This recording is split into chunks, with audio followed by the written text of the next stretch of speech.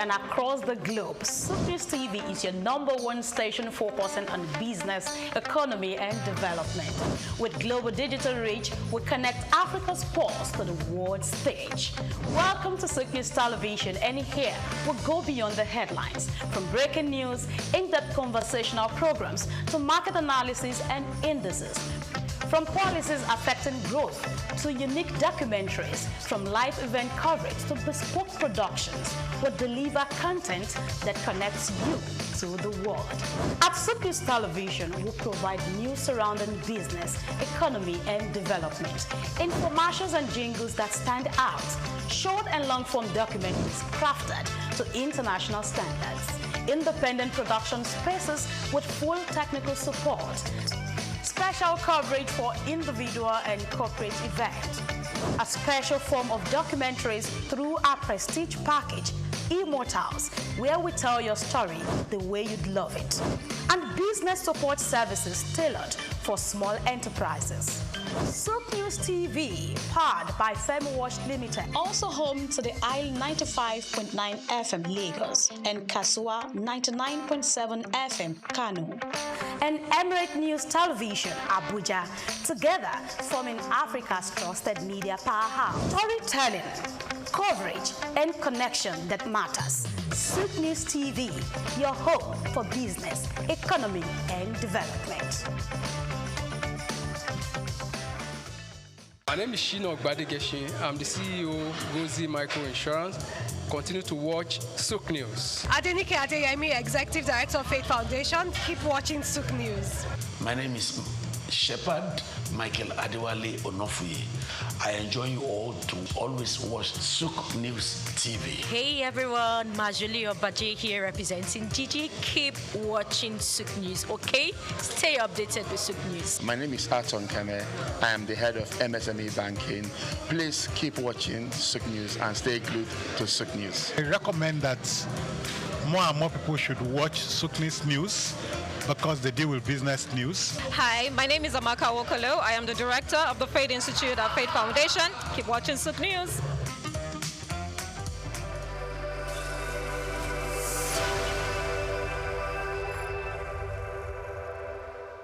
At the Africa Development Studies Center, ADSC, we are committed to driving sustainable growth and development across Africa through innovative training and research. Our mission: empowering leaders, policymakers, and professionals with the tools they need to create lasting change. With customized training, dynamic research programs, and study exchanges on leadership, management, and other critical development topics, ADSC offers a platform for exchanging cutting-edge ideas and global best practices.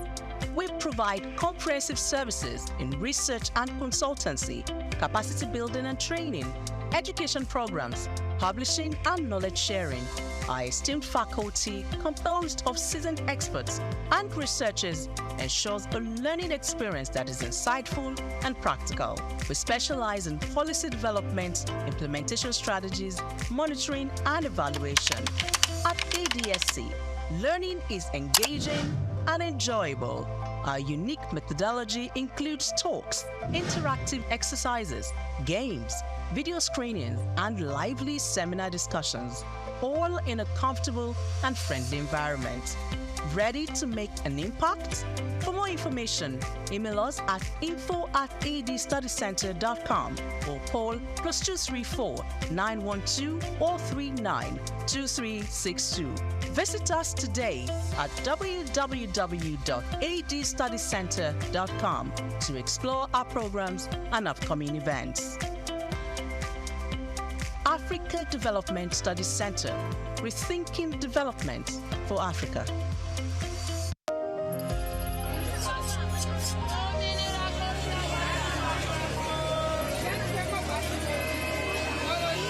Hello Lagos, make we yarn. Hello, boy, this POS matter, don't pass your code. Person go swipe, alert no enter. Before you know it, jump. Wait, wetin really happen? Maybe you fake alert the warriors. Okay, so mona listen, if you dey do POS business, no expose your alert. Hello, Ogbuefi. They don't work that Calabar Road, where they warrior for our local government for years. This one sweet me, I know lie you. Because you know what? Development where they work, it deserve loudspeaker. Now why we dey here be that? For here, we know the abuse, we dey bring solution. My name, it is Ikechukwu Oyemike, aka Ogwefi Ishegwari. Make we yarn every weekday from 10 a.m. go to 12 o'clock on Top the Eye 95.9 FM. Dr. SOUQ A. Adedeji, whose leadership has significantly transformed Nigeria's tax administration, is a distinguished first-class graduate in accounting from the prestigious Obafemi Awolowo University, Ile-Ife, and he currently serves as the chairman of the Federal Inland Revenue Service, FIRS. I firmly believe in the wisdom encapsulated in the statements. Revenue growth is the lifeblood of the national economy, providing means to fulfill essential duties to the citizens. These words capture the core principle that will guide us as we navigate the challenging terrain ahead, ensuring that our nation thrives and fulfills its obligation to its citizens. In our pursuit of greater fiscal future, we are determined to align ourselves with President Bola Tinubu's Extreme Fiscal Policy and Tax Reform Committee. This collaboration will enable us to shape the prosperous fiscal landscape that will empower our nation's growth and development. Born on January 8, 1978 in Ogbomoso, Oyo State, Nigeria, Dr. Adedeji is an accomplished accountant and public officer with extensive expertise in corporate taxation and public finance. His journey in public service began in 2011 when he was appointed as Commissioner for Finance in Oyo State. In that capacity, Adedeji introduced transformative financial reforms, most notably the establishment of the Treasury Single Account (TSA) to streamline government revenues and expenditures. In March 2021, President Muhammadu Buhari appointed Adedeji as Executive Secretary of the National Sugar Development Council (NSCDC). In this capacity, he founded the Nigeria Sugar Institute and spearheaded the Sugar Backward Integration Program, which sought to enhance local sugar production and reduce reliance on foreign imports. In June 2023, President Bola Ahmed Tinubu appointed Adedeji as Special Advisor on Revenue, and by September of that same year, he had ascended to the position of Executive Chairman of FIRS, Nigeria's leading tax authority responsible for the assessment, collection, and management of federal taxes. The focus will be on these indirect taxes, so that as long as you consume, you have to pay. As long as you have interest on your investment, you have to pay. And this is echoing Mr. President's message that we are not going to tax the seed, but we are going to tax the fruit. The fruit is what we focus on. So all those things, when we have this holistic process, it will be captured, and that the vision is to have a progressive tax, that if you earn more, you pay more, and if you earn less, you will not pay. Under his leadership, FIRS exceeded its 2023 revenue target of 11.55 trillion naira. As chairman of FIRS, Dr. Adedeji implemented a performance-based system aligning with the service's new slogan, simplifying tax, maximizing revenue. Dr. SOUQ Adedeji has done incredibly well in transforming and reforming the tax processes and procedures in Nigeria. In a little over a year being at the helm of the affairs of the tax body in Nigeria, we have seen a significant improvement in revenue generation. His policy of not crumbling business with taxation is something that also needs to be applauded. SOUQ Adedeji philosophy is taxing fruits and not the seed, and taxing prosperity, not poverty.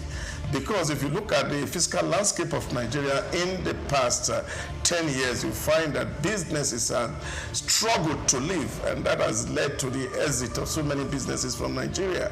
But with this new reform, we're saying that the businesses will profit from the reforms processes, and that will mean more business for Nigeria. We will have a lot of foreign inflow in terms of foreign direct investment that will actually drive the process of economic growth for the country. And I think he has done so well, and he deserves a kudos, especially for taking the giant stride to restructure FRS for efficiency, for accountability, and for value for money.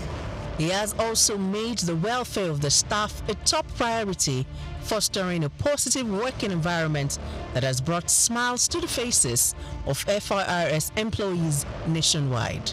Supporters of the tax reform bills highlight several key benefits, harping on the need for streamlined tax processes that could reduce bureaucratic hurdles and foster an environment where businesses can thrive. He has initiated a lot of reform which dovetail into the tax reform bills that is before the National Assembly.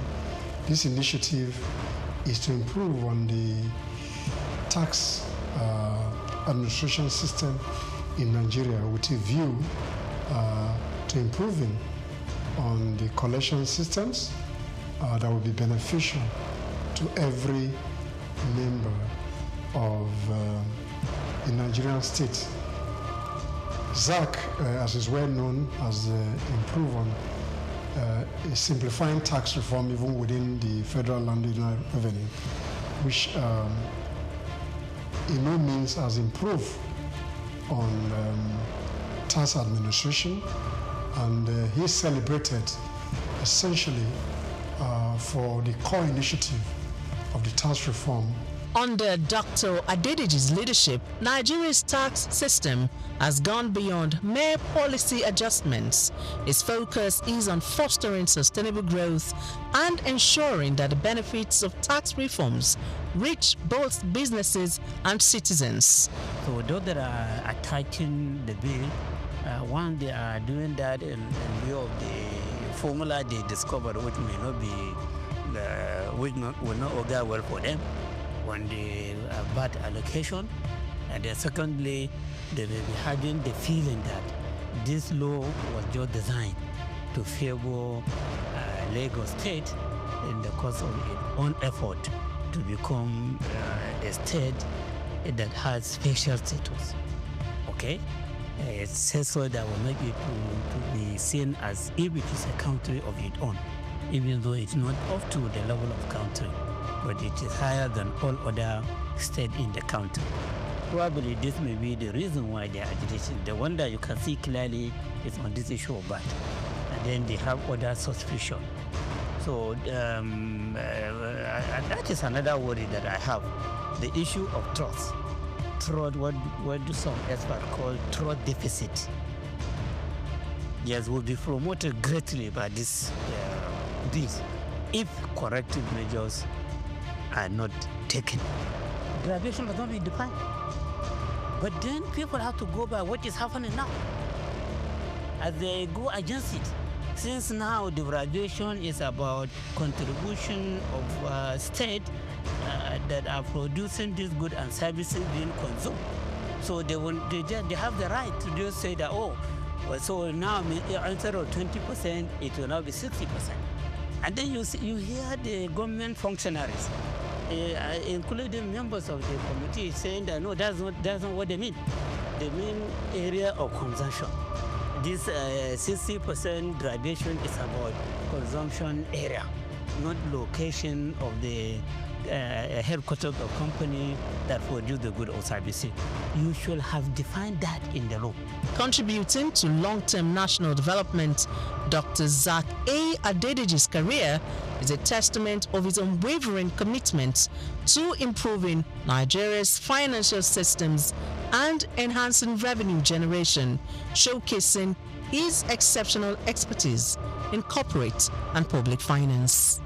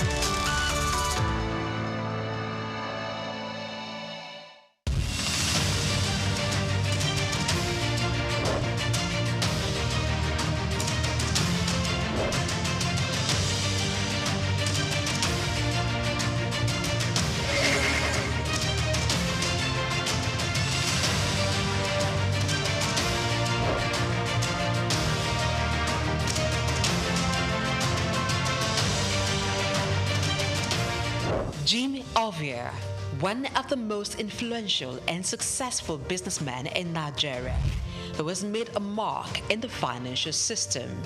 He is the founder and chairman of Zenith Bank, one of Africa's largest and most profitable banks. He has been described by Forbes Africa as the godfather of banking in Nigeria. My name is Jim Ovia. I'm chairman of Zenith Bank, and I thank you all for listening to me. This illustrious son of Africa was one of the financial leaders who revolutionized the banking sector in Nigeria. Let's take a close look into the life, background, career, and achievements of this enigma, Jim Ovia.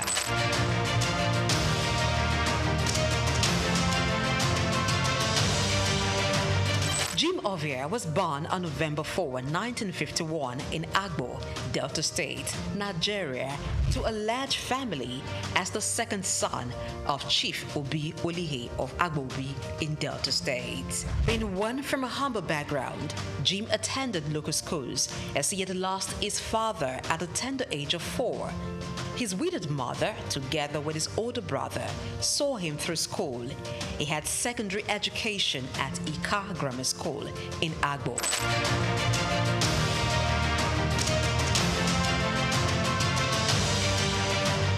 Due to his interest in business and technology, he proceeded to the United States to study business administration at Southern University, Baton Rouge, Louisiana, USA, where he obtained a bachelor's degree in 1977.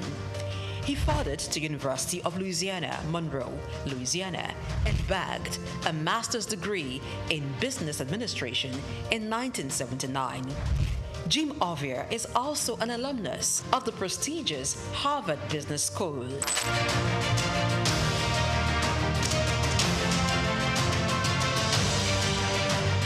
Jim Ovia worked briefly as a clerk in Union Bank in 1973 before proceeding for tertiary studies.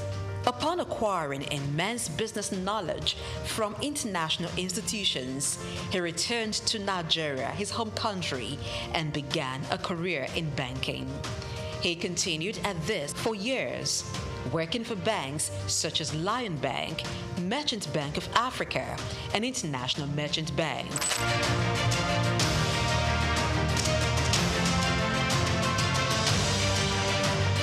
After many years in the banking industry, in 1990, Jim came together with some colleagues to found one of Africa's largest and most profitable bank, Zenith Bank.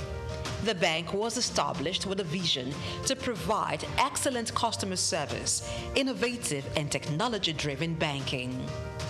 Zenith Bank flourished as it drew customers who sought excellence in financial services. What started with an asset of $4 million and about 50 staff has grown into over $24 billion in assets and shareholders' funds of more than $3 billion as of June 2022. Zenith Bank is listed on the Nigerian Stock Exchange and London Stock Exchange. Jim Ovia served as Zenith Bank's Chief Executive Officer and Managing Director from 1990 to 2010, and then Chairman from 2010 to 2014. After a brief break, he returned as Chairman of the bank in 2016 and remains so till date. Under his leadership, Zenith Bank has grown to become one of the leading banks in Nigeria and Africa, standing tall among some of Nigeria's first-generation banks of repute, a feat rare for second-generation banks established in a time of tension between military and civilian regimes and economic instability. We will build our own roads to our branches if we're building branches in some cities, towns where the roads are not good enough. We have also bought power plants, generating sets to power electricity into our building. When we do all this, we also even had dug borehole to supply water to the building. When we do all this, what I personally call it is BYOI, bring your own infrastructure or build your own infrastructure. Jim Ovia served as Zenith Bank's Chief Executive Officer and Managing Director from 1990 to 2010, and then Chairman from 2010 to 2014. After a brief break, he returned as chairman of the bank in 2016 and remains so till date. Under his leadership, Zenith Bank has grown to become one of the leading banks in Nigeria and Africa, standing tall among some of Nigeria's first-generation banks of repute, a feat rare for second-generation banks established in a time of tension between military and civilian regimes.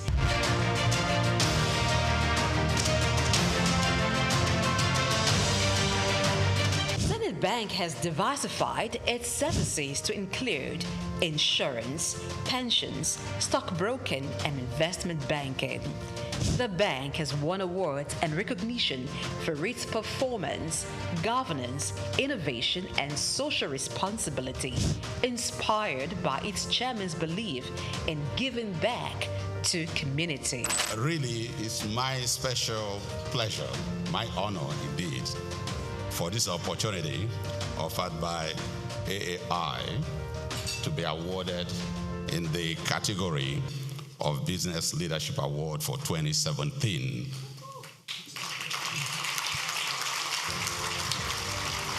As an entrepreneur, Jim Ovia has made investments in sectors other than banking. They include oil and gas, telecommunication, real estate, power generation, media, and most recently, education. He is the founder and chancellor, James Hope University, Lekki, Lagos State, which has been approved by the National Universities Commission, NUC, to offer postgraduate degrees in business courses.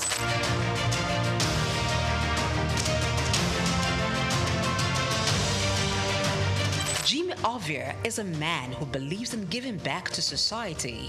He has engaged in philanthropic works through his foundations, Mankind United to Support Total Education, MUSTE, and Youth Empowerment, ICT Foundation. These foundations award scholarships to indigenous students and promote information and communication technology in Nigeria through various initiatives. Ovia has made donations towards courses and institutions. They include Nigerian Investment Promotion Commission, NIPC, Nigerian Internet Group, NIG, Lagos State University, and National Information Technology Advisory Council, just to mention a few.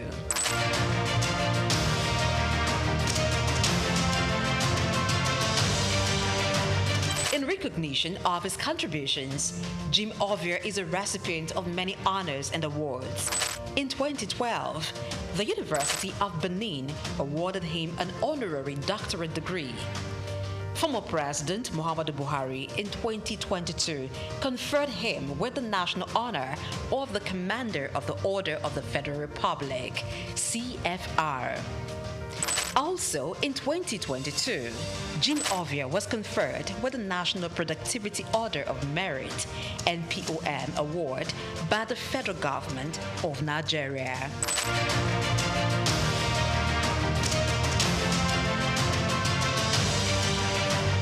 Jim Ovia is a proud member of the World Economic Forum, the Nigerian Economic Summit Group, and the Institute of Chartered Accountants of Nigeria.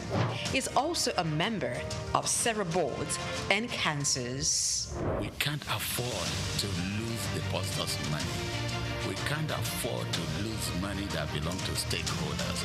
So you must structure your industry in such a way that the best and nothing but the best are there. As chairman of Zenith Bank with more than 9% stake, Jim Ovia in 2015 was estimated by Forbes to have a net worth of $550 million. This net worth obviously has been surpassed since then.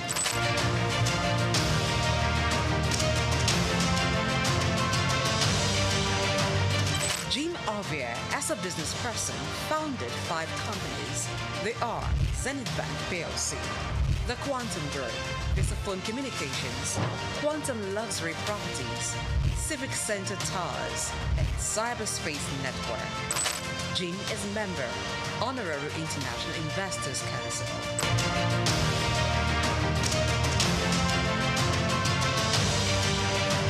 Kay Ovia is CEO, Quantum Markets Limited, a firm that offers stock brokerage services. She sits on the board of several organizations and is chairman, board of directors of Cyberspace Limited, a leading software engineering company. Cyberspace Limited is one of the pioneers in provision of internet services in Nigeria, providing network and software services. Kay, being at the head of a tech giant in Nigeria, teamed up with her husband, Jim, to strategically deploy robust IT infrastructure at Zenith Bank, which resulted in the development of digital products and technology-driven banking in Nigeria. Kay is an alumnus of Enugu State University of Technology, SOUQ, where she holds an MBA in management. She is much given to philanthropy, with several initiatives to transform lives, particularly those of the underprivileged. One of her projects targeted at children and youths, Star Rising Talent Hunt, aims at discovering and projecting hidden talents.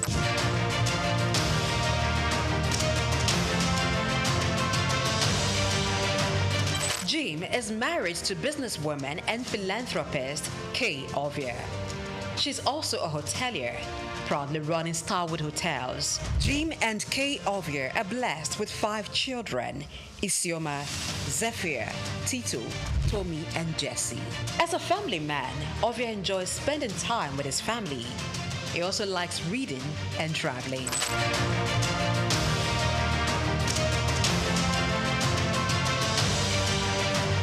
In order to pass on his vast wealth of knowledge on business and finance to African entrepreneurs, Jim Ovia authored a book titled Africa, Rise and Shine. The book was published in 2018 by Forbes Books.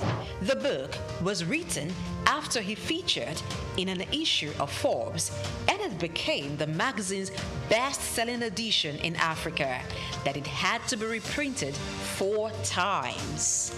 The book, Africa Rise and Shine, paints the picture of his humble beginning from the small town of Agbo in Delta State, and against all odds, pushed through to become a global business icon, while providing insight on how to conquer challenges in African markets, taking advantage of the opportunities.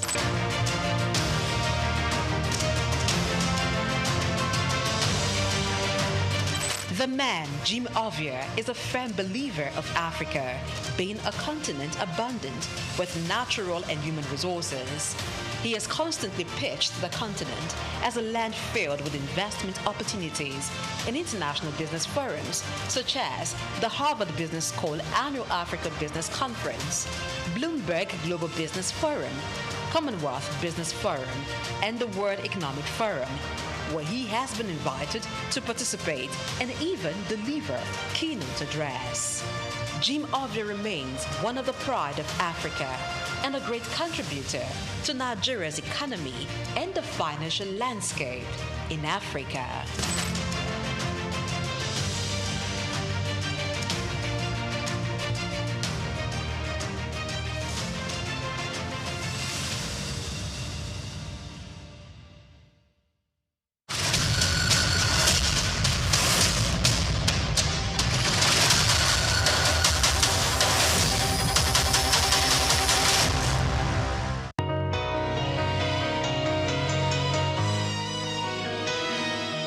I was in Nigeria up until SS1 third term, SS2, and after that I moved to France where I did my A levels, and then after that I moved to England where I did my undergrad, and then my master's I did in America. And European culture is European culture, right? For me, it's actually quite interesting because I learned so much more about Africa outside Africa, right? Because in the education I had in secondary school, there wasn't really much focus on our history or the greatness that Africa was. It almost seemed more like propaganda history, that our history pretty much just started slightly before colonization, and everything else we've become is either our journey to independence and carrying on the system that we're left with, right? Fortunately, schooling abroad brought this Afrocentric idea into my consciousness. Books about researchers that showed our history that goes all the way back to ancient Egypt, Timbuktu, the great empire of Mali, learn about people like Mansa Musa, connecting migrations from what is present-day Nigeria in the southwest up onto the Nile Valley, and the different movements, migration patterns that happened between those two civilizations, right?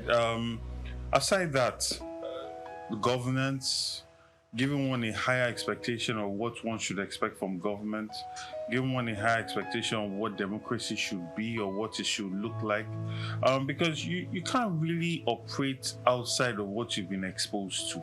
You know, when the mind has been expanded, it cannot go back to its former size, right? And experiencing what quality education is like, experiencing what good governance is like, experiencing a health system that works, a health system that is checking on people before they get sick, because they know that on the long run that will keep the cost of healthcare coverage lower. Preventative medicine as opposed to constantly solving problems as they're happening. Understanding the value of data, data-driven policy, and how all these come together to create a system that works and that people can thrive in. Understanding the value of people paying taxes, right? And the services they get in return of those taxes. I think these are some of the things that I got from my exposure schooling abroad. And then when I moved back to Nigeria, I did my NYSC, and then I started working. I worked in some architecture firms while also running mine and getting some projects, and then went into business.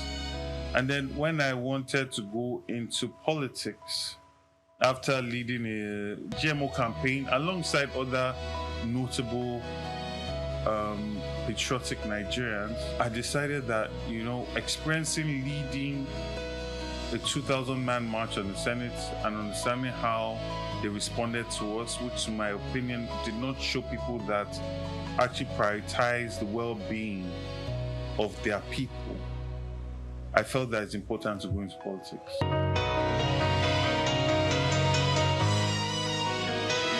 Okay, so I ran for student council president in high school and won.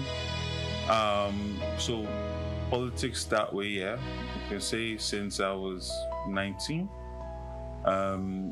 having an idea, having the manifesto and selling that idea, understanding problems and proffering solutions and implementation strategies.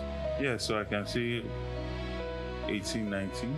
When I came back and after the GMO, for those that don't know, genetic modified foods, we led a 2-year campaign against the Ministry of Agriculture that was chaired at the time by Akinwumi Adesina to prevent the adoption of genetic modified foods in Nigeria. And that process, engaging with politicians and our representatives, I felt that Nigerians deserve better. And I'm not one to just complain and point fingers or tweet on social media. I believe if you engage in something, you need to see it all the way. So I ran for local government chairman. But before that, I actually went to UNILAG and got a master's in research and public policy.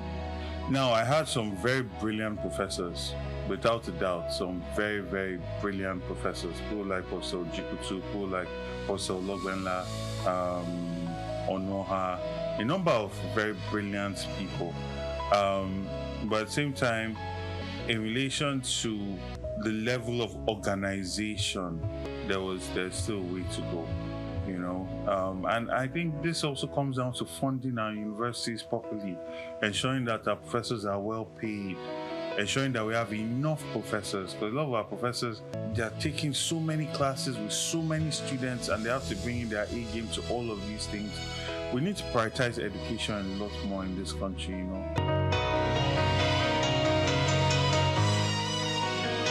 Nigerians are some of the most brilliant human beings in this world.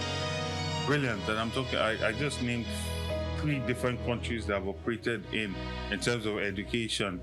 And then there are some other 4 countries that I've done work in and I currently have interest in. And Nigerians are there and they are doing wonderful things, right?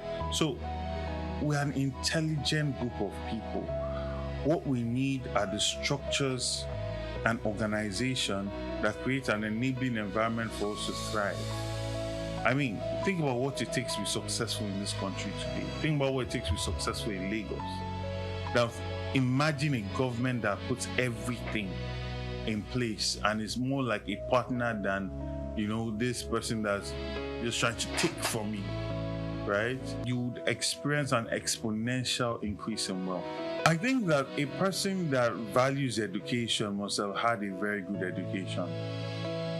If you don't value education, it's a reflection of your own education. I can't think of somebody that's experienced good education that will not prioritize education, because you will know the power of education. And this goes to show when we talk about how it's okay for someone with a NEPA certificate to be our president, and we see the ruin that it brought Nigeria to, or a person that's using lawyers to hide the certificates, right? It will reflect in the quality of your education. So I feel that we need to start demanding more from people that aspire to lead us. Go and look at the quality of education that the leaders of America got. They either went to Yale or Harvard or recently Princeton, Ivy League schools. The top of us have to lead. This idea that you can just pick anybody to lead you to where? This person is like this with you. Where is he leading you to? What vision is this person bringing that is outstanding? Your leader should be outstanding. He cannot be, or she cannot be part of the flock. You understand? They must be outstanding, either in their strength of character. So you look at America when they want to select their president, George Washington. Why? Because when there was war, the man stood in front. He was a leader. Intelligence, he was a leader. These were people that were inventors. Benjamin Franklin. These were people that were inventing things. They were not just thought leaders. They were on ground. They were policy leaders. They were kings in their own right. There was not a commoner. And I don't mean commoner in the sense of money. You see, people think it's just about money. No, it's about what are your values? What are you willing to stand for? What do you stand for? Right? If the wind blows, you just move to the place that favors your pocket. You clearly don't have a backbone. So how can you lead? And people will say, okay, they just want somebody that they can associate with. Yes, but associate with in what way? In poverty and failure and mediocrity, or in success and a vision that benefits you, your family, and your children, and the greater society, right? Because if you think about it, I say this thing in most interviews I do. My father tells me that his father told him that Nigeria was better in his day. My father told me Nigeria was better in his day. My father graduated, there were jobs, you could get a car, like only the man had to work, the wife could be a housewife, and they were comfortable. They don't need to steal, to travel, to go on holiday, right? He came into that quality education. There was public education, right? His father was a judge. His father's driver could send his child to the same school as his boss's son, and he got quality education. Now, I can tell my children that I remember a time when Nigeria was better, when I would change 1 million naira and get 4,000 pounds. I can barely get 1 million naira now with 500 pounds. Do you understand? So it's perpetually in a nosedive. And why is that? Lack of continuity in quality leadership and visionary leadership, right? No leader that is truly focused on creating a Nigerian identity that celebrates our uniqueness and our differences and sees that as a resource as opposed to something that divides us, right? People that are traveling to the UAE, they are going there to enjoy the culture. And this culture is old, it's ancient, but they've repackaged it. That makes people want to come and visit, want to come and spend their hard-earned money there, right? And this is the visionary type of ideas I'm talking about that will create jobs, right?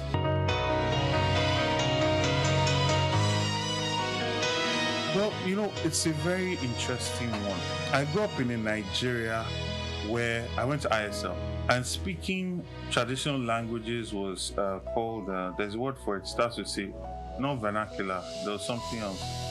There's another word, it starts with a C. You could not do that. It was against the school rules, right? And you get punished for that. And then even at the time, there was this whole idea of this person, this is local. Like young people, I remember young people saying that is local. The people were not interested with identifying with Nigerian music. Then it was hip hop, it was about Biggie, Puff Daddy, you know, international music. I'm sure I'm betraying my age now. Well, my age is not 80 now, 42. But I'm talking about the time where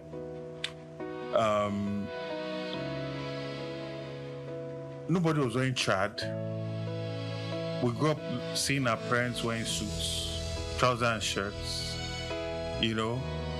And like I said, I don't feel that the education that we got in Nigeria really laid any foundation for you to look deeper into our history, into our culture. And I know this now because I've experienced education elsewhere. And I know how the British lay emphasis on their history.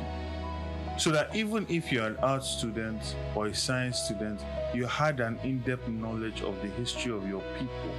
And this history is not just a linear one. It's one that is connecting different events and moments and always trying to show your people to be great, right? So you see the British will hide the idea of the part they played in slavery and enslavement.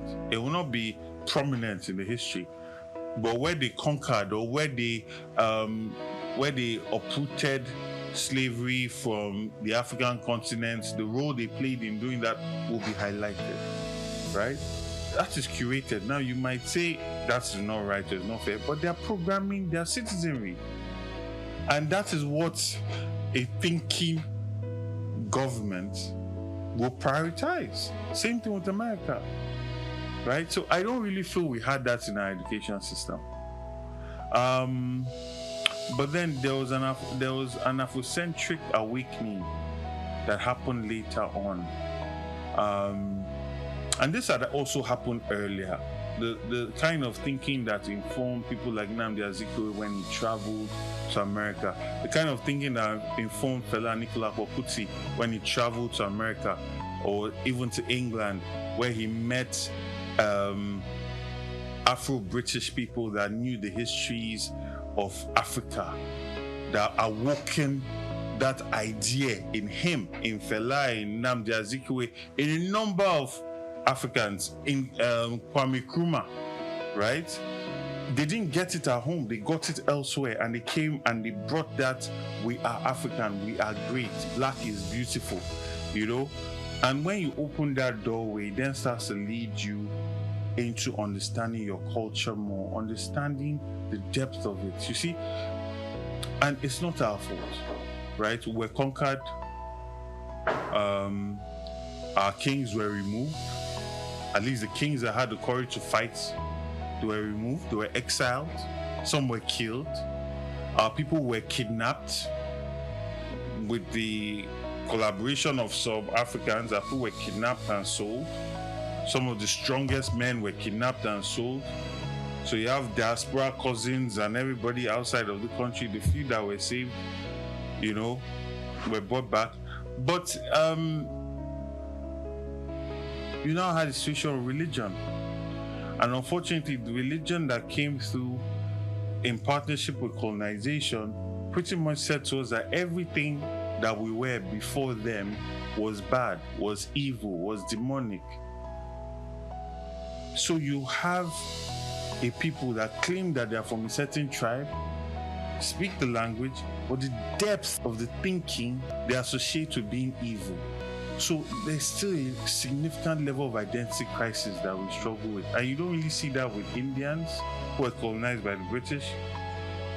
You don't really see it with the Chinese who also dealt with their own level of colonization, nor the Japanese, right? And you see, understanding your identity or crafting your identity as a people, because China, as we're seeing it today, was not just monolithic. It was not just one group of people.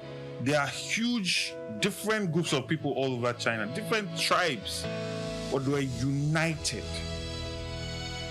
by a visionary king. Similar thing happened in Japan, right? Similar thing happened in England, right? In England, you had part in what you call England, or what was Great Britain or England at a point. You had the Welsh, you had the Scottish, you had the Irish, right? You know, and they were united at a point by a conqueror, right? So sometimes you also craft identity. Sometimes identity is created by facing a threat that is bigger than all of you independently. So you have to come together to face that. And sometimes it's just visionary leadership, right? You see visionary leadership in Singapore with Lee Kuan Yew. We saw that creates an identity that you can be proud of. Like there is no China man now, or even if there are very few that will not be proud of China and not want to be associated with the bigger identity of China as opposed to their identity as a tribe, because China is so great and it pays you to be associated with it. It is when there's a failure in that bigger identity that people recoil back to their smaller identity, right? And that's what you find going on in a lot of places. But all in all, yeah. I think the government, you see, what has happened is because we've had governments or politicians that don't really have a vision to sell, they rely on selling division. Because the classic divide and rule strategy. If you have a vision, you want to sell a vision and unite people. Visions unite people, right? So you sell a vision, so people unite behind the vision. When you don't have a vision, so you sell the vision so that people can be separated. When you separate people, it's easier to rule over them. And you see that has happened significantly from the last election, right? And you then see in how the government has ruled this country. Significant nepotism, significant levels of corruption, significant levels of lack of transparency or accountability. You see that the government is very extractive without really paying any attention to being accountable to the people they want to extract from. You see that they talk about stopping subsidy payments. And there was a hope that those monies that would have otherwise been used for subsidies would have been put to make life easier for the Nigerian. Life is not easier for Nigeria. Inflation rates are at an all-time high, right? Insecurity is at an all-time high. For the first time in decades, we're having a foreign country bombing our land, our territory, which is an indictment on the failure of our security system. And you think about how much money is spent on these things, on our army, on our military, that goes unaccounted for. And you see how corruption is rewarded by ambassadorial appointments. You know, so there's a lot of politicking as opposed to governance. And it is in quality governance, creating excellence in governance, where you are moving away from personalities to institutions, and people are now normalizing an excellent standard of service, right? So it's no more about the personalities, about the quality of governance. Once that starts to be ticked, right, people will start to embrace the idea of Nigeria. When Nigeria is playing football, nobody is saying that that man is from this tribe, this person is from this tribe, especially if we are doing well. Everybody wants to be associated with that greatness that is Nigeria. When I finished school, I'm telling you, I went to a school where you did not have to leave the school to get the best jobs. Those companies came to do interview on campus. And I'm saying that myself and all my friends that were Nigerian were rushing to move back to Nigeria. It's not that we did not have the jobs or the potential jobs. We were so excited about Nigeria at the time under President Obasanjo, what he had achieved, the quality of his governance, the quality of his ministers, that there was a significant fear of missing out. And so many people, and I tell this to young people today, that there was a time where people were rushing back from countries like America, from England, and they can't imagine it, you know? So it's about creating good governance, creating excellence in governance, and everybody wants to be associated with success and greatness.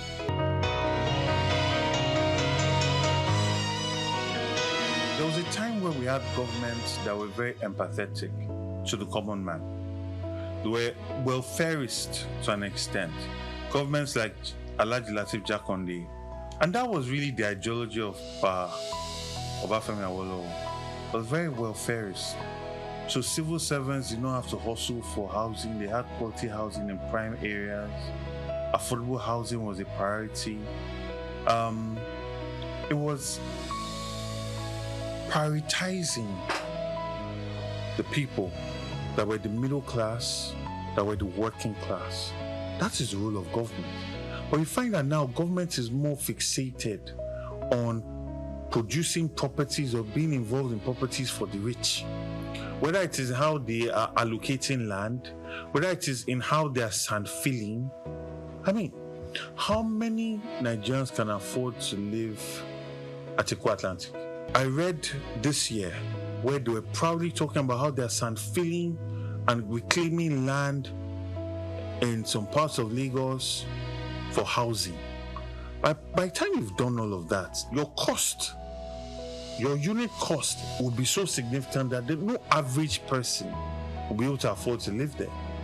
Meanwhile, we have huge tracts of land in Ojo, Amuwo, Badagry, Ikorodu, Epe, Ibeju-Lekki, that we can channel proper urban planning, bring in industries there, and focus on creating infrastructure that makes people want to live there. And then creating local governments that are independent in themselves. So most of the major services you need are in there. So nobody's going from Ikeja to Yaba for school. These are things that cause traffic. It's like the boroughs in London.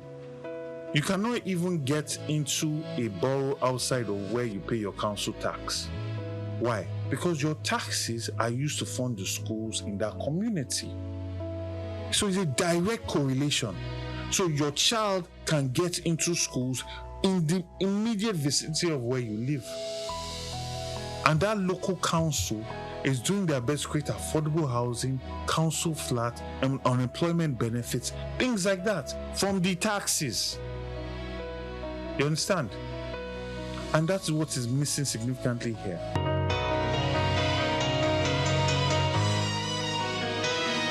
You've talked about flooding. Flooding is tied to our drainage systems and it's tied to our waste disposal systems and waste management systems, right? That in itself is also tied to the traffic that we have, especially in rainy season.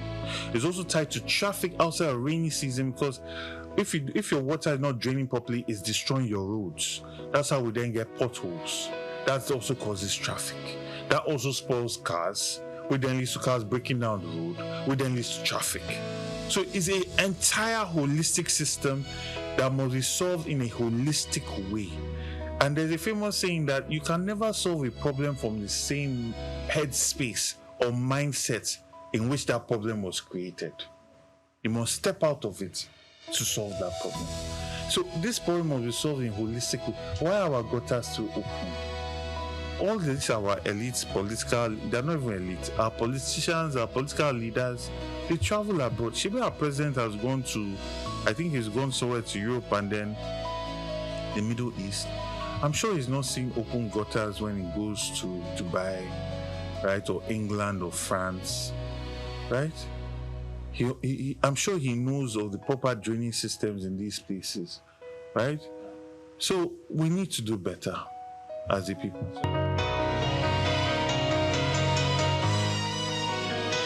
I even think it's wrong to use Lagos as a mirror. You cannot compare Lagos to any other state in this country.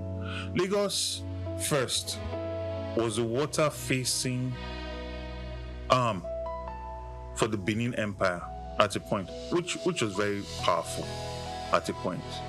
It was, aside from the Awori and children of Olofin that came and settled it, the monarchy was from Benin, and it was a water-facing arm of the Benin Empire. Then Lagos then received all the influx of Europeans that came in for colonization. Lagos was the port in which Nigeria was formed. There was a time where all politics in Nigeria happened in Lagos. Everybody from all over came to Lagos. Think about the level of exposure. Think about the level of development from back then. Think about the level of commerce, level of finance from back then. Then you now had influx of returnees that had either paid for their freedom or people that were saved, that were never enslaved and got education in Sierra Leone, because that was where the first secondary school was, and came back. I'm talking about people like Samajai Crowder, grandfather of Herbert Macaulay, Henry Carr, H.O. Davis, and so many others that literally laid the foundation for the freedom and independence that we then got later on. Think about the intellectual capital that came in here. Think about all the skill sets that came into Lagos, the buildings that were built, the level of development, the amount of resource that came into Lagos with that. Then after that, Lagos then became this capital. Think about all the investments that came with that, all the infrastructure that was created by the Nigerian state before it now relocated to Abuja. And then today, Lagos is now the commercial capital. Most companies that exist in this country have their headquarters here. So it's extremely unfair to compare. Lagos State it's like that child that has been blessed and blessed and blessed. You know, it's like all the other children were on the farm and all the prophets were just coming and blessing and blessing and blessing. It's not fair to compare Lagos to any other state. It cannot be compared. But yes, that's the one side of the coin. The other side of the coin is the extreme need for infrastructure, right? Which, I mean, we have huge IGR because of the human beings that are here. So those money should be put into creating infrastructure for them to have a beautiful quality of life, to be more productive, to be able to earn more, which would then increase the IGR that Lagos generates, right? You know, so it's all tied into each other.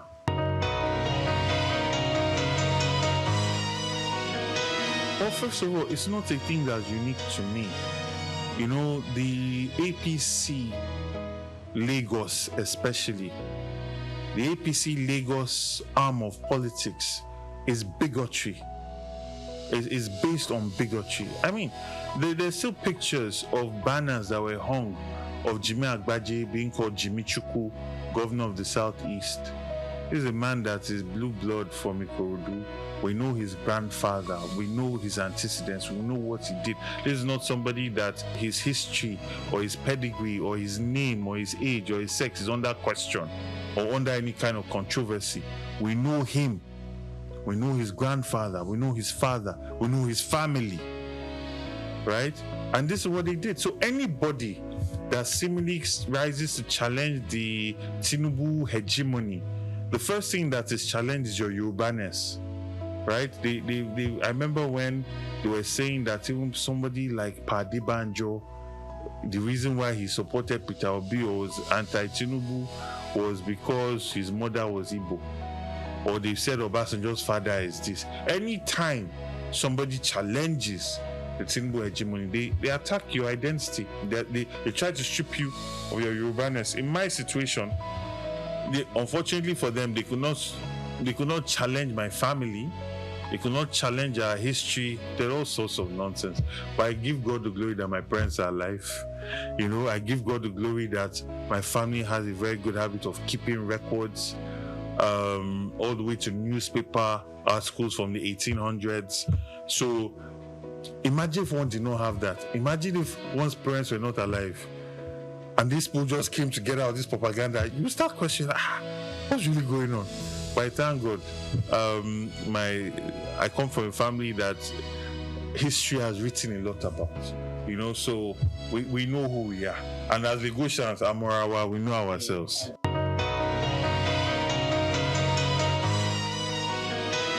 Because one is in politics now, there are a lot more things that people are saying about me. But I've been Afrocentric for a very long time. All you need to do is go and read my blogs. I still have a blog under if you search for it, The Hopeful Nigerian. And I've been advocating for history to return back to our schools, our traditions, our culture. The idea that no, not everything that existed before the Rainbow Man came here was bad. Right? There's bad in everything. There are people that call themselves Muslims that are killing people. There are people that were calling themselves Christian that were doing crusades and massacring people. I mean, for goodness sake, the first slave ship that came to Nigeria, to Africa, was called Jesus. The Pope blessed people that were going to go and kill indigenous people all over the world. So there are good and bad people in every culture, in every belief system, right? And this idea that everything that we were before Christianity or any of the major religions means that we are bad. I've been against that for decades, right? And that's not common. That's not common in this part of the world. And I know the backlash that I got for that, but I'm somebody that fortunately I can afford to live my truth, you know. I can afford to do that. So what you saw is just me on my journey. A lot has been consistent. It's just now it is obvious. People are seeing it. It's in people's faces, and I'm coming of age. I'm growing, you know. My first title was the Obalefon of Lagos that I got from the Obatala Temple in Ife, right? And that ties into my belief system that, you know, there is an African spiritual science, right? The entire binary code in which we build our computers is based on African traditional science, right? The understanding of time not being linear but being circular and intertwining, right? These are things that quantum physics is proving, right? So you find that we have known things from time that science, Western science, is just interpreting and bringing to common knowledge now, right? And that is something that I will grow in. And you know, as some will say, your head calls certain things to you. You know, so that title is something that I embrace because, you know, it's something that I've understood and it's something I value. It's very important to me. And then also I am the Are of Igbale Koka, which is the house that was headed by Justice Koka. He was the Oloriayo at a point, and Baba Isale of Lagos. So those are the titles that I have, that I got recently. As relates to Yoruba titles, I also have an Igbo title, Ochiaga of Ndibo in Lagos State. Aside that, I was initiated into the Awe Adimu, and as a son of Lagos, you know, these are things that we hold very dear to us. I mean, you've been around my house, I'm sure you've seen plenty of your paintings. And if you go into any indigenous house, most of them, you see something Eyo. It will just be there, right? Either it's the Okwan Bata and the hat, or a sculpture, or something, because it symbolizes our heritage, our ancestral culture. It's our day to show, you know, who we are as a people, because Lagos, like I said, is a cosmopolitan port, so sometimes our identity gets lost, and there are always different groups that, you know, it's almost like when you talk about the history of Lagos, it's somehow covered by the history of Nigeria, because so much of the history of Nigeria happened in Lagos. But we have our own history, a very rich history, with a lot of intrigues, right? And your festival is for Lagos Island, a way of showing our uniqueness, our heritage, our culture. And that is not to say that it's only limited to Lagos Island. You know, we have brothers that are coming, Ikorodu, coming from Ekpe, coming from Badagry, and then all of these places also have their own rich culture and heritage. Like the Zangbeto Festival in Badagry is amazing. I cannot wait for it to be properly mainstream, for the government to actually bring it into mainstream culture. You also have the masquerades in Ekpe and Ikorodu, masquerades all over the mainland, you know, all that Ikejai, Fakojai area, they have that culture there as well. These things need to be mainstreamed. They need to be brought into and repackaged, right? The tradition itself, the masquerades, the pageantry is beautiful, it's perfect. It's now the environment at which it operates, right? We need to create the environment that will pull tourists in, make them feel safe, make them feel comfortable, clean environments, right? That can now create these things with world-renowned cultural experiences that people fly in because they want to come and see. Think about the Brazilian Carnival, right? You know, I mean, yeah, things like that. We want people to fly in because this is how you generate income for those communities, and, you know, also puts us on that world map.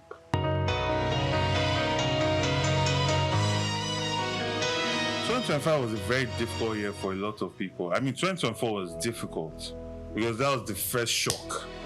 But 2025 has not been easy at all.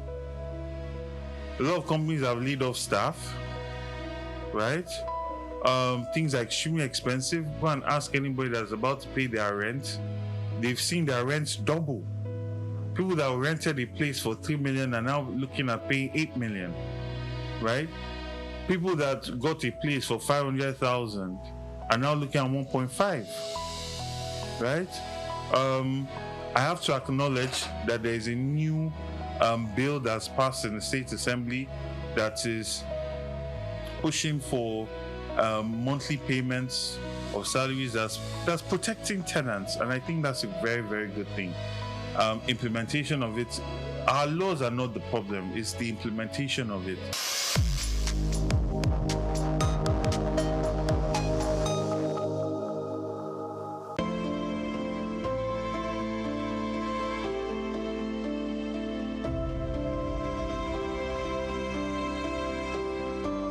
When most Nigerians hear about anti-graft agencies, fear is the first response, anxiety over investigations, raids, or sanctions. But the Independent Corrupt Practices and Other Related Offences Commission, ICPC, is showing a more collaborative face, one that seeks engagement and partnership to foster integrity across public institutions. The message came to the fore during a courtesy visit to the National Orthopedic Hospital, Igbobi, Lagos, where Hear the ICPC Resident Anti-Corruption Commissioner for Lagos State, Alexander Chukura, led a strategic conversation on collaboration, ethics, transparency, and institutional accountability, received by the hospital's acting medical director, Dr. Wakil Lawal. The visit focused on sensitizing management and staff on the importance of ethical conduct and risks of practices that might attract the Commission's attention. ICPC is the police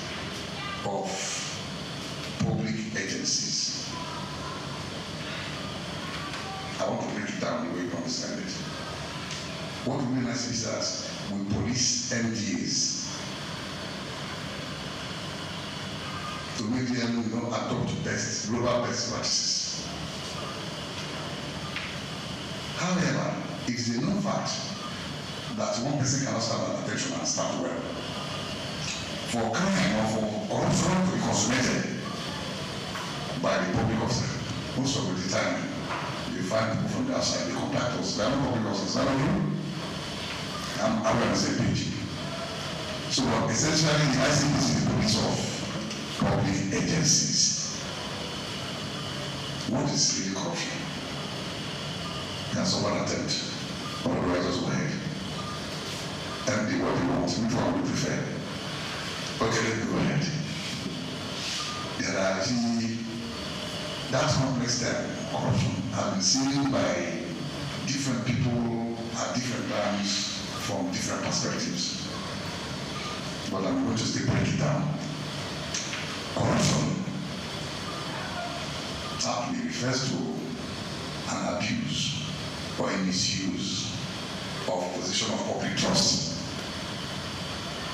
to confer an unfair and undue advantage to oneself, to one's relative, or proxy, which may not necessarily be financial. Anything you do to abuse or to misuse that position of public trust for your own gain and for others is corruption. So, remember I'm saying here that if we have that at the back of our mind, and ICPC is the police of the public agencies, what about the EFCC? The EFCC came after ICPC for purposes of specialization, economic and financial crime. A key moment of the engagement was an open question and answer session where concerns were raised about perceived bias in enforcement, particularly when some political actors appear untouched, while public servants are often held accountable. The Commissioner clarified that the ICPC investigates based on issues and petitions, not status. While he noted the section of Nigeria's constitution which offers temporary immunity to certain office holders, he stated that this immunity elapses once they leave office, after which credible petitions are duly investigated. The leadership of the hospital present were also encouraged to see the ICPC not as a threat, but as an ally in strengthening systems and protecting public trust. Chukura emphasized that internal mechanism is not enough in fighting corruption. Rather, it requires alignment with global best practices. He urged public institutions to adopt transparent documentation and compliance protocols, stating that the absence of proper records can be just as detrimental as misappropriation of funds. As able to address some areas of concerns and also improve our knowledge on things that we actually don't take cognizance of. More importantly, in some situations, the officers or the executive or the head may not necessarily committed any offense. But from your statement today, I would deduct that keeping good record is also as important as not being corrupt. And so this is also things that I want some of my colleagues and myself to also learn from. ICPC and EFCC, we know the day when we are doing transaction. There's the document we're going to send to them. And so it becomes an important aspect of our work. Hope this will also improve our practice. So thank you. statement today has contributed a lot. And we no longer feel ICPC. ICPC is our friend. And I'm sure we'll keep the channel open. Speaking with SOUQ News TV, the commissioner reiterated the need for ongoing partnership across key sectors to foster greater understanding of the commission's work and improve public trust. He expressed optimism that in a few years, ICPC would achieve significant milestones in building a more accountable nation. It's a tradition in ICPC for us to go to strategic stakeholders. We go to the place to tell them what to preach the anti-graft crusade. So at the end of the day, we have a better nation. Because on the stand of insight, it's been discovered that Nigerians, the citizens, have suffered. There's a lot of apartheid indifference about the anti-graft crusade. So it's this conscious effort by the ICPC to now begin now to make people get a buy-in for that to be part of the whole crusade. We go everywhere, especially government, that's the MDAs, so that we can galvanize support, so we can educate the people on the ills of corruption. We're not there yet, but with the present board, the end is very near. At the end of the session, the ICPC handed essential materials, including the ICPC Act, a handbook of frequently asked questions, and a guide on the consequences of unethical behavior to the director. A symbolic award was also presented as a sign of the ongoing cooperation. This visit forms part of ICPC's broader strategy to build institutional integrity and promote responsible service delivery across the public sector. Grace Komolafe, SOUQ News TV.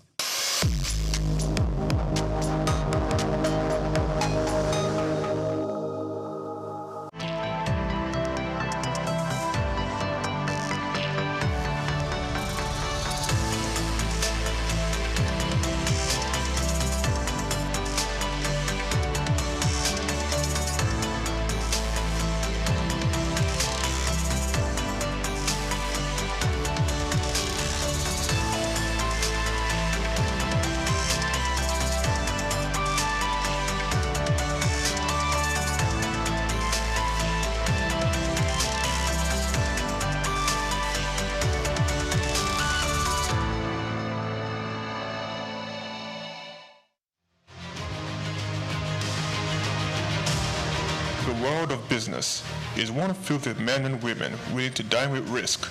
And when we seek African business shapers, we see individuals who have denied self to build conglomerates. From controlling over 90% of diesel trade in Nigeria, to almost throwing in the towel, then getting on the Forbes list, we present Olufemi Peter Otedola.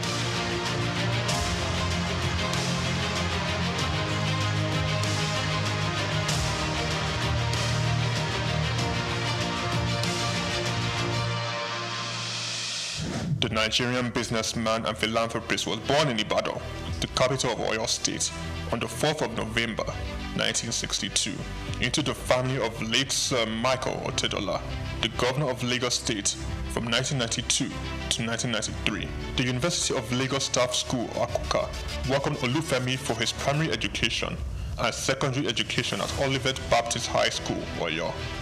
Olufemi proceeded to Obafemi Awolowo University, Ife, for his first degree, graduated and joined the family printing press business, working hard and gaining experience. Femi Otedola ventured out, starting Center Force Limited. The company focused on finance, investment, and trading. The oil and gas sector was Femi Otedola's next port of call. From quite a very humble beginning in the oil and gas sector, utilizing connections and networks of family and friends, he cultivated partnerships in diesel supply chain. Him being the last man to the final consumer. Challenges breed opportunities, and in Femi's case, it was a late delivery of diesel from his supplier with a broken truck, and he caught the idea. He could do better and provide better services. He ventured into diesel supply business, buying diesel from a retailer and supplying to companies. Femi Otedola encountered several difficulties securing his supply and timely meeting the demands of his growing clients. This definitely was an opportunity he identified in the fuel retail market. Otedola secured the finance, and Zenon Petroleum and Gas Limited was born, Petroleum Products Marketing and Distribution Company. Otedola, owner and chairman of Zenon, in 2004 invested 15 billion naira in downstream infrastructure development and acquired storage depots at Ibaofon, Apapa, as well as 4 cargo vessels, amounting to a combined total storage capacity of 147,000 metric tons. Zenon Petroleum and Gas Limited also acquired a fleet of 100 DAF fuel tanker trucks. By 2005, Zenon controlled a major share of the Nigerian diesel market, supplying fuel to most of the major manufacturers in the country, including Dangote Group, Cadbury, Coca-Cola, Nigerian Breweries, MTN, Unilever, Nestle, and Guinness. Zenon Petroleum and Gas was the name on major invoices, and Femi Otedola the name on every lips, playing toe-to-toe with major multinationals. Zenon, in a very short period, silenced the competition and almost unilaterally determined the price of diesel in Nigeria. The competitors came to Zenon for supply. Femi Otedola, with the massive success Zenon Petroleum and Gas achieved, bought a 28.7% stake in African Petroleum. Otedola branched into the financial sector and aggressively stocked up the shares of leading financial houses. He became a top shareholder in Zenith Bank, United Bank for Africa, and the largest importer of diesel in Nigeria. He acquired major shares of Africa's Finance Corporation, Mobile Oil Nigeria Limited, Chevron Texaco, and Visa Phone. Otedola has his hands deep in real estate investments, including an acquisition in February 2007 by Zenon of Starling House in Victoria Island, Lagos from the federal government. Lagos, London, Dubai, Monaco all have the signatures of FO Property Limited. He was appointed chairman of the Transcorp Hilton Hotel Abuja and tasked with driving its expansion and upgraded to a 7-star facility. Otedola has served as a member of the Nigerian Investment Promotion Council since 2004. Was appointed by President Goodluck Jonathan to Nigeria's National Economic Management Team. Otedola is chief executive and president of the Seaforth Shipping Company Limited and was at one point Nigeria's largest ship owner after extending control over the distribution of diesel products.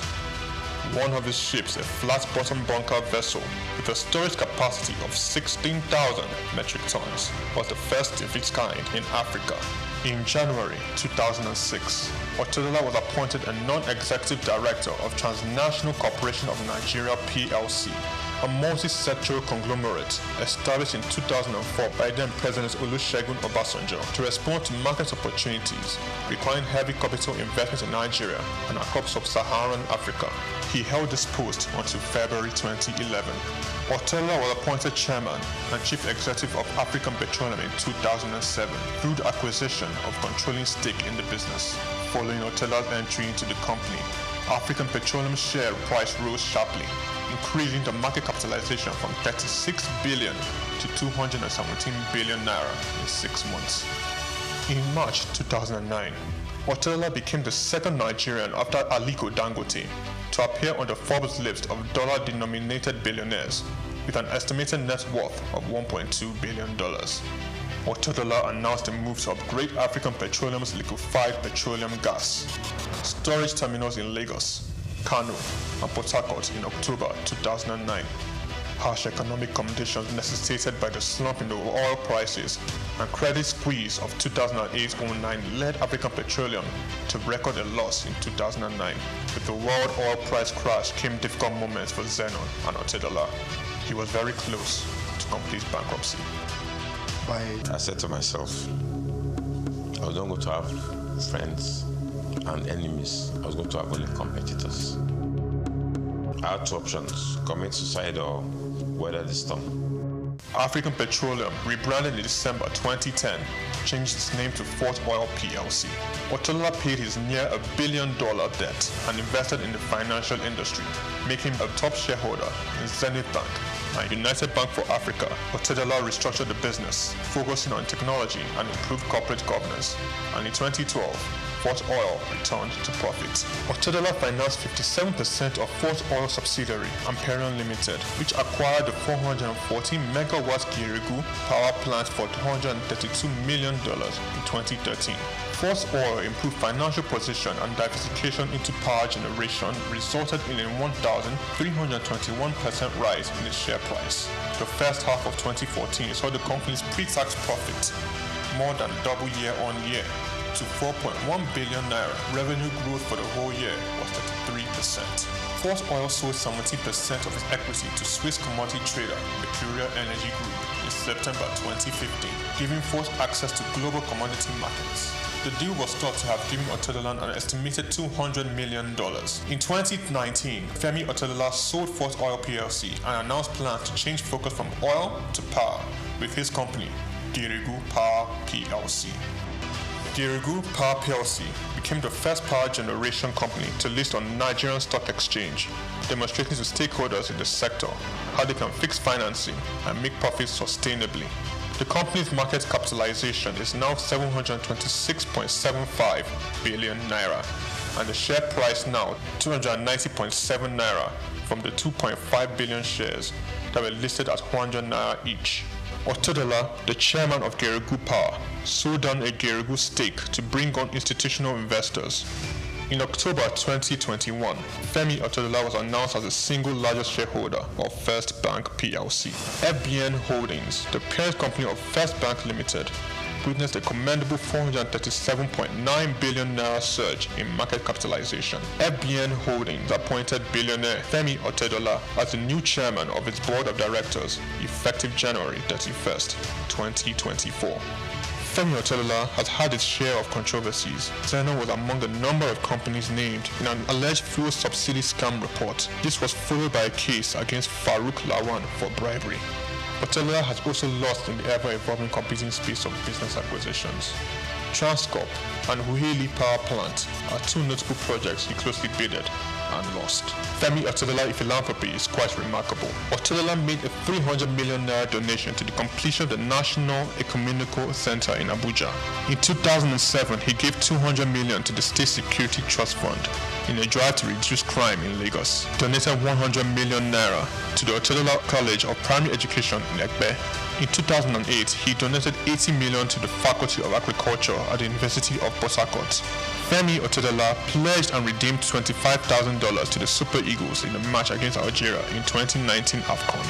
He gave all 750 students of Augustine University 1 million naira each. Femi Otedola sits comfortably on the Forbes billionaires list of top 20 richest people in Africa. Femi Otedola is married to Mrs. Nana Otedola and have 4 children: Olawumi Christy Tolani, Florence Ifeoluwa, Elizabeth Temi, and Fewa Otedola.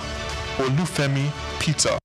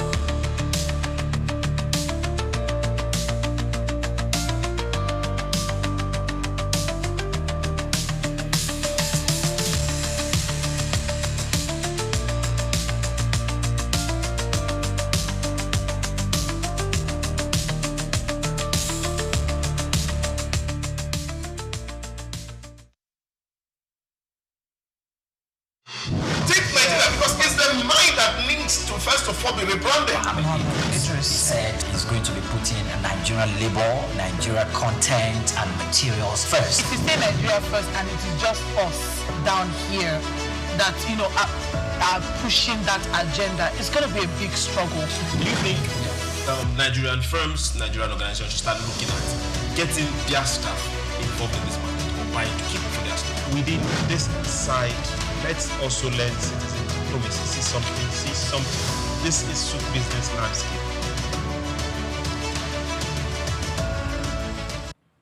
Hello, good morning. It's a beautiful Friday, and we are reaching you live from the staples of SOUQ News Television. This is where you're meant to be, and this is SBL, SOUQ Business Landscape. My name is SOUQ, John Rogers SOUQ. On today's episode of your breakfast show, we will head back to where we started from yesterday, customs. They have refused to leave the stories, and we want to see them do extremely well, because like 2025, they pulled in well over 7.2 trillion into the economy. And they are showing us signs that they can do way better than that. Now, the custom is activating Lagos Free Trade Zone, and to get that particular story, you need to be here. We also get to talk about what is happening with the Naira. The big boys are coming in and telling us what most people know already, but they are telling us, hey, we know more than you think you know. The Naira is still going to appreciate. Otedela is coming and standing and say, hey, things are happening. We are seeing the legwork. You should also join in. Now, how does it affect businesses? Then at the end of the day, how does it affect the dinner table? A lot of the stories we'll be covering revolve around this. So this is where you're meant to be. On the table today, I have the handsome gentlemen. They are here for a beautiful Friday. So your excellencies, join me as I welcome the knight himself. Olumide, good morning. Morning, Jukes, John Rogers. Good morning, Dr. Amin. Good morning. Welcome to SOUQ Business Landscape. Let's get talking. Let's get talking. Amin is also here. Good morning. Good morning, Lagos. Good morning, Mr. SOUQ. Good morning, Mr. Shokoya. Let's get to the business. Let's get to the business. All three men by spectacle. Okay, now we are seeing more. Let's get straight and tell you what's happening. Now, Custom have activated the Lagos Free Trade Green Channel. You heard that right. Nigerian Customs Service. They have approved the activation of the Lagos Free Zone Green Channel, creating a dedicated corridor for the seamless and controlled movement of free zone cargo from the Lekki Deep Seaport directly into the zone. The initiative is aimed at strengthening trade facilitation and improving cargo turnaround time within Nigeria's growing logistic ecosystem.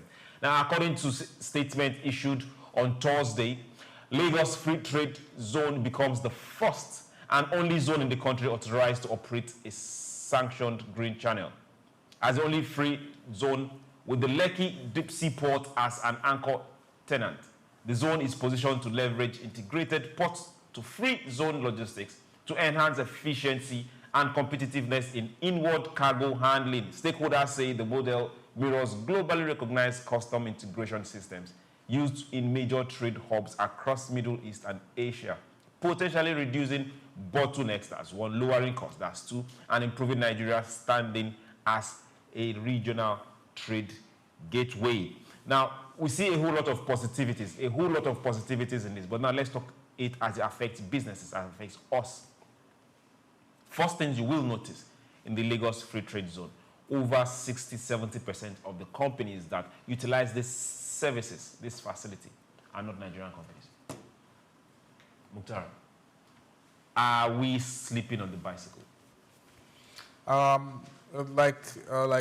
We know, black people don't read. That's not fair. That's not fair. But it is what it is. If you want to hide anything from a black man, don't go there. You put it in a book. Because, hold on. But this is the practicality of it. We have Nobel laureate authors. Thank you. Yeah, one. We have Nobel laureate Black thinkers. people read Bibles and the Quran. Even joining translating the holy books. That's even worse, because we read this religious book, but our interpretation and understanding is completely opposite. I mean, you cannot pick a Kano or a Borno State with their interpretation of Islam with what you have in Saudi Arabia, where Islam is bet. Okay, let's bring this down to the point. Let's follow your chain of your thoughts. So when this initiative was vetted, I used to frequent that corridor, and I was excited for it, and I see the development. Okay. Good thing, the biggest investment there is Dangote Refinery, which accounts for about 70% of the investment. But in terms of number of companies, it's mostly Chinese company and other foreign companies that are taking advantage of this free trade zone. And why is it important? Why do I say Africans don't read or black people don't read? In the practicality of it, government is opening up a section of Lagos State to say if you set up your company here, you don't have to pay tax. So, and we claim to be very industrious people, very hardworking people.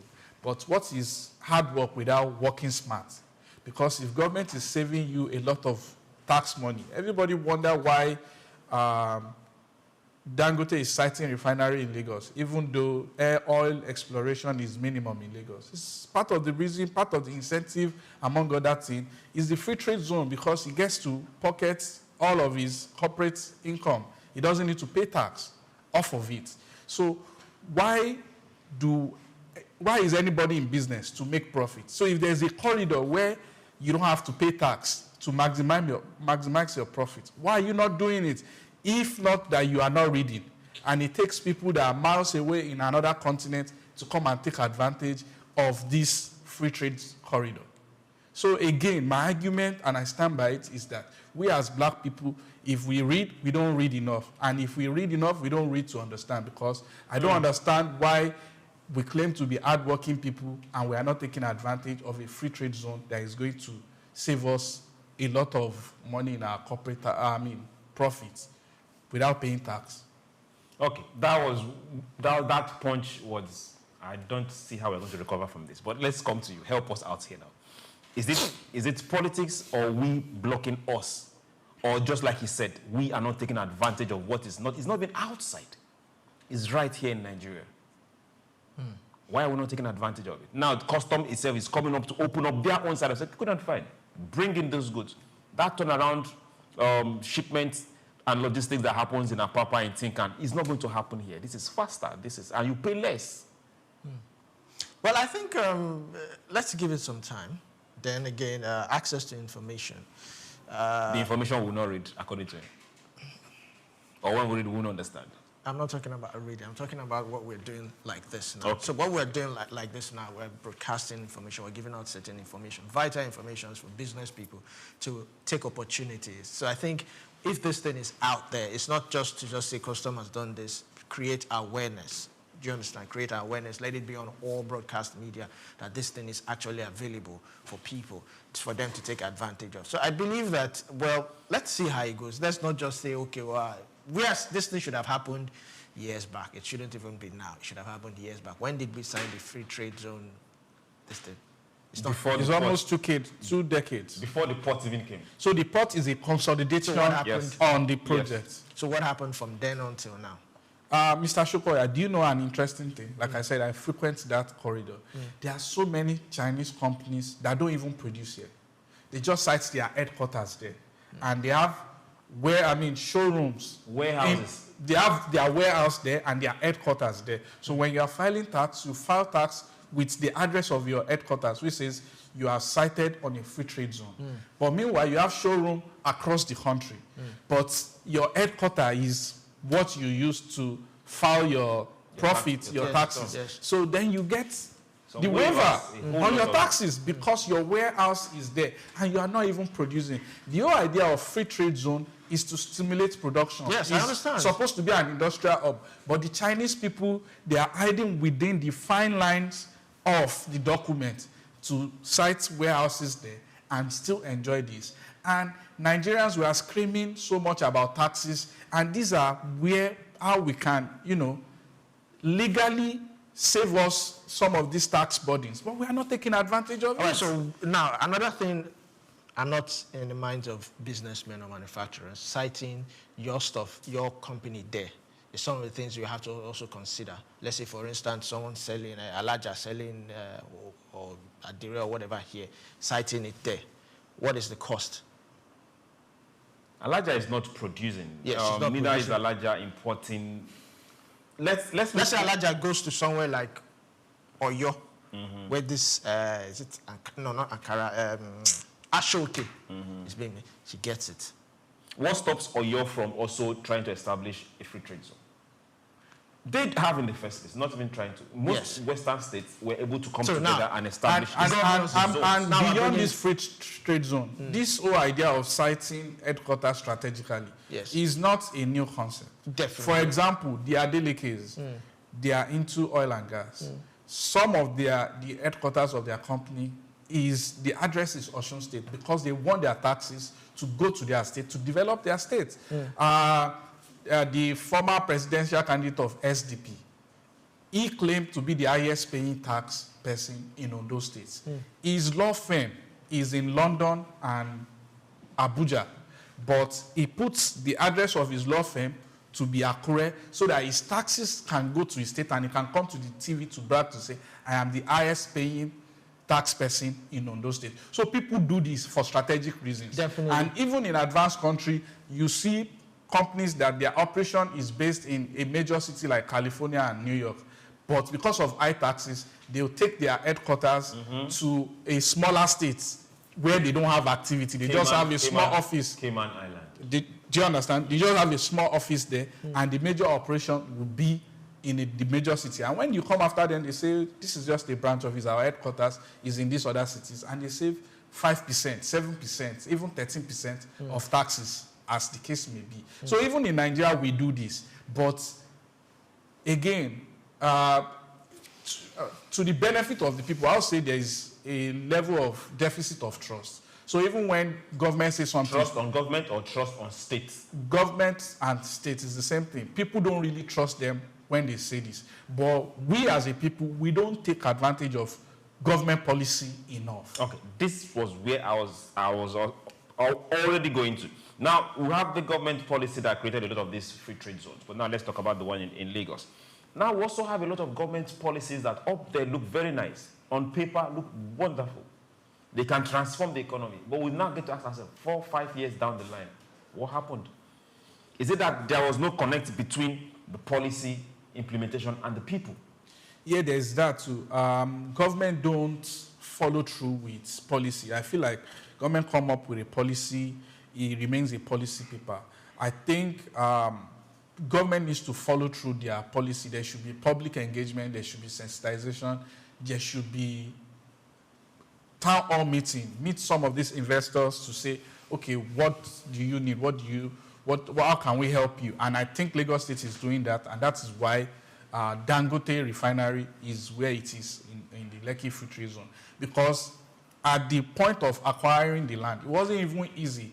Governor Fashola was the governor at the time. He had to engage the community. He handled the whole acquisition of land from the locals for Dangote because it was a large piece of land, and he did it seamlessly. If he had left Dangote with the communities to acquire the land, we probably would not have the refinery that we have today. So like I said, there should be governments holding the hands of these investors and industrialists to make this easy. And the federal government now, I can see them doing it because I've seen the capital imports into Nigeria in the last 3 years. It went from 2004, 4 billion to 12 billion last year. In 2003, 4 billion. In 2024, 12 billion. Last year, they did 21 billion. And that is because the president is physically traveling and meeting these business people, holding their hands.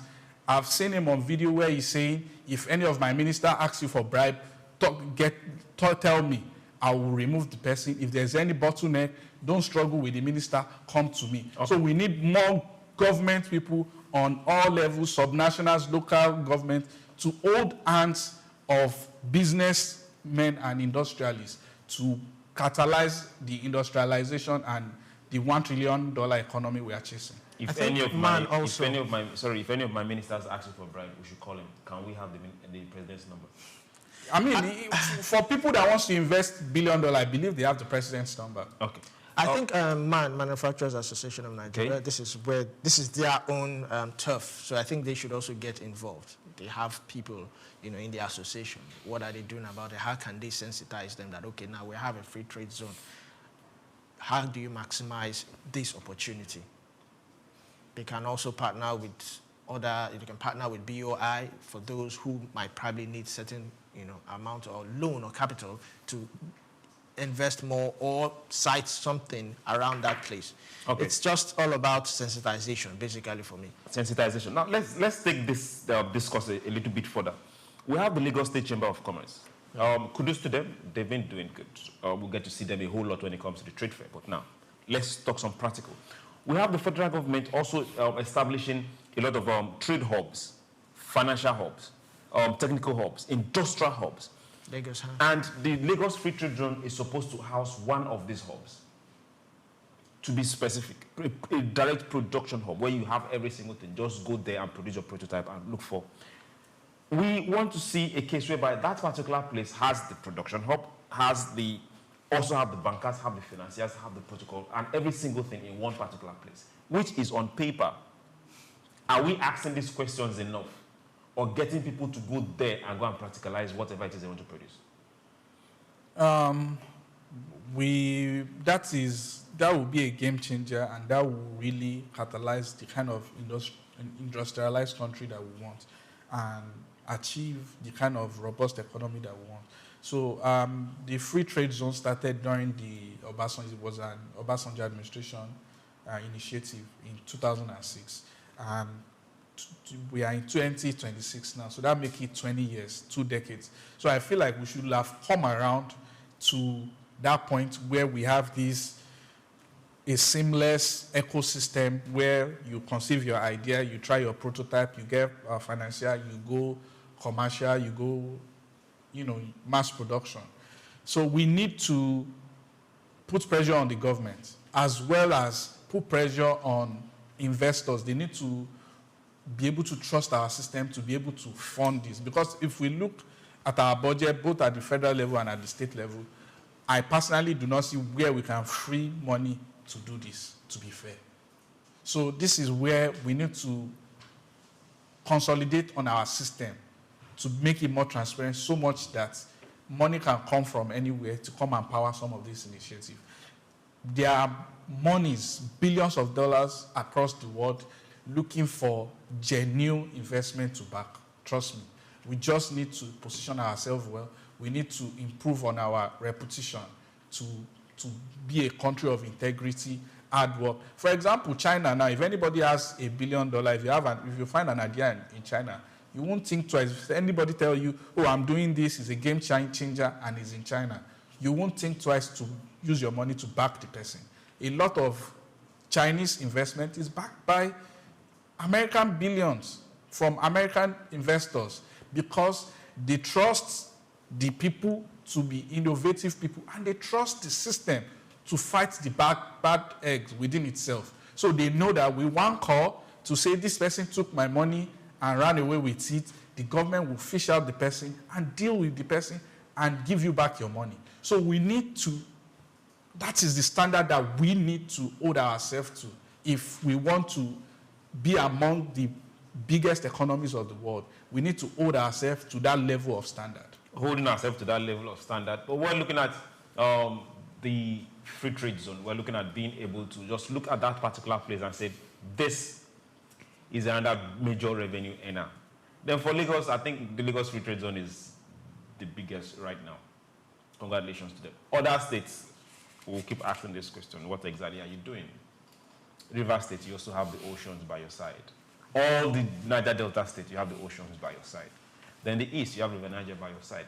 The North, you have every single region has major potential. So now let's go beyond potential. If we can't start it, let's copy. We'll have no excuse. Yes, let's get to what's happening. Crude revenue. Now, oil states are sharing big money, big money from 13% derivation. Nigeria's top earners from the 13% oil derivation fund in 2025 were all oil and gas producing states, underscoring the continued dominance of crude output in shaping subnational revenues.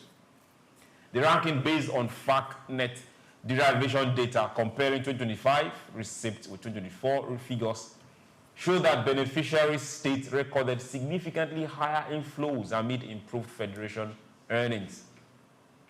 In 2025, the 9 oil-producing states collectively received 1.51 trillion, up sharply from 671.92 billion in 2024. The increase reflects stronger distributable oil revenues, higher production levels, and improved remittance into the Federation account during the review period. all beneficiary states posted year-on-year growth, reinforcing sensitivity of their fiscal positions to oil market performance. Now, analysts are saying that the surge strengthens short-term liquidity at the state level, but also highlights persistent dependence on crude revenue, raising questions about diversification and long-term fiscal resilience. This is one of our major problems. So we ask ourselves, is oil a cause, or has it been a blessing to us? Oil is not a cause, but I think we have we are short-sighted people. So that's the problem. When you say we, Mokhtar is on fire that's today. major generalization. Yes, now we as a people, we have to take responsibility because we are part of the government, whether we like it or not, because we don't run a monarchical system. Are we seeing the rulers, okay, those out there that have just picked up the vote from the people and got into those government houses with no vision? Or we are putting the blame on everybody? We have to take, that's the whole idea of democracy, because so we take responsibility for when the governor messes up. Every single person in this room has a representative, both at the local government level, at the state level, at the federal level. And we collectively elected the president. We didn't. We did not collectively elect. We did not collectively elect. That's the concept of democracy. Yes, this is not. He is our president. He's our president, but not everybody elected my own representative. Yeah, but that's the concept of democracy is that minority will have their say, majority will have their way, but it's a collective decision. Okay. It's a collective decision. So back to oil being a cause or not. Oil is supposed to be, before oil, I like to say before oil, we're doing great as a country powered by agriculture. Yes. And then oil came and messed up our focus, because in the regional government we were running before the oil boom, before we discovered oil, we had the cocoa house in Ibadan, the old Western region. Yes. There was free education during the Awolowo administration. Yes. Funded by agriculture. And the Western region did not have the agricultural potential of the Middle Belt or the Core North. The Core North had granules. They had grains, they had beans, they had rice. Do you understand? Middle Belt is rich with vegetables and yam and all of that. So I want to believe that during that time, the Western region just had a very ambitious and a very hardworking administrator. Yes. But the point is, all the regions in Nigeria, even the Southeast, all have potential, great agricultural potential. They were thriving. And they were thriving. So now the oil is supposed to catapult us from just agricultural producing country to agricultural processing country. But we were eating the seed. The money from the oil that is supposed to be a seed for our agricultural industrialization, we were eating it instead of planting it to jumpstart our industrialization. So, and it is not too late to turn back. Now, the oil producing states, they are earning so much money from oil derivation. Thanks to the security agencies with the cooperation of the state governments. They are fighting bunkering and a lot of crimes around oil production. We have doubled our oil production in the last 2 years, from less than 1 million barrels per day to 1.6, 1.7 million barrels per day. So this money that they are getting, I hope they can invest it, because river states, all these South oil producing states, they still have strong potential for fishery. They have strong agricultural potential with palms and so many other crops in agriculture. So I hope they are investing a lot of this money into that, because the biggest oil countries in the world, Saudi Arabia, for example, they are investing about 70% of their revenue now in an ecosystem, in renewable energy. They are building entirely new city that will not be powered by fossil fuel at all. They are investing a lot of money in sports, in tourism. They are building tourism cities from scratch. Like they go to a desert and they are building everything that can bring tourists to their country. And this is the biggest oil exporters in the world. We see Dubai now. Dubai has gone from relying heavily on oil to relying to oil contributing 1% of their GDP. So this is what we need to look at. Dubai has become a trade hub, competing with New York. They've become a logistics hub. In fact, a lot of the foreign companies that are operating in Nigeria, their regional head office is in Dubai. They've become trade hub, logistics hub, tourism. I dare say they are the biggest tourist country in the world today. All of this potential, as a country in Nigeria, we have it. So look at Cross River, for example. There is Calabar Carnival that they do that I believe is the biggest cultural festival in this country. They have the Tinapa, beautiful tourist destination. They have the Obudukatu Ranch. When was the last time you went to beautiful. Yeah, but that's what it's the potential that I'm talking about. Okay. When Donald Duck conceived the idea, he was going to build a small runway or small airport where people can fly directly into those tourist zones from anywhere in the world. Today, apart from dilapidated infrastructure in those places, you have to fly to either Enugu or Calabar and drive about 4 hours by road. And we know what Nigerian roads is today. So these are the things that we need to start putting money into. I've not been to Bayelsa. The news I'm hearing about Bayelsa is not good. People are saying a lot of local governments in Bayelsa, you cannot even access them by road. You need to go by canoe. And if you look at the table of the FARC allocation, Bayelsa is top 5. Since 1999 till date, Bayelsa cannot even construct bridges to connect all the local governments. And how many local governments is there in Bayelsa? 5 or 6. It's a really small state. So we need to charge our governors, the subnationals. They need to wake up. They cannot just be taking all of this FARC allocation and all they do is fight for power every election cycle. Rivers State is the biggest oil state in this country. Since 2003 till right now, all the citizens of that state has been getting is headline from Wike and Fubara fighting over the control of the states. What happens? Fighting over the control of money, be specific, of who controls the money.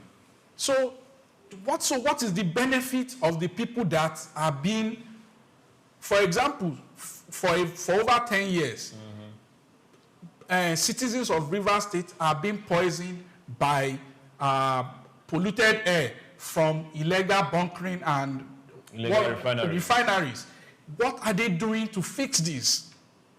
Okay, if we let you go on, but we'll come back to you. Now, let's look at this derivation money for oil producing states, and just like he's trying to post, and place it against development, against what is happening in other states that don't get this derivation. Should the people be responsible, just like the way he started, or we should hold the people elected responsible? We should hold the people elected responsible, because imagine if Lagos was sharing this 13% derivation, with what Lagos has gotten to. Imagine if... Lagos is part of oil producing state.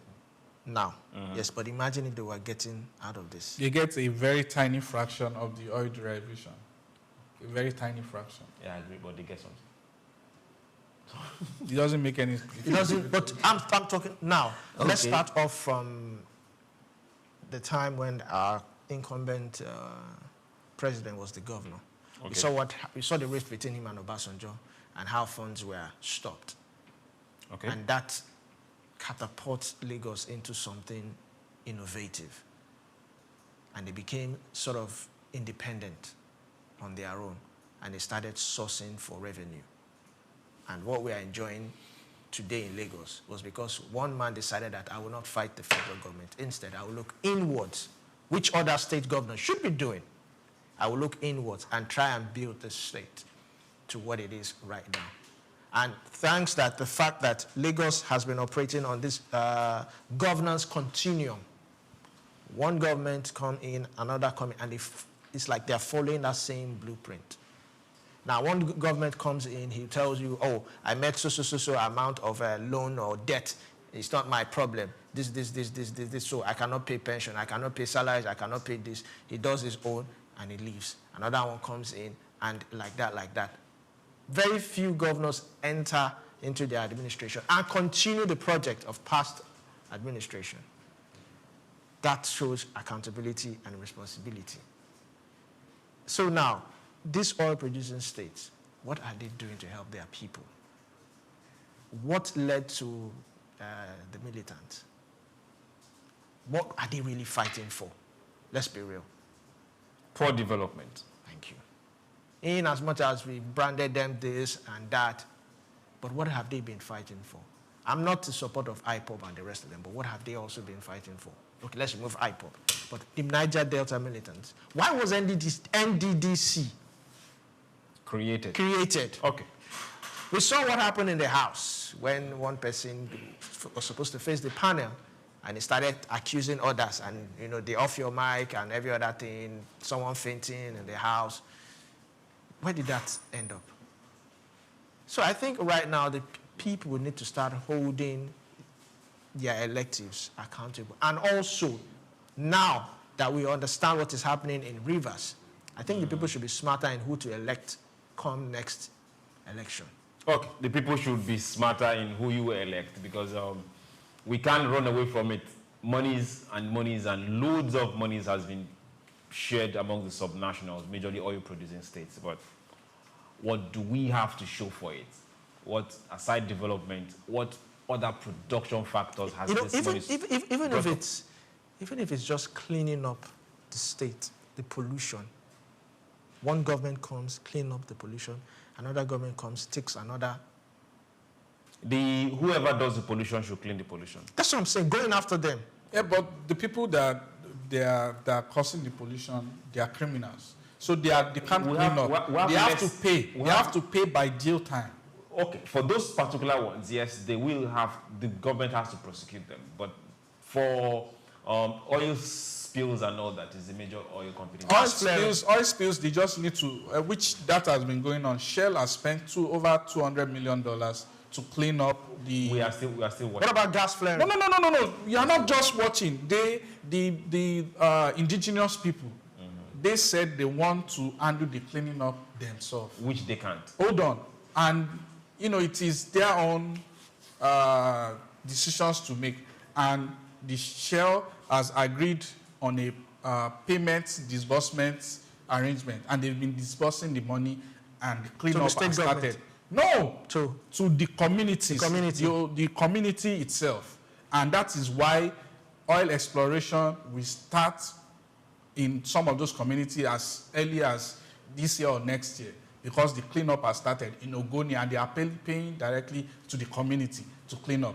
Okay. Whether they clean it well or not, they are the one that went to court to fight for pollution, and they won their case, and they have decided how they want to clean up their community. So whether the community head, they steal the money or they clean it or whatever, Shell is fulfilling their own responsibility, which is to pay for the cleanup. Okay. While we are still talking oil and talking about production, let's also talk about this particular one in a different light, but now on the agricultural side of it. Cocoa sale output. Now, cocoa falls below 4,000 as supplies improve. Cocoa prices dropped below 4,000 per metric ton on February 10th, 2026, extending a downward trend that has gathered pace since January. Prices are now hovering around $3,780 per metric ton, pushing month-to-month losses beyond 10% and raising concern over the repeat of January's more than 29% slump. Analysts attribute the continued decline to improved growing conditions across major West African producers, particularly Cote d'Ivoire and Ghana, where favorable weather has boosted output and increased volumes arriving at export ports.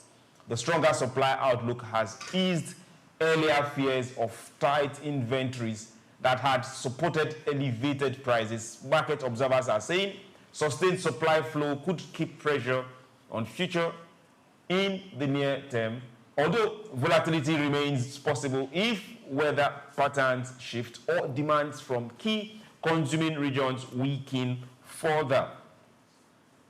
We are part of this particular story, but I will look at this from a different angle. What if, just what if, we were producing 50% of the cocoa we were processing 50% of the cocoa we produce here and adding value to it? It's definitely. Don't you think that price would be 6,000 by now? It's definitely going to be more than 6,000. If we are adding value, you are going to be looking at minimum of at least $10,000. Because we have cut down what they are going to get. Yeah, and it's a shame. It's a shame because in the global space now, there is a Dubai chocolate. And Dubai does not grow cocoa. So when you go to any place, any supermarket, if you say you want Dubai chocolate, you see. Because Dubai is now processing cocoa and they have their signature way of processing their chocolates. They had their own dates, which is only common to those Gulf countries, the Arab world. So they add dates to sweeten it instead of sugar. So it has a different, unique taste, and it has become an international type of, just like when you have Swiss chocolate, you have different type of, there is a Dubai chocolate now that is popular, that is expensive. Just that brand. That brand, and with the name, and people want to buy it because even the name Dubai is a brand on itself. And now they've come up with a unique taste with their own unique fruits that come from them, unique crop, which is the dates. So and why this is happening, all I can do is cover myself in shame, cover my face in shame as a Nigerian. Because if a country that has no cocoa can have a global brand of chocolates named after them and is widely accepted. So what is our excuse as a country, apart from Bonvita and Choco Milo, that we have not even been able, I'm not even sure the Milo brand is an indigenous brand. It's not an indigenous, so what are we doing? When we're growing up, even when civilization is not this big, we used to have what we call eruku oshodi, locally processed. I don't know if you know in Mr. Chooks, they call it eruku oshodi, locally processed choco. We had go-go. That you bite. That you bite. That no. You make it, use it to make tea. That is how the poor people make tea. They locally process cocoa into a beverage like Bonvita or Milo, but it's way cheaper. So they call it Eruku Oshodi. Eruku Oshodi means Oshodi dust because it's not well processed. So they do it in a tacky nylon. But I was hoping that as we grow, they will have developed improved on technology. But it even disappeared. We don't have it. In Ilorin, when I was growing up, we had Sakavita, the same thing they call in Lagos, or Eruku Oshodi. It's produced in a tacky way because at that time, Milo and these other big brands, they've not started producing in sachet. So that is how the poor families have access to tea or beverage. They buy those locally produced in tacky packaging. But now it's totally disappeared. No more processing because the market leaders, they now produce in sachet and you have a lot of them. So they edge out the local manufacturers out of the market. Now, that being said, that is for beverage. What about chocolates? We can't find any locally produced chocolates. The same thing, neighboring country in Ghana. That is what the new president is fighting.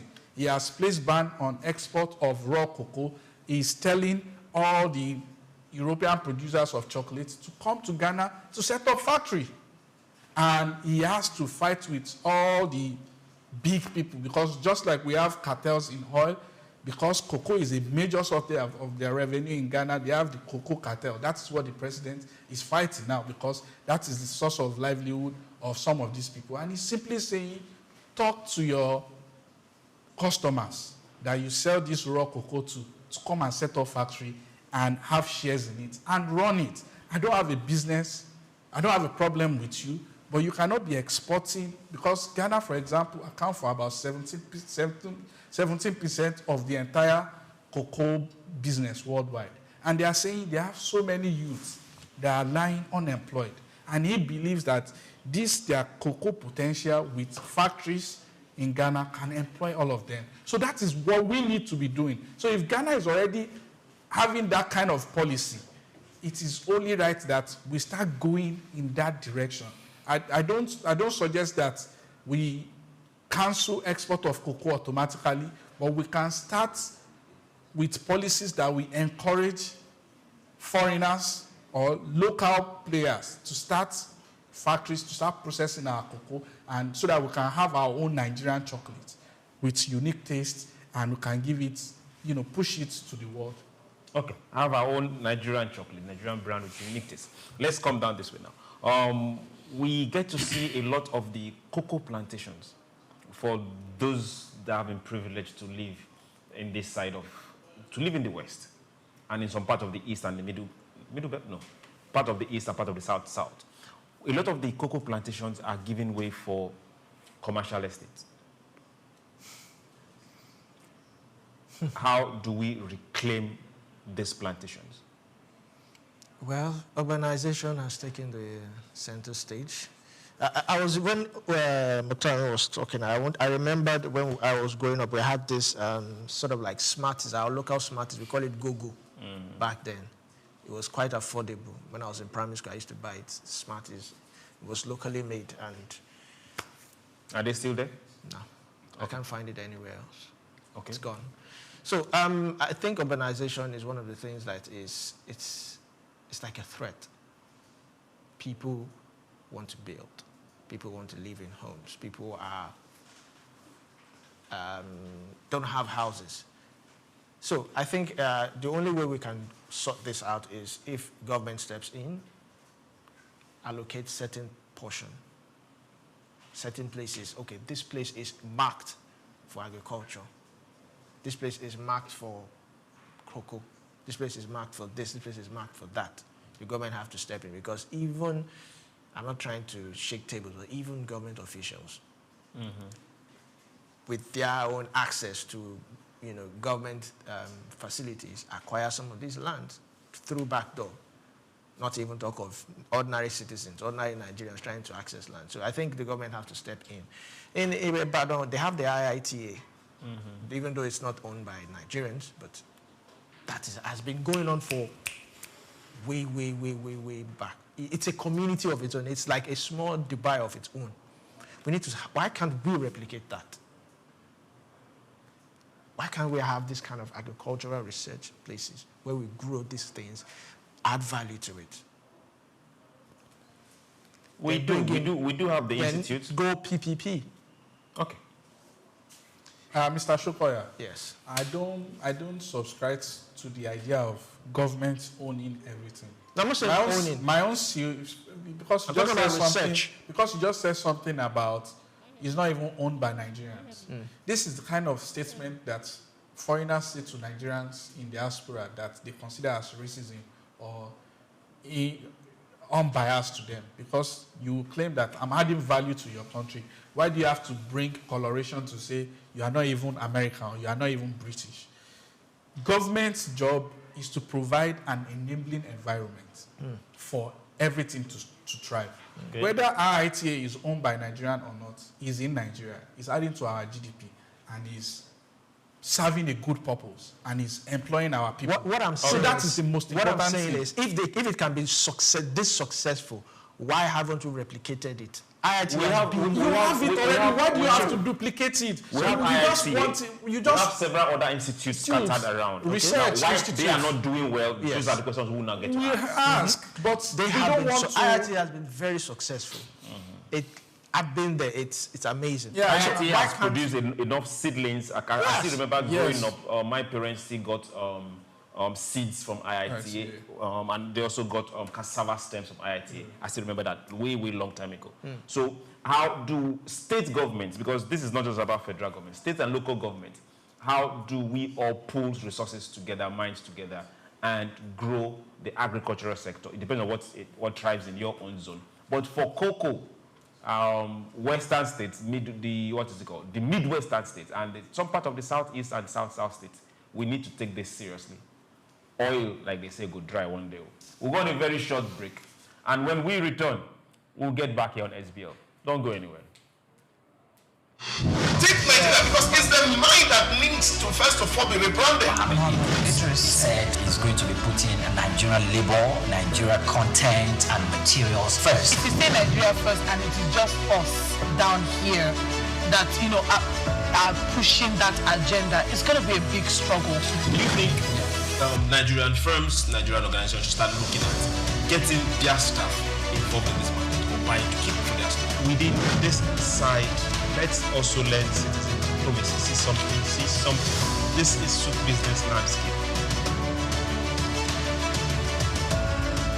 In Africa, and there's one man who has consistently been a household name and index of reference in the business arena. The name Aliko Dangote apparently stands tall. The Africa's richest man clearly benchmarks success, wealth, and prosperity.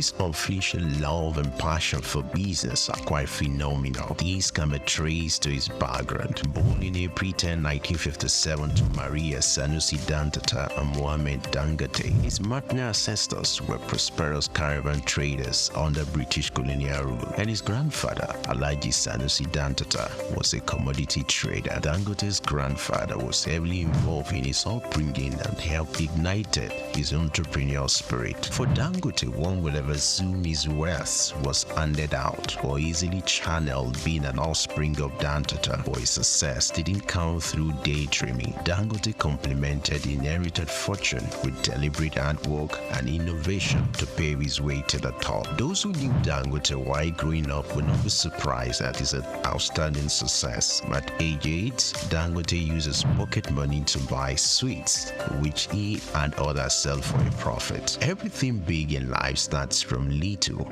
Taking a clue from this, Dangote, from a seed loan of 500,000 obtained from his uncle, started business, which he traded commodities and business supplies, primarily cement. By 1981, his firm was successful that he had incorporated other businesses and established the Dangote Group. His empire extended to foodstuffs, including sugar, salt, wheat, cement, haulage, and other business concerns. Among his holdings were Dangote Industries, Dangote Bale Nigeria, Dangote Cement PLC, Benue Cement Company PLC, Dangote Sugar Refinery PLC, Dangote Flour Mills, and Nascent Ally Industries PLC. In addition to his holdings in Nigeria, the Dangote Group has operations in several other African countries. With these giant strides in the business arena, Dangote will forever be grateful to his grandfather for giving him wings to fly. According to Forbes, an American business magazine, Dangote remains the richest man in Africa with an estimated fortune of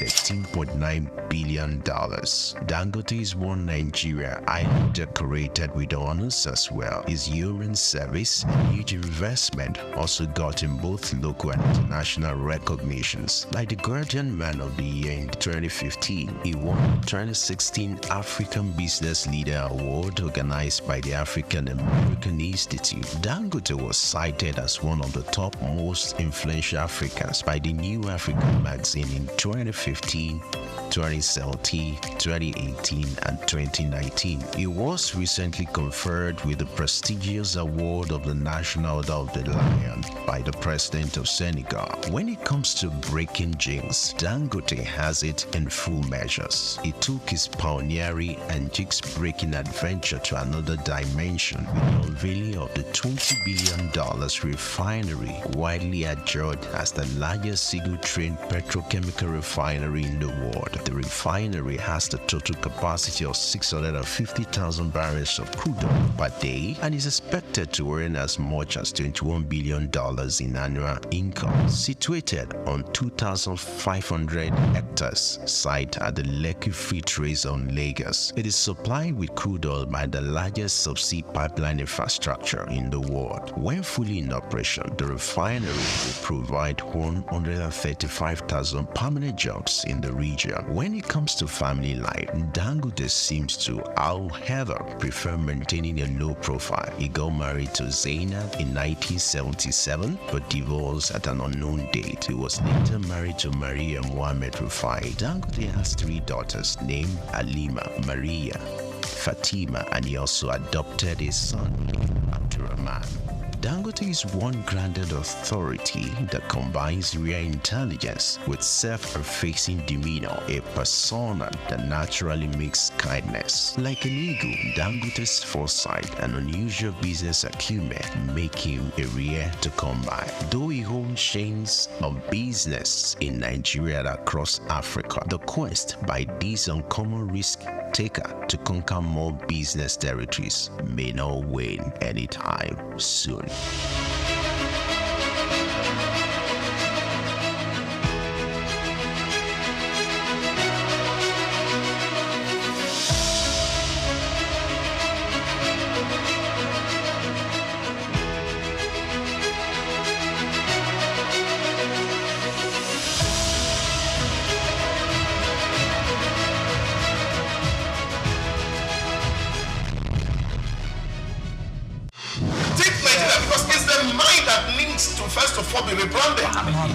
Said is going to be putting Nigerian labor, Nigeria content and materials first. If you say Nigeria first and it is just us down here that, are pushing that agenda, it's going to be a big struggle. Do you think Nigerian firms, Nigerian organizations should start looking at getting their staff involved in this market or buying to keep for their staff? Within this side, let's also learn citizen diplomacy, see something. This is SOUQ business landscape.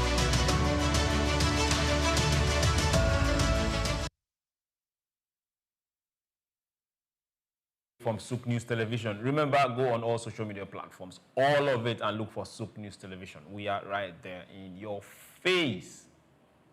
We are your go-to guy, your go-to neighbor. Hey, like us. Drop your comment on what we talk about, and you're part of the discussion. What you agree, what you disagree, what you want us to improve on, just drop it there, and we will be so glad to read from you. Then also remember, share. Let your friends, neighbors, co-workers get to know and enjoy what you are also receiving from us. Now let's talk energy security as it concerns $1 monies.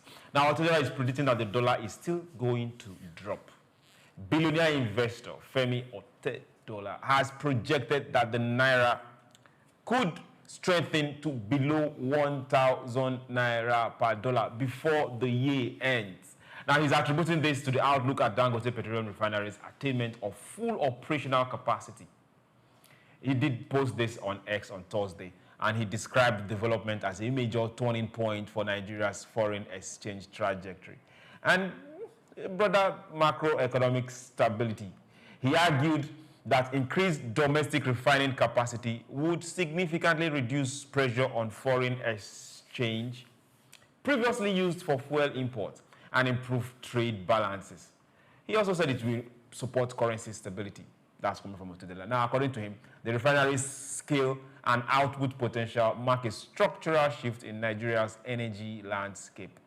He congratulated Aliko Dangote on what he called a transformational milestone for Nigeria and the African continent, expressing confidence that the refinery's impact could extend beyond energy security to influence investors' sentiment and long-term economic confidence.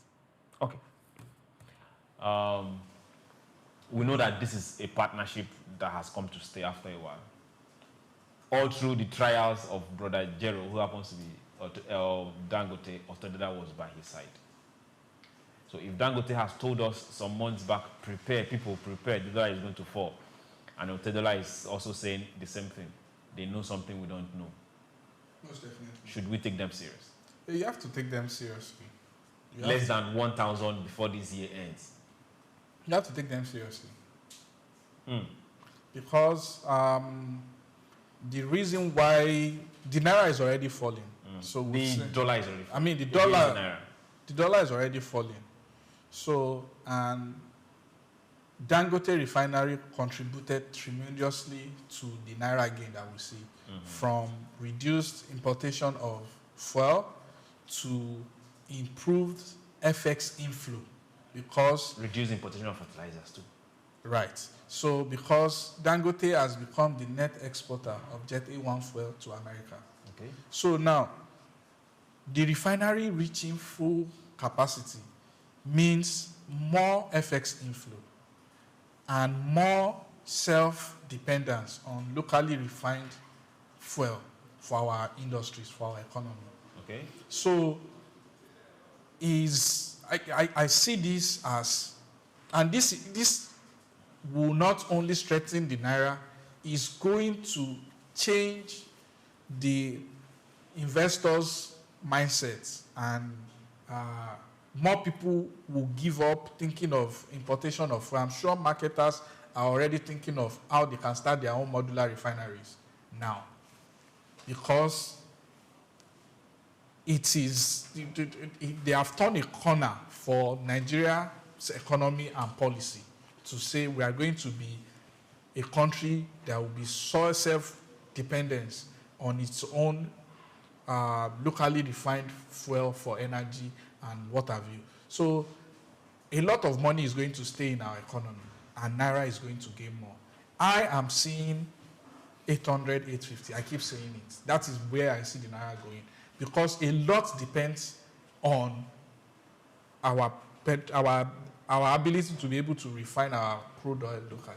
A lot depends on. We are going to keep a lot of FX in the country. I mean, it's seeing 800. I have to write that now. 800, 850. The night, I'm coming to you. You see beyond what some of us are going to talk about. Are you seeing 800, 850? And as this prices, the naira is gaining, what should we be doing to tell manufacturers and tell people, hey, the price of your goods should also be coming down as fast as naira is coming down, as fast as naira is gaining?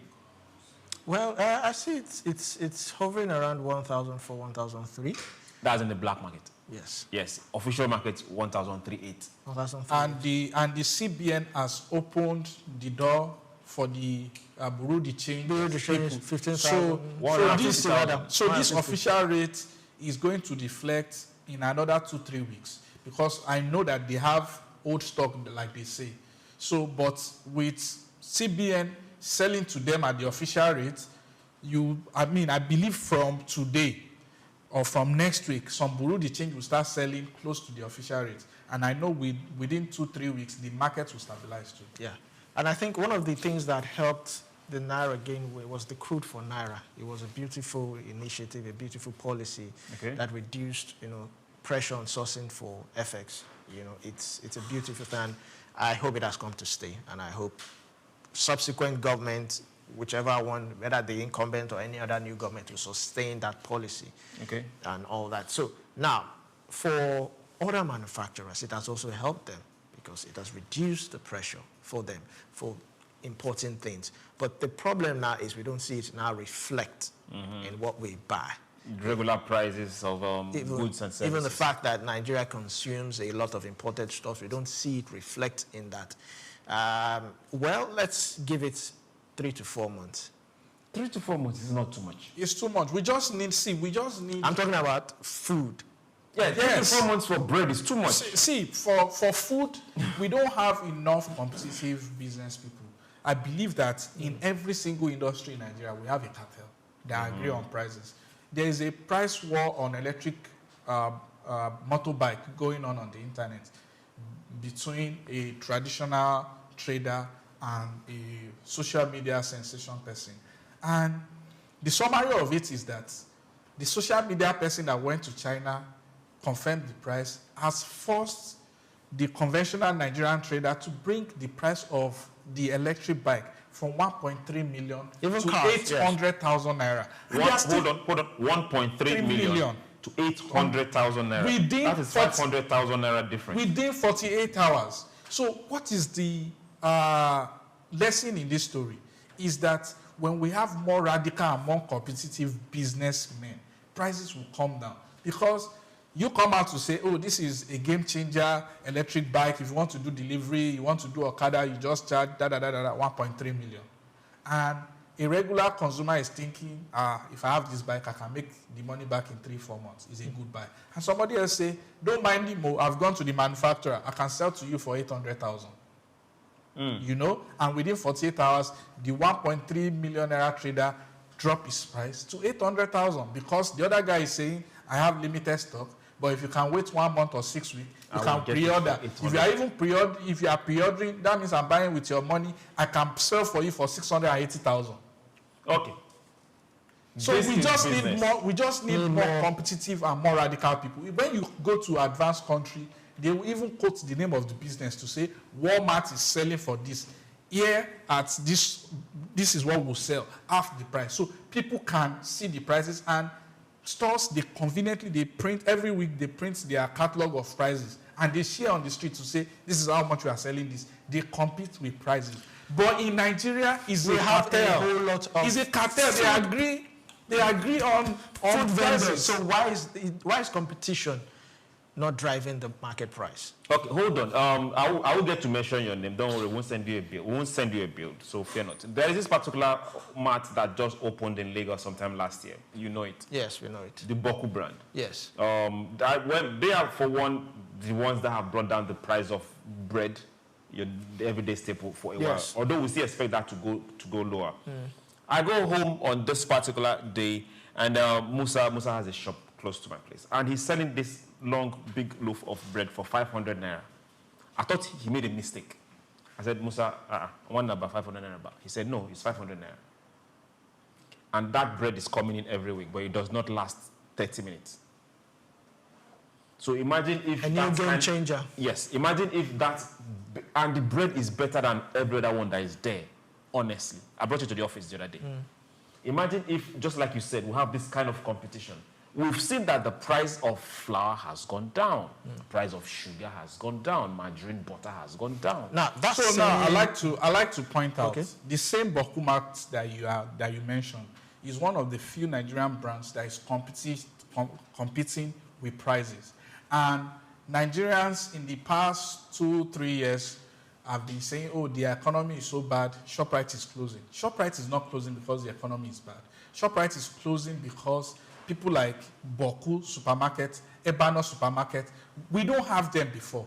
And they are competing for the same market of ShopRite. And they are, Boku today in Lagos alone, they have over 60 branches in every corner. They have the big branches, they have smaller ones for neighborhoods with price advantage. When I used to live in Ilupeju, I used to drive all the way to Maryland to ShopRite or to sometimes Ikeja, City Mall to buy something. But now there is Boku in almost every neighborhood. People living in Ilupeju, if you don't have Boku, you just need to cross to Shomolu by the express. You see Boku. You find everything that you can find in ShopRite at cheaper prices, sometimes 10%, 15% cheaper. That is why ShopRite is closing. So this is an expo to other business people. No matter how big your market leader is, you can corner the market with price, with pricing. If you price well, you will slowly corner the market. Today, I dare say Boku is the market leader for supermarket chains in Lagos because the number of their branches speak for itself. They have over 60 branches. Nobody has that number. Nobody. And patronage. So Nigerian business people that are complaining, you want to make 100% profit on every item. You can put 10%, 15%, and then you consolidate on the number of units and patronage that you get. We cannot just continue to say, everything is expensive, rent is expensive, power is expensive. So you have to put a lot of profits on every item. There is economic of scale. You can make a lot of money by moving a lot of units ahead of your customer. That is what Boku is doing.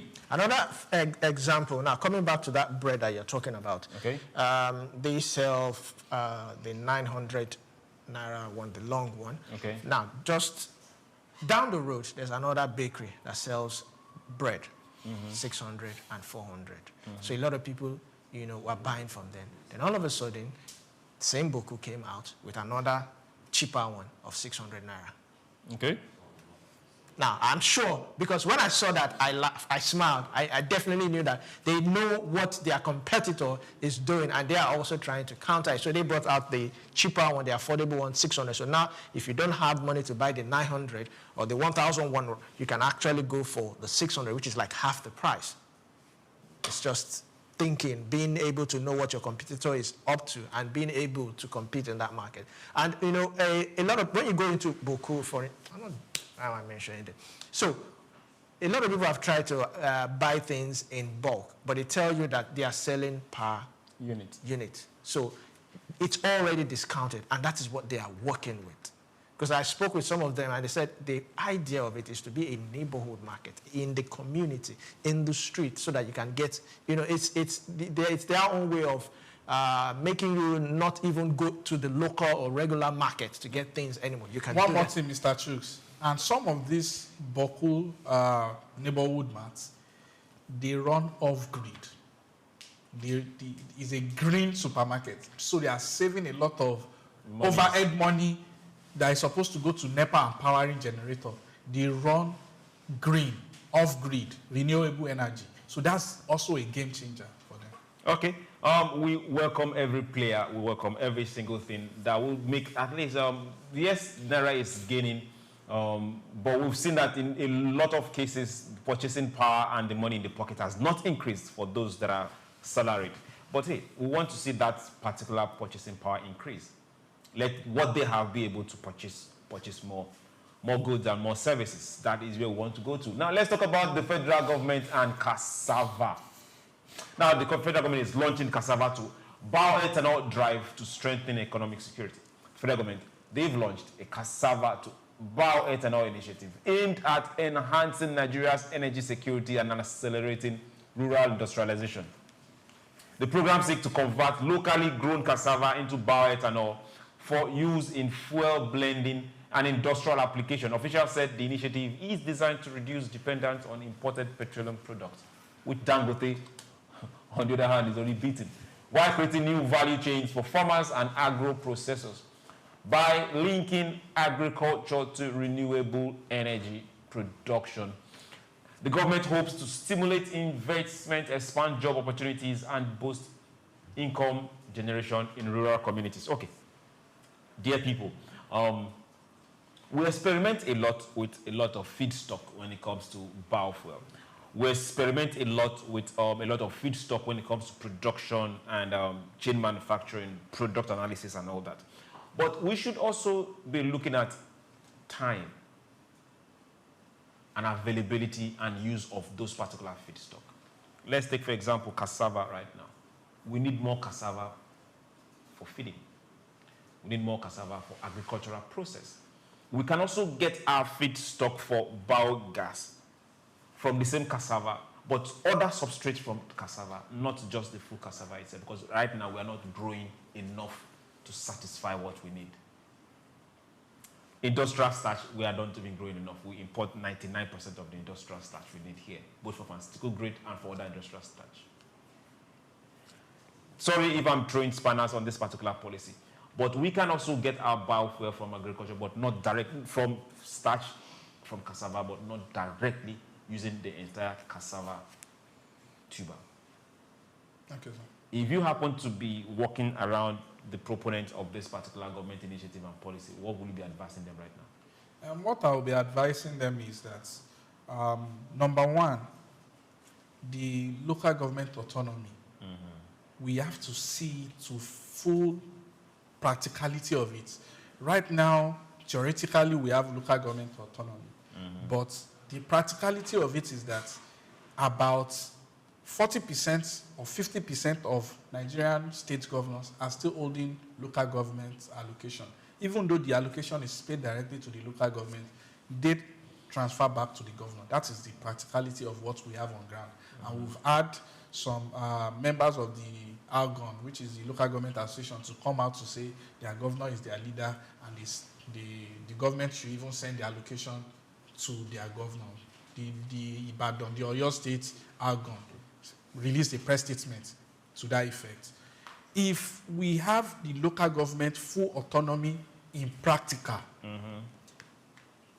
the federal government is now supposed to saddle every local government the responsibility to champion at least one crop or one, whatever it is. If it's mining you want to do, champion it. Let's see how we can bring a foreign investor. So when they say championing it, is you put the seed money, you look at your potential, you bring a policy paper to say, this is the number of acre of land that we have, this is the potential, this is how much we've put in. Oh, we've put in $1 million. We need an investment of 10 billion or 15 billion.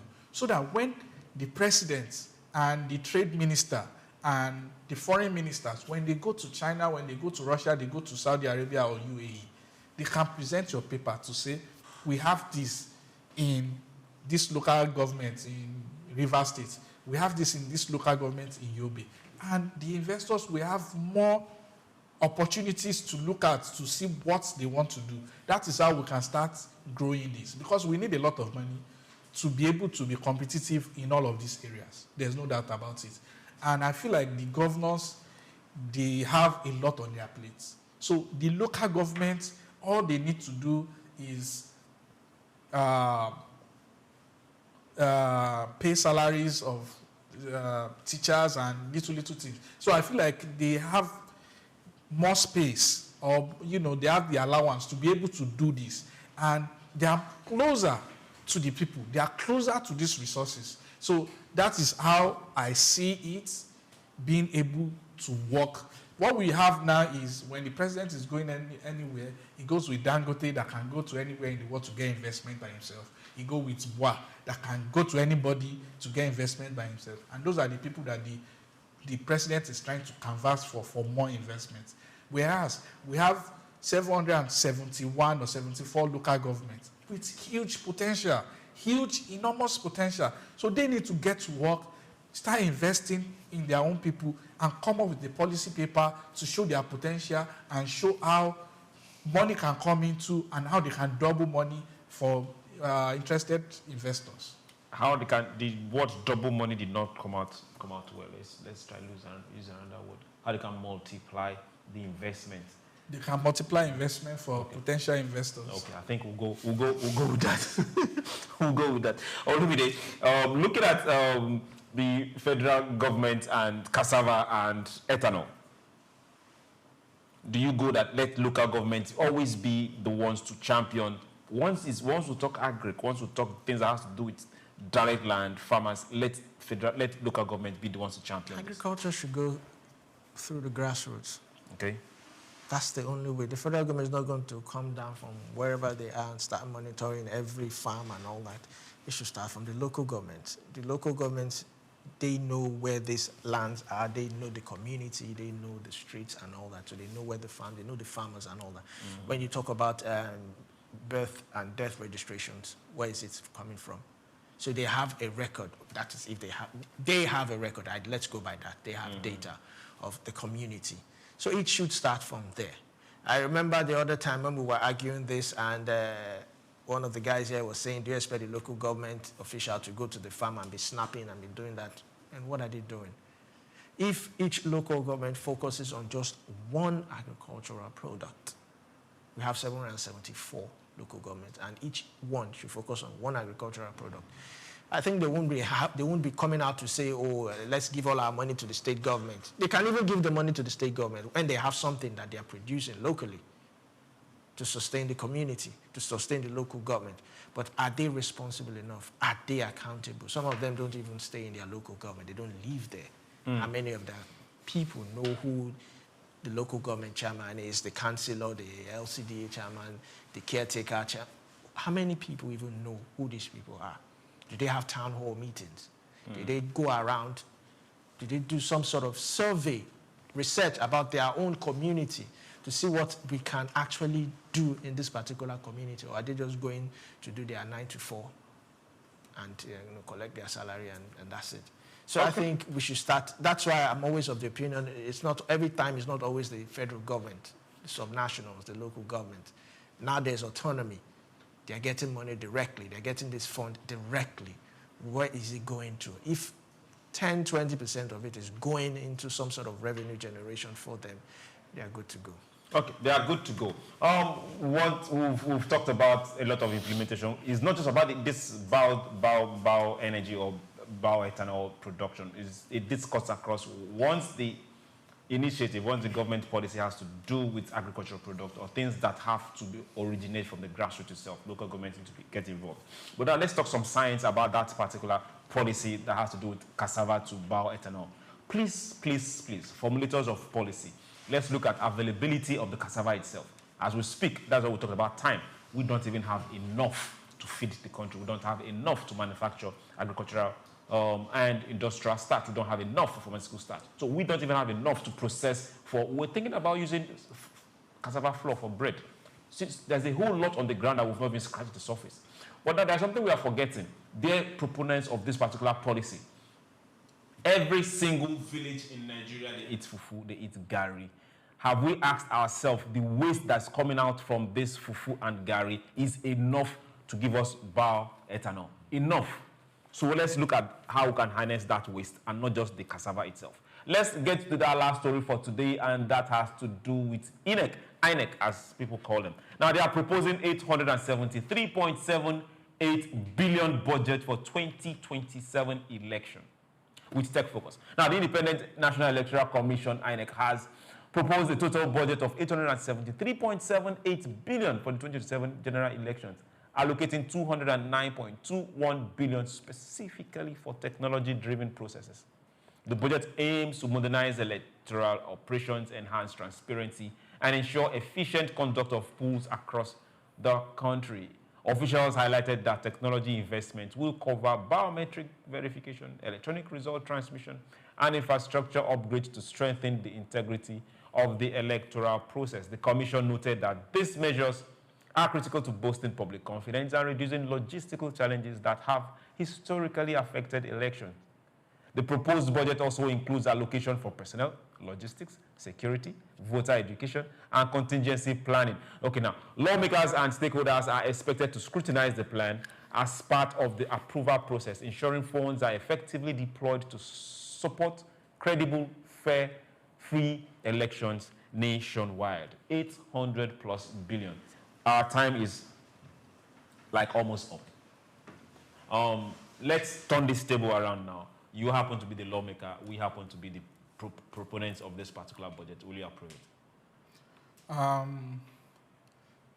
Until I see the line-by-line items, I can't give you a straight answer. Okay. But in my own opinion, I think is an over-bloated budget. Personally, I think we should be able to run a free and fair election with about 300 or 400 billion naira. I think this is an over-bloated budget. That is what I think. If we rely heavily on technology, like they said, and we reduce human interference, which will even give us a more credible election, I think we should be able to run a very, very effective, smooth logistical election with about 300 billion naira. But like I said, until I see the line-by-line item, I cannot say what I'm taking off. Okay. But I watched the session on national TV. Okay. I see INEC is trying to build hospitals, and that is part of their budget. So they are adding a lot of things that is not part of their mandate to the budget, and like I say, it's an over-bloated budget. Okay, over-bloated, you say. You are looking at 300 billion max. Okay, let's ask this particular question. All the things that were procured for the last elections, are they doing away with it to get new ones? You know, 2023 or before 2023, they proposed over 300 billion. I think they overpromised Nigerians and they underperformed. Okay. Because what we were expecting was not what we got, even though they came out to justify certain things that they did not say this, they did not say this. They have the power to decide whether it's going to be transmitted electronically and blah, blah, blah, blah. So one of the funny words that were used here is infrastructure, technological infrastructure. And I'm wondering, what do you mean by that if you are opposed to electronic transmission of results? But let's talk about hardware, right? The verification is infrastructure. all the hardware that were procured, are they extinct? Have they gone bad? Have they even given an audit? Have we actually sat down to say, okay, 300 and something was allocated to you? How was it spent? How was it utilized? What were the success rate? What were the failures, challenges, and all that? Before we can even approve something that is almost triple. Okay. We will continue this particular conversation come next week because we'll be able to have, just like Amin asked, the 9 items that make up this 800+ billion. But remember, we are all Nigerians, so we want to hear your voice and your take on this. Go on our social media pages, all of it, and drop your comments, like, follow us, and share. My name is SOUQ, John Rogers SOUQ. Remember this, nobody is more Nigerian than you. Build your economy and let's build the greater economy together. Have yourself a beautiful, beautiful weekend. It's been a pleasure staying with us on SOUQ Business Landscapes. Stay safe. Continue to be a Nigerian. Follow us, like, and share on SOUQ News Television. Amin? Thank you for being part of SBL today. There is report of vandalism on government infrastructure from the coastal road to other infrastructures. When you see something, you report to the police. Thank you. Have a beautiful weekend. Take Nigeria because it's the mind that needs to first of all be rebranded. Idris said he's going to be putting Nigerian labor, Nigeria content and materials first. If you say Nigeria first and it is just us down here that, are pushing that agenda, it's going to be a big struggle. Do you think Nigerian firms, Nigerian organizations start getting their staff involved in this? Or what are we within this side? Let's also learn citizen diplomacy. See something. This is SOUQ Business Landscape. My name is Shino Gradedeshi. I'm the CEO, Vinci Michael Insurance. Continue to watch SOUQ News. Adenike Adeyemi, Executive Director of Faith Foundation. Keep watching SOUQ News. My name is Shepherd Michael Adewale Onofuye. I enjoin you all to always watch SOUQ News TV. Hey everyone, Majuli Obaje here representing Gigi. Keep watching SOUQ News, okay? Stay updated with SOUQ News. My name is Aton Kame. I am the head of MSME Banking. Please keep watching SOUQ News and stay glued to SOUQ News. I recommend that more and more people should watch SOUQ News because they deal with business news. Hi, my name is Amaka Wokolo. I am the director of the Faith Institute at Faith Foundation. Keep watching SOUQ News. I've seen more than 10 shanties everywhere. People are posting. At the Africa Development Studies Center, ADSC, we are committed to driving sustainable growth and development across Africa through innovative training and research. Our mission: empowering leaders, policymakers, and professionals with the tools they need to create lasting change. With customized training, dynamic research programs, and study exchanges on leadership, management, and other critical development topics, ADSC offers a platform for exchanging cutting-edge ideas and global best practices. We provide comprehensive services in research and consultancy, capacity building and training, education programs, publishing, and knowledge sharing. Our esteemed faculty, composed of seasoned experts and researchers, ensures a learning experience that is insightful and practical. We specialize in policy development, implementation strategies, monitoring, and evaluation. At ADSC, learning is engaging and enjoyable. Our unique methodology includes talks, interactive exercises, games, video screenings, and lively seminar discussions, all in a comfortable and friendly environment. Ready to make an impact? For more information, email us at info@adstudycenter.com or call +234 912 439 2362. Visit us today at www.adstudycenter.com to explore our programs and upcoming events. Africa Development Studies Center, rethinking development for Africa.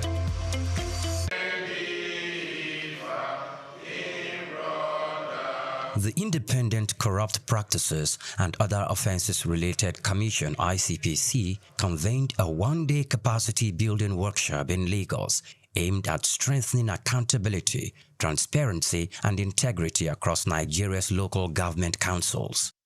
Held under the theme, The Rule of Law and Anti-Corruption, the workshop was jointly organized in collaboration with the Federal Ministry of Justice, Fiscal Responsibility Commission, Bureau of Public Procurement, Code of Conduct Bureau, and the Center for Fiscal Transparency and Public Integrity, with support from the EU-funded Rule of Law and Anti-Corruption Program. The initiative was designed in response to the recent judicial pronouncement reaffirming local government as an independent tier of government. State governments are prohibited from receiving funds allocated for local government. Its objective was to equip local officials with knowledge and practical tools necessary for effective governance, compliance with procurement standards, and improved service delivery at the grassroots level. Some will be deceived as it were too, but what is more important is that we all have a task to ensure that that autonomy granted to the local government, who is the third tier of government, is not abused. The Supreme Court's affirmation of local government autonomy is a monumental victory for all of us. It grants grassroots democracy. It grants you the power to truly drive whatever development you think you can impact on your people.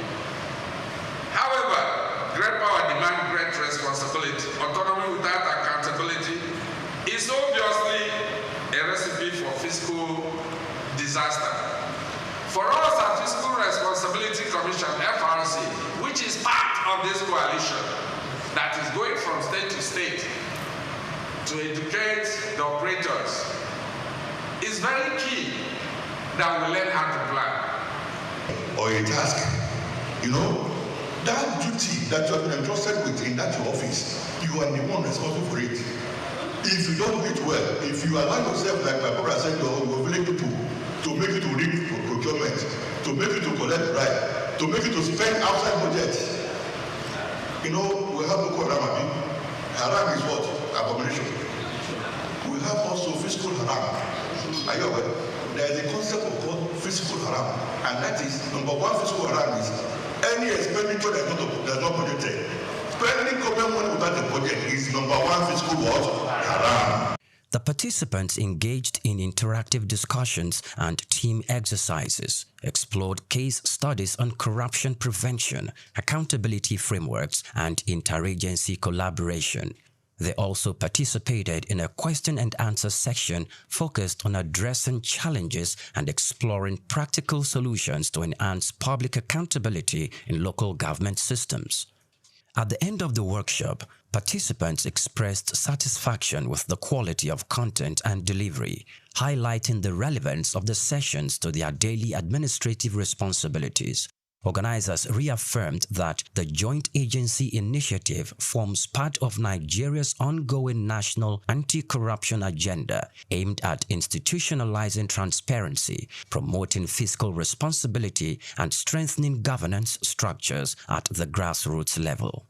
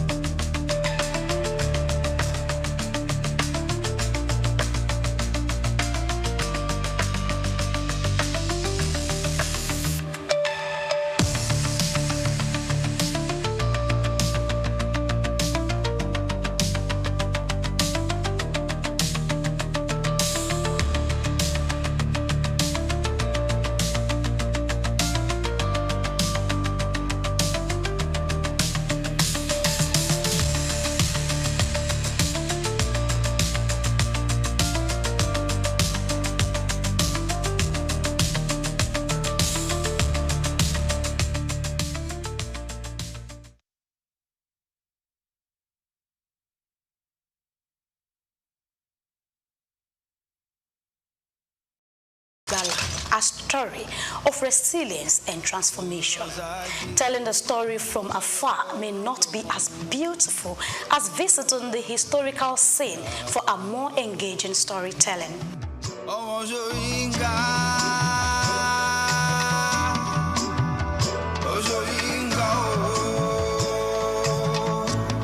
I welcome you to the foot of Olumo Rock. So climbing the rock is in two ways. Either you go through the panoramic elevator or the stairs, but whichever way you choose to go through, I'm assuring you are going to land at the topmost part of Olumo Rock safely. So Olumo Rock is like every other rock you've ever climbed or know about, but it play an important role in the life of the people of Egba during an intertribal war between the Egba and Old Oyo Empire.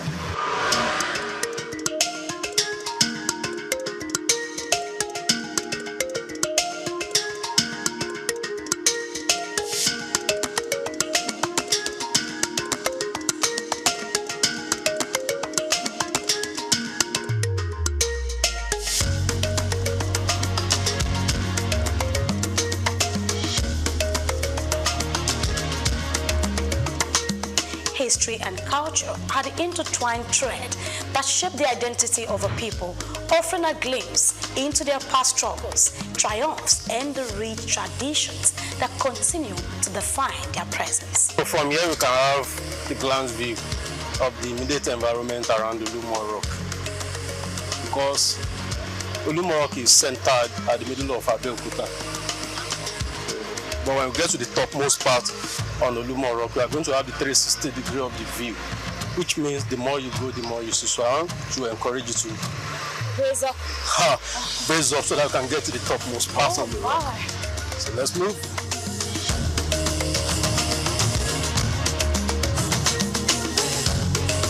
History is what we bring to you today.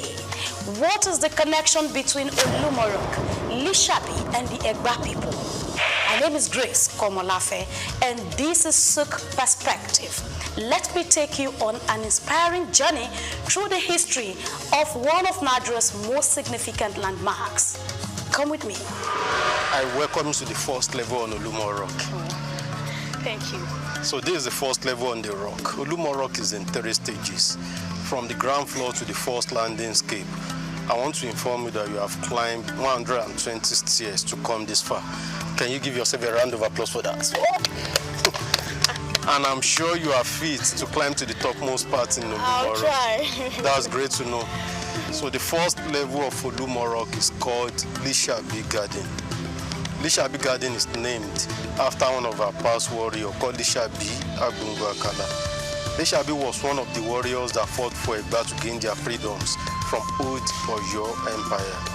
It is a natural garden set aside for people to take relaxation after climbing the first level of the rock. Also at this spot, we have 2 trees that we can talk about. The first one is Dongoyaro tree. This is it here. Dongoyaro tree. English call it neem tree. It botanicizes as Adirata indica. If you get from its leaf and cook cassava and drink, it kills malaria. And if you drink from its stick, it clears bad breath from mouth. Also, its name is derived from an Hausa face, which means tall boy, Doko Yaro. This is a flamboyant tree. Its botanic is Dilonis regia. It produces some lumpo. Look at the branches. If you get from those brown pods, there are some seed inside it. When it dries up, if you tap or shake, give a kind of sound sheke sheke. And that was where the Yoruba derived its name from. That is why we call it pansheke in the Yoruba land. The pots serve as a natural musical rattle for traditional dancers, nursing mother to play with, before the invent of tambourine and some other musical instruments. When we go up on Olumo Rock, we are going to turn and visit all historical places. There are some shrines and worshippers around Olumo Rock. They are not harmful. They are here to showcase our cultural and traditional heritage. So I wish you a pleasant trip as we rock.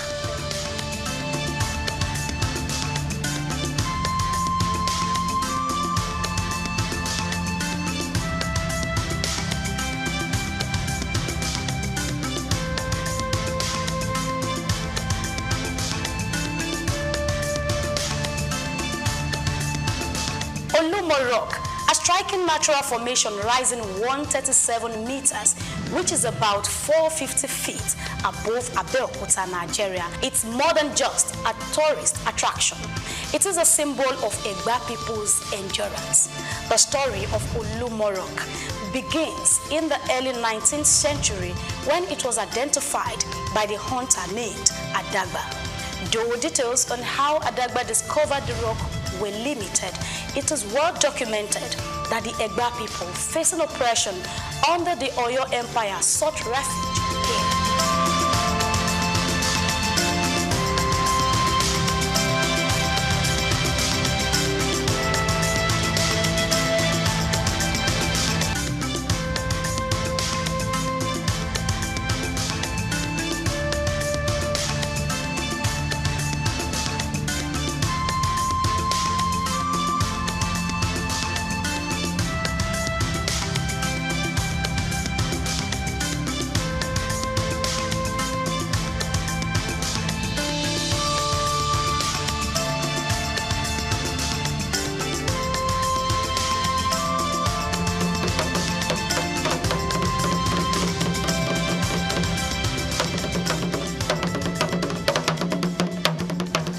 This is the cave. This was where the people of Egba took refuge during the war.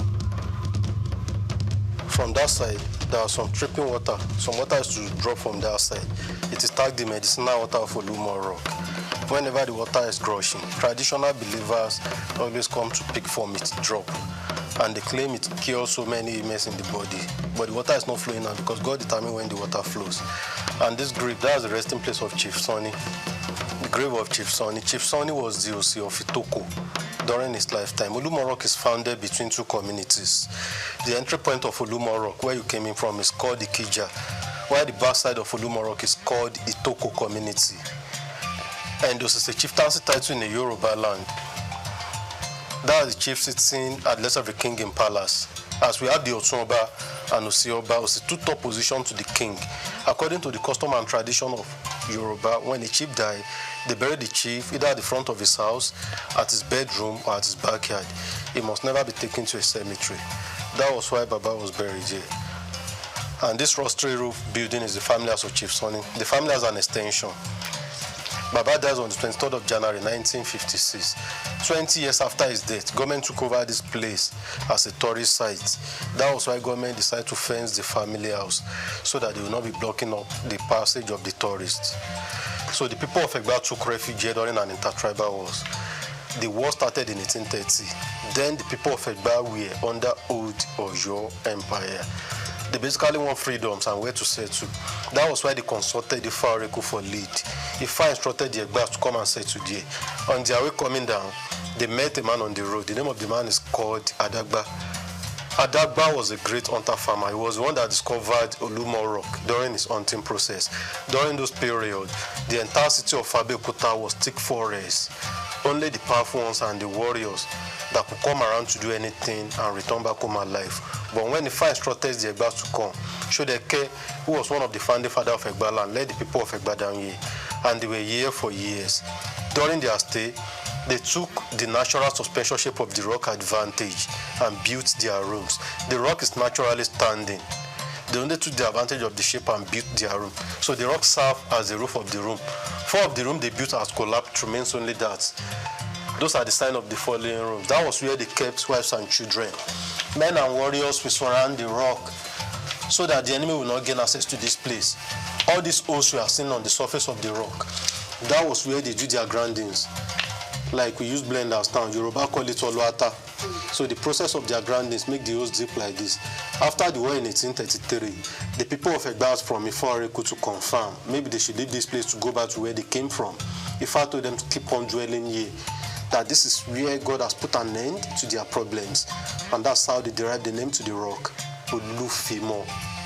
Olufimo means where God put an end to all our tribulations. Ibiti Oluwa fi ogun wàhálà ti dààmú ayé wa mọ̀ sí Olufimo. But people later shorten it to Olumo to gain a very short word. Another meaning to Olumo, Olu in a Yoruba land means God. That's God Almighty. Mo means mold or molded. The people then believe that God benevolently molded the rock for them so that they can take their refuge under it. Oluwa lo mo fun wa. láti fi ṣe ibi ìsádi kúrò lọ́wọ́ ọ̀tá. God molded the rock for our refuge. So when they came out from the rock, others were asking the Egbas of their whereabouts, and they told them, hid ourselves under the rock. Under the rock or beneath the rock in Yoruba means Abe Okuta. And that was how the name got changed from Egba, and they started referring to them as Omo Abe Okuta. Also, the popular city of Abe Okuta started from here. So if you have been anywhere around the town and you have not visited here, you haven't been to Abe Okuta. The name Olumo is derived from the Yoruba words Olu means God and Mo meaning molded, signifying God-molded rock. This reflects the deep spiritual connection the Egba have with the rock, seeing it as a divine creation that shaped their destiny. Today, the rock remains not only a historical site, but a place of cultural rituals, including annual sacrifices. Over here, we have the main shrine of Olumo Rock, the main shrine of the rock.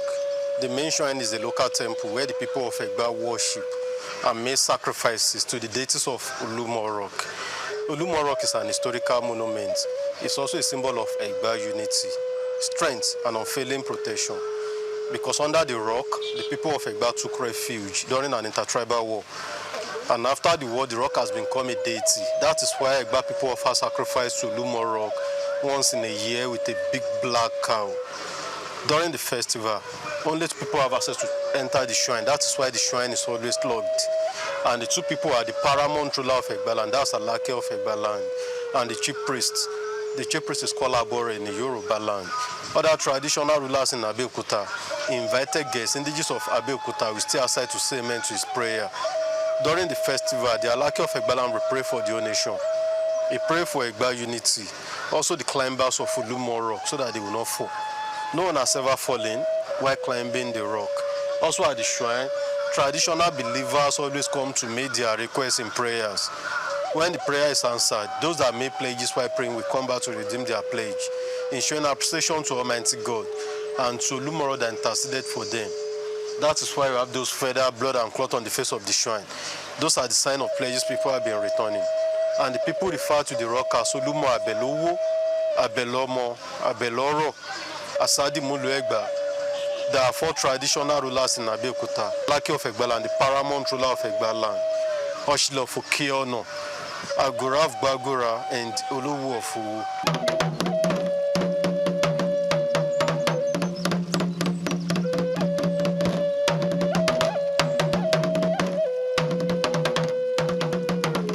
Traditional believers always come to make their requests in prayers. Maybe they are looking for words, children, or anything in life. So when the prayer is answered, those that make pledges while praying will usually come back with their pledges. That's why we have those feather, blood, and stuff on the face of the shrine. Those are the sign of the pledges. And the people refer to the rock as Olumo Abelowo, Abelomo, Abeloro, Asadi Mulu Egba, meaning a deity you can pray through for words, children, and every other good things in life.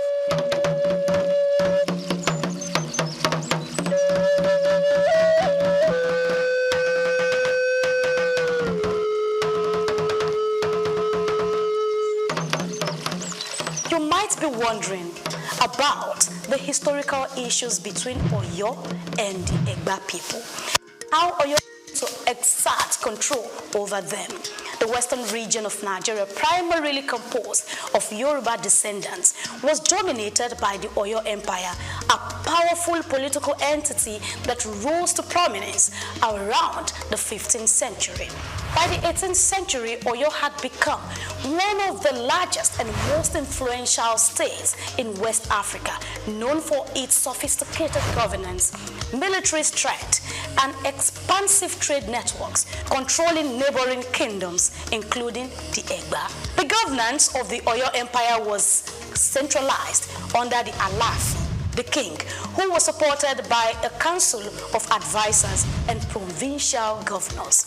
This structure enabled the empire to maintain stability and enforce laws across its vast territories. At its peak, Oyo thrived economically through agriculture, trade, and craftsmanship, establishing itself as a vibrant economic hub.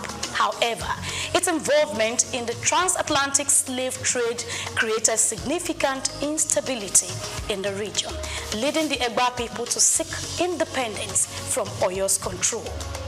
Who is Lishabi?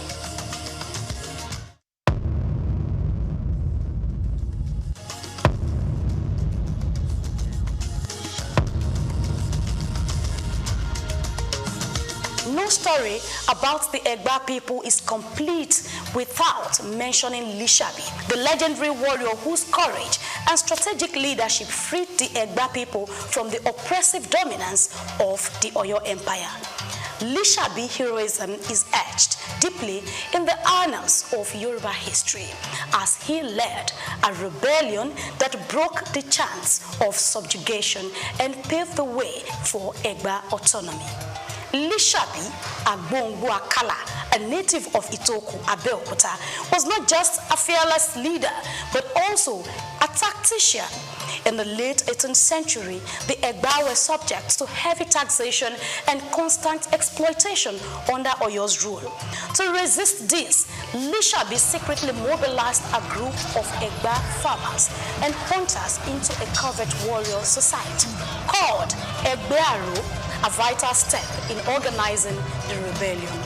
With his deep understanding of the terrain and his influence over his people, Lishabi led a series of coordinated guerrilla attacks against Oyo forces stationed in the Egba region. His strategy was not one of open warfare, but a methodical plan to undermine Oyo's authority. By ambushing Oyo tax collectors and military detachments, Lishabi weakened the empire's grip over the Egba. His leadership unified the Egba people, turning their frustration with Oyo into a force for liberation. Following their eventual victory, the Egba people were freed from the oppressive rule. In 1830, this newfound freedom led to the establishment of Abeokuta, meaning under the rock, a city founded under the protective watch of Olumorok. Olumorok provided both a literal and symbolic refuge as it sheltered their people during their struggle for independence. From this safe haven, the Egba built a thriving community rooted in agricultural trade and craftsmanship, becoming a key cultural and economic hub in the region. Today, Lishabi Agbongbu Akala's legacy is celebrated not just as a warrior, but as a symbol of unity and resilience. His actions not only ensured the survival of the Egba people, but also contributed to the rich historical and cultural fabric of Abeokuta and the entire Yoruba as a whole. By the mid-19th century, Abeokuta had attracted European missionaries like Thomas Freeman, whose introduction of Western education and Christianity left a lasting influence on the community. Inscription about the just a little write-up. The next spot is where we used to have the mamas. So this was one of the water pots they drank from there. Yoruba call it Kokoama. And with water storage and preservation, water point is as cold as water from the refrigerator, but it has been cemented for proper preservation. The Yalorisha, they are here as the custodians of the rock, and people do come to them for spiritual consultation and a whole lot more. So this is a crown tree. Crown tree. Yoruba call it Igia Koko. If a king has to be installed, or they want to make a chieftaincy title in a Yoruba land, they pluck from the leaf away a cocoa to coronate king. But this very one is mainly used for the paramount ruler of this town, Lake of Egala, only for him. And the tree has been growing there for over 250 years. It doesn't grow than this. So it has been. Poster of the Nili study Yalumo, she's 98 years of age. And this is a poster reflecting the old Yalumo. She died at the age of 137 years, over 2 years ago now. They have a deity they worship here. They call it Orisha Igu. Orisha Igu. That's the deity that controls longevity. They believe the more they worship, the longer they live.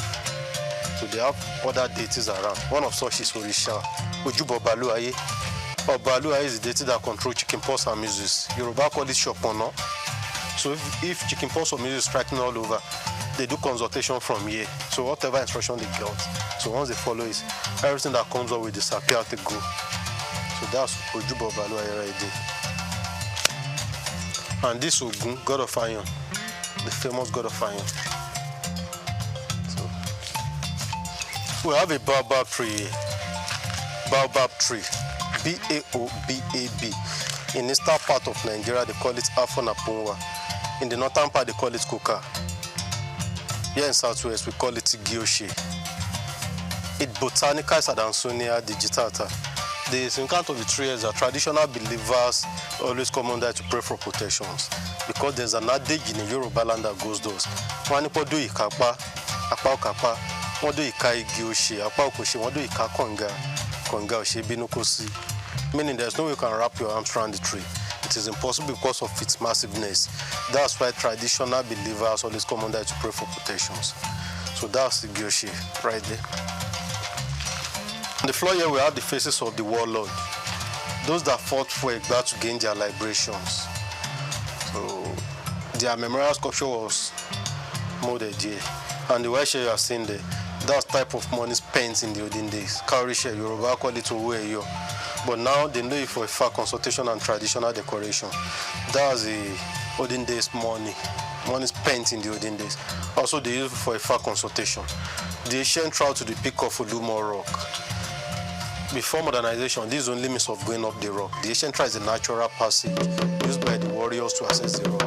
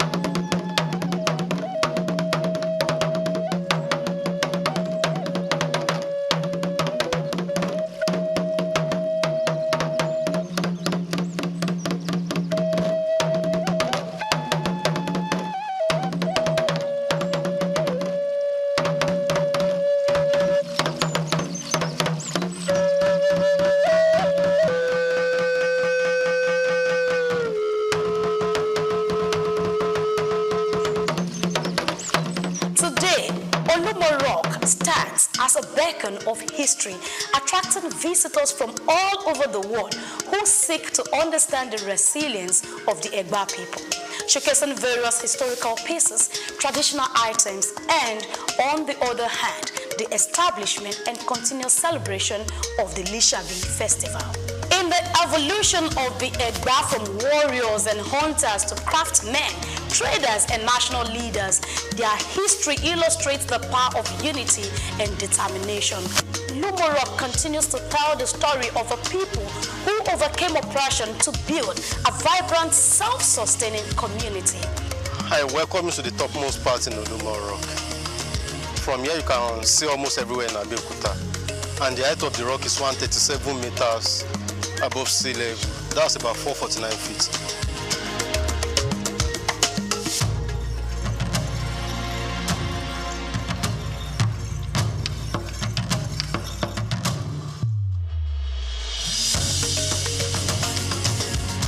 This is the rich, unyielding legacy of Olumorok, Lishabi, and the Egba people. A narrative of survival, courage, and transformation. Now you see the connection. You see the missing link. I am Grace Komolafe, and this is SOUQ Perspective on SOUQ News Television.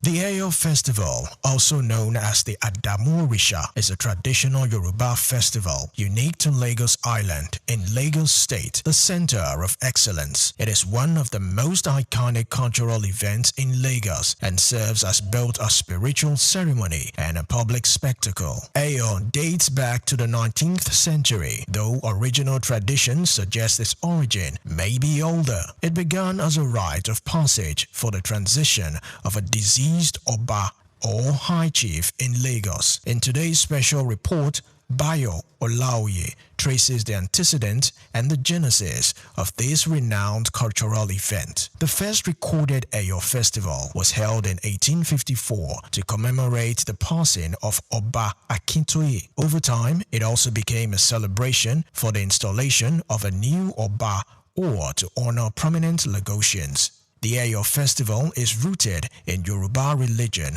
and spiritual practices, specifically those of the Orisha cult. It is particularly associated with the Adamu Orisha, a deity representing ancestors and spiritual guardians. The Eyo Festival is essentially a masquerade festival. The masqueraders are called Eyo, and each represents a spirit of the ancestors. These Eyo figures are customized in flowing white robes with large hats and face coverings. They carry okpas, known as batons or staff, used to generally discipline those who break festival rules. The Eyo festival can also be described as a spiritual cleansing of the land and people and used to escort the soul of a deceased noble into the afterlife. It invokes blessings and peace for the community, purges the city of evil spirit and misfortunes. The festival is organized by 5 major Eyo groups or Igas, also known as palaces, each with its own color and significance. Eyo Adimu, black, is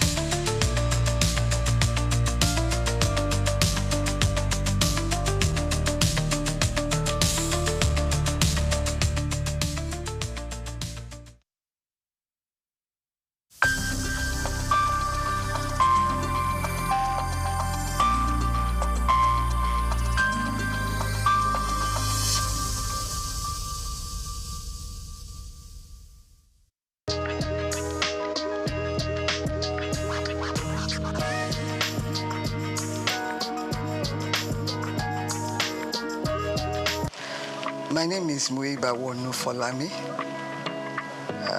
an indigenous of Lagos State, Ikorodu, to be specific. I was born in Lagos 86 years ago, and to the glory of God, I'm still alive and well, and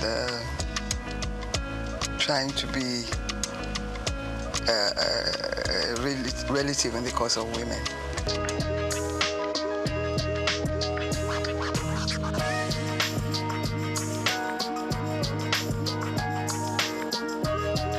I attended primary school. I started at Ansarudin Alakuru School. From there to CMS Girls School, and then Queen's College, Lagos. From Queen's College, I went to the Portsmouth College of Technology for my A-levels, and then University of London for my first degree in law. The same university for my master's degree in law. I had, between obtaining my master's and my first degree, I was in Nigeria to do the mandatory law school course. I was one of the last people to do a 3-month course before it was changed to 1 year. And then went back to England for my master's. And from there to lecture at the University of Zambia. Back to Nigeria, I was appointed by Dr. Taslim Elias, the CJ of Nigeria, to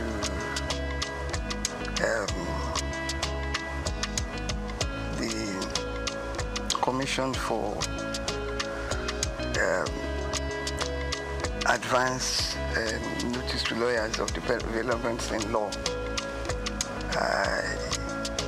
It was a commission funded by the Ford Foundation to keep lawyers abreast of the developments in law. I was a director there. Then from there, I was admitted to the Federal Ministry of Justice. After being legal advisor to many ministries, I ended up as the Director of Public Prosecutions for the Federation. And after that, whilst I was the Director of DPP, I was appointed Attorney General and Commissioner for Justice in Lagos State. After retirement, I've been involved in social work, in religion. I've always had religion, but I spend more time on religion. I read, I watch telly, and I live a good life, to the glory of God.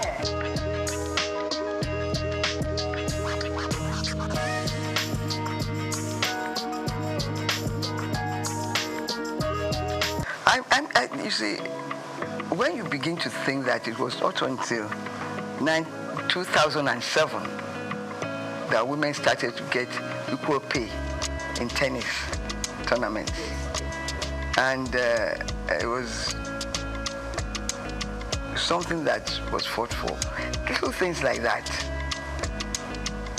does not add to equality. But when it was done, it may be small, but at work, even at work in employment, women are still discriminated against. And most women do 2 jobs. They look after the home, and they do the normal work that a man does in an office. Why I fail to understand this inequality in the treatment of women is that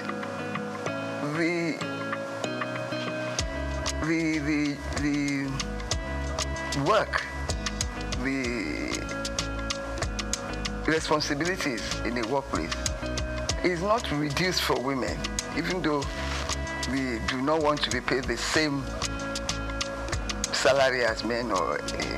It's a fight that has continued, and in that area, I think we need to do more to push for more recognition.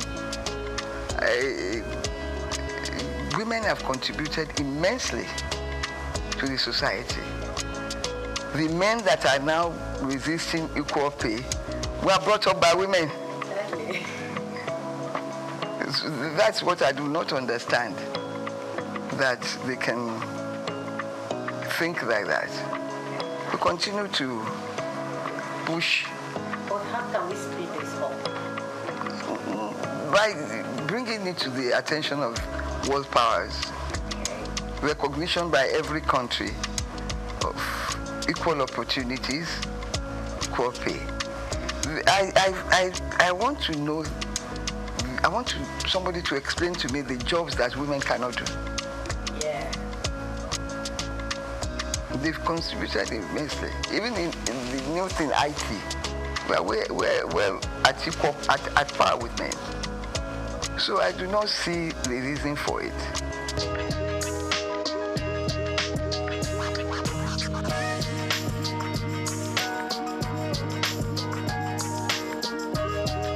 Unfortunately, I did not experience it, because when I left university, I practiced law briefly in my uncle's chambers before I went to University of Zambia as a lecturer. There, my position was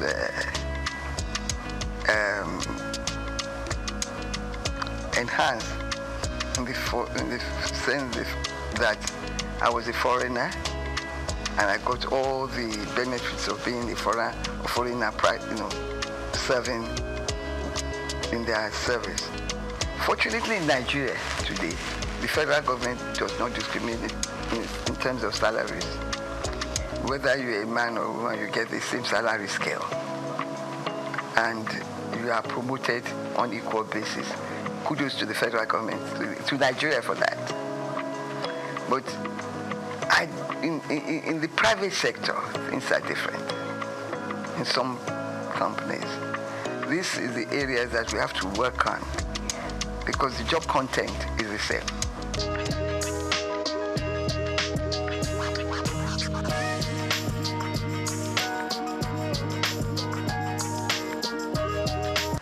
Some of these facilities are available in Nigeria. They've learned by being a member of the Society for the Disabled that every government body must admit a certain percentage of women and of disabled people. Most times this opportunity is not taken. They are bound to employ them. We continue to push for that to be implemented in most ministries.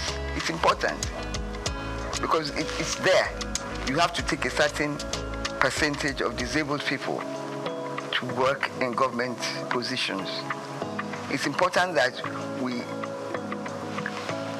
work to enforce that rule in our society. When it comes to discrimination, Nigeria is way ahead of some developed countries, because maybe because through slavery we faced discrimination right from the beginning. We now know how to resist it. But in my country, Nigeria, in the federal government, in the state government, there is no discrimination. It may happen in private organizations, but they must continue to push to let them understand that the job content is the same.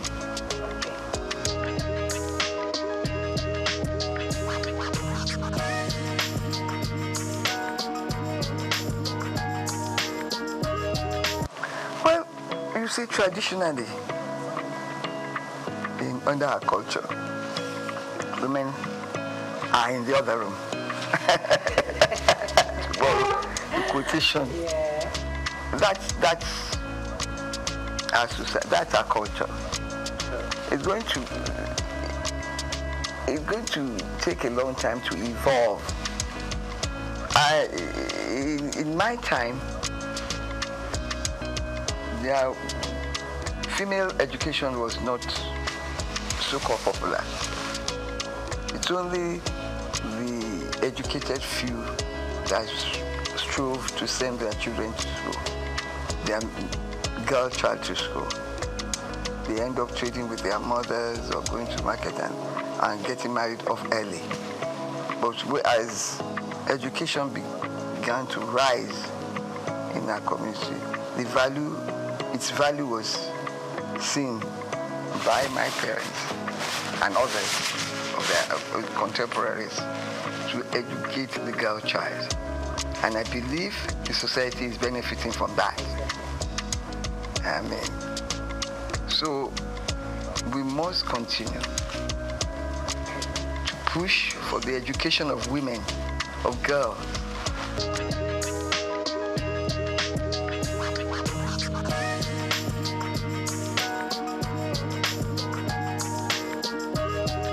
I have thought that, when I read that, the certain state government has appointed look at our National Assembly, 4 women in the Senate. Isn't that shameful? And that is the society. We have to continue to push women up. Let these political parties know that we want women. Let us organize ourselves to continue to vote for women massively. I give kudos to our governor, Babajide Sanwo-Olu. His cabinet women is well represented in his cabinet. And I enjoy that, I love him for that. And I continue to urge him to do more. He's done a lot. I think Lagos State has the largest representative of women in cabinet.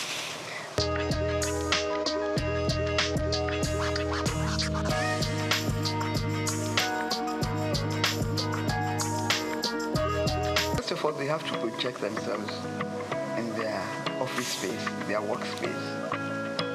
Let everybody know that they are equal to the task. Let us organize. There's a lot of society groups and societies that cater for the interest of women. I believe now violence against women is reducing in the society because there are sanctions for such behavior.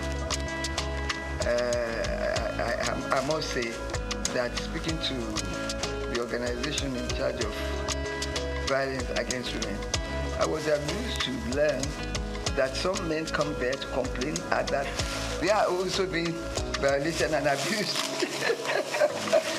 Yes, it's a two-way thing. It's a two-way thing. So that is reducing our society. Education of the girl child is important. We have to let the locals know that education is important. Let them showcase to them the lives of those who have been educated and who are holding high positions.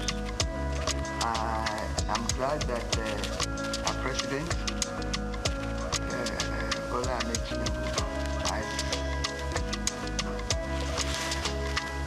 returned history to the classrooms. It's important. Let them know about people that have contributed to the development of our societies and country. It's important.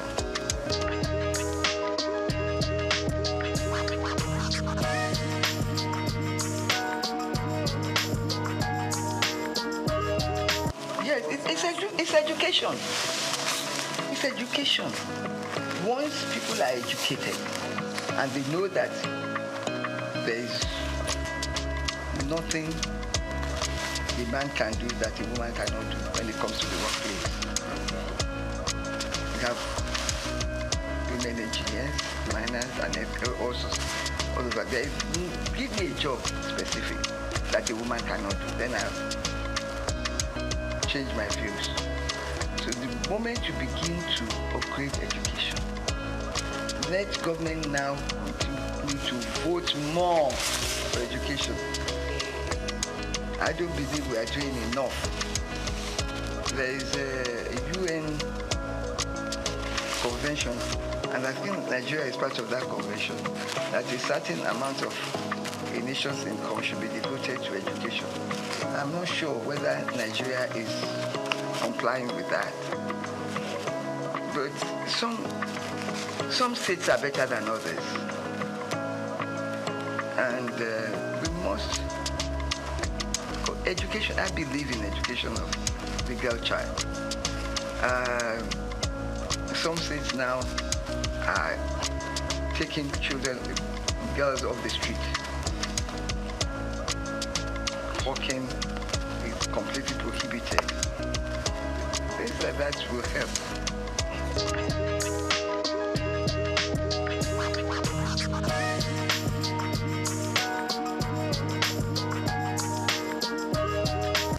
Unfortunately, in Nigeria, we are not advanced enough to use our votes to change things. We are still not voting for individuals. We are voting for parties, irrespective of performance. Education will help. And when we join other nations for the same purpose, we get results. Our organizations who are fighting for women in Nigeria should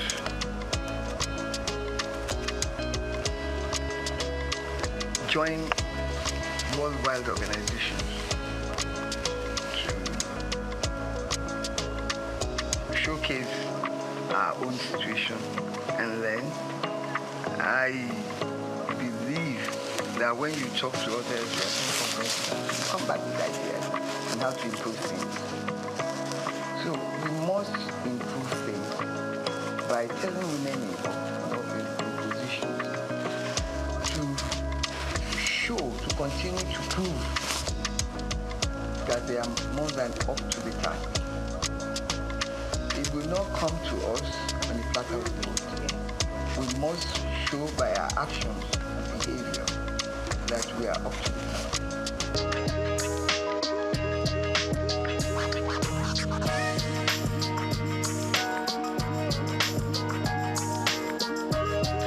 Of course, some women are wrong in claiming equal rights to their husbands in the house.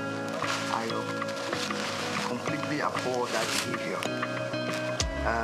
Even though they are husband and wife, the man in my culture remains the head. He should be respected. His views should be respected. It's only now the condition of living is so high that you join the two incomes together to run the house. In the past, it was the men that ran the house to pay for everything. Maybe some of these women are thinking that because they are contributing a quota to the development, that they have equal rights. Yes, they have equal rights in the upbringing of the children, in their homes and everything. But respect is important. That will keep the home, and the children will learn and imbibe it into their own children too. Equal right does not, in my view, mean that you can be good, can not submit to your husband's wishes. Equal right means something differently. Respect comes out of it. It's important.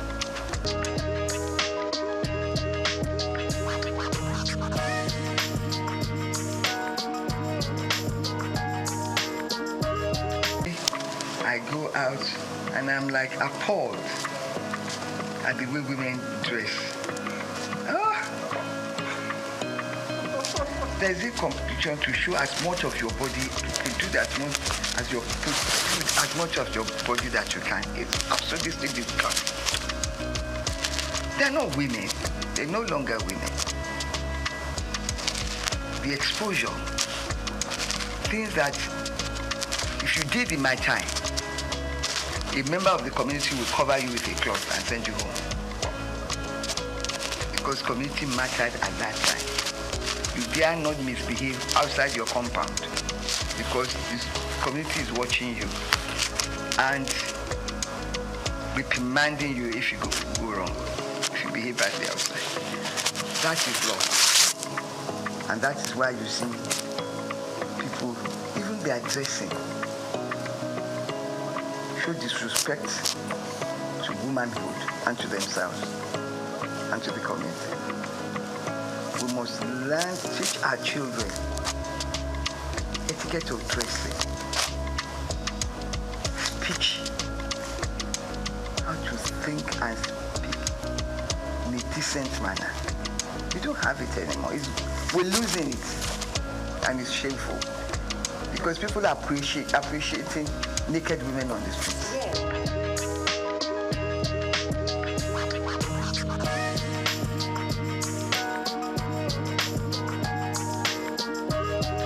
Both sides. If people dress badly and you tell them and ignore them, they won't try the next time. For instance, I believe nobody can dress to come to my house or to come to my party like a naked woman. I will turn her back. I will turn her back. So that's the type of thing that we should all do. Let the people doing this know that we do not appreciate things like this. When the society itself corrects it, we must correct it individually. We should, if their parents cannot correct it, we must, by ignoring them and not allowing them to come near us.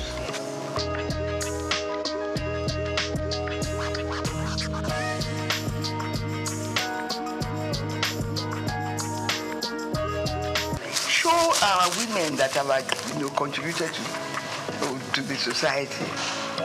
Show them, showcase them, showcase them. Yeah. We have the first woman senior advocate of Nigeria. We have Okonjo Iweala. We have, in the UN. We have all sorts. We have what's this pharmaceutical woman? She's done so much. The younger ones are there. Little ones like Shadi Okoya is managing her husband's company and doing well. Let's encourage them. They are young. The young ones, they are working to improve the society. There's so many of them out there. We should showcase them. Let them know that we have women who are of top quality, intelligent, and well-behaved, and they dress well. Dressing well is dressing in a manner that is appealing to the eyes, not nakedness.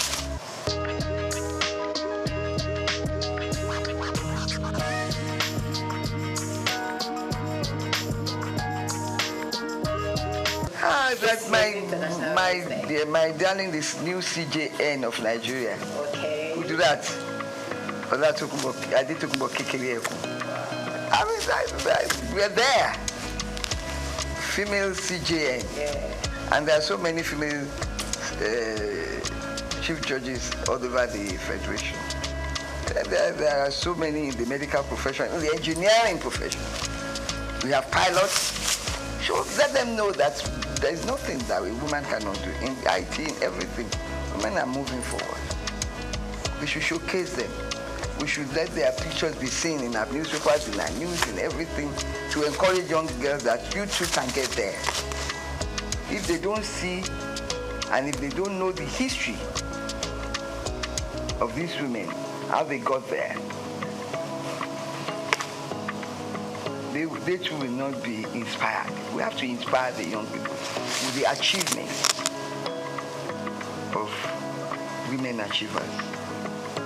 Kekere rose from magistrate to right to the top. I admire her. She's well composed, well behaved.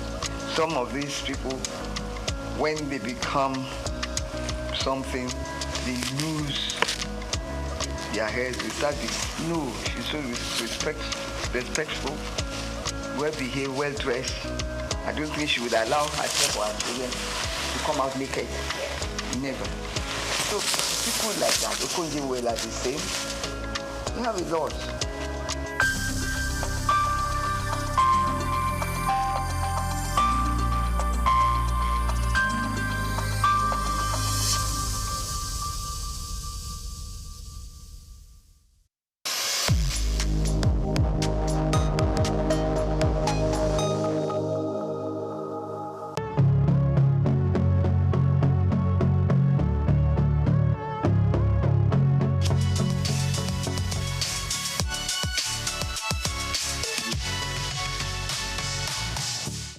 Okay, as you know, my name is Babatunde Jala Epega. I shortened it. That was part of my journey to Baba Jala Epega.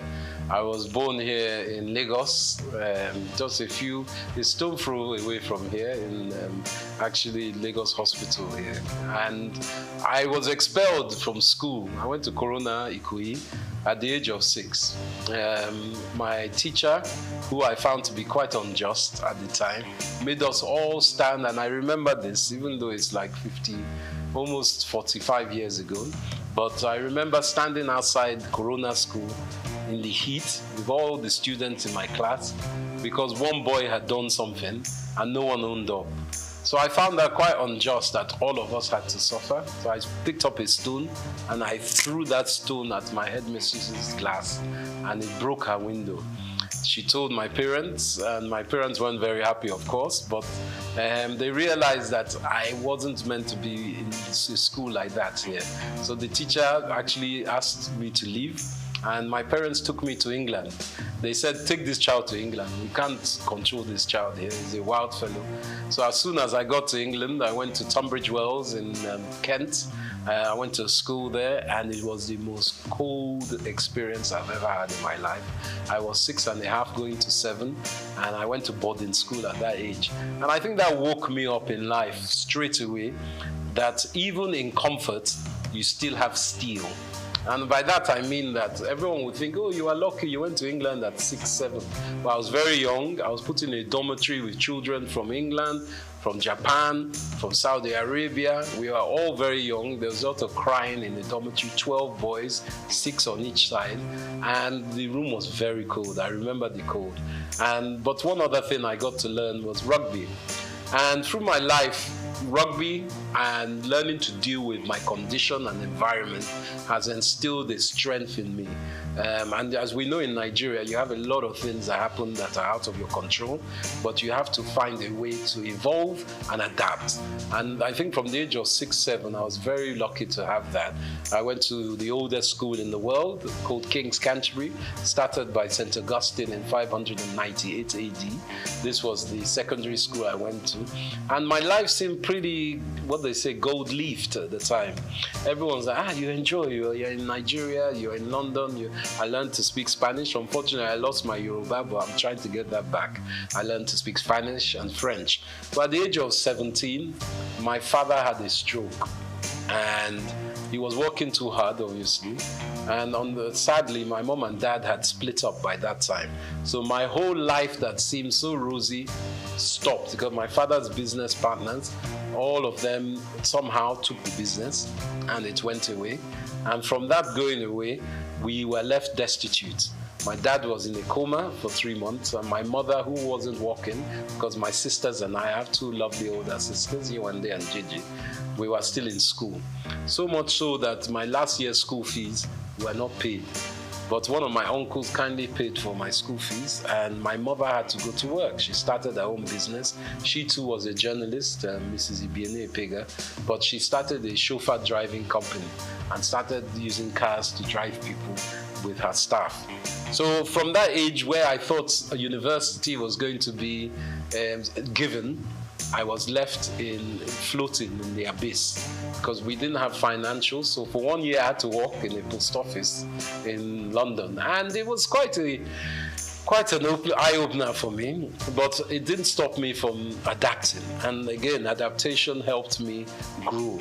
So from being in a very wealthy family as a young man, coming to the age of 17 to become an adolescent, grown-up, I realized that nothing is given. My father sadly was in a stroke, and when he had that stroke, he became semi-paralyzed. For another 30 years, he was semi-paralyzed. But my mother died quite soon after that time in a car crash on the road to Warri, because my Okrika side and Warri side is where my mom was from, even though my father was Ijebu. So my mother died at the age of, when I was 21, which was 20 actually, when I was starting university. And my father was semi-paralyzed. So I became the father of the family, even though my sisters were older and far more intelligent than me. But being the man, I had to take control of a lot of things. And I think that's what really gave me the tenacity to understand that I really need to be someone who doesn't just walk in one field. I need to spread my risk. From my university, I did mathematical economics and Spanish. I was able to go to University, Queen Mary College, London University. And from there I finished, as I said, I worked again. So I worked before I went to uni, and then I worked afterwards. And for me, life is about collaboration, communication, and tenacity. And I think those were my first 21 years.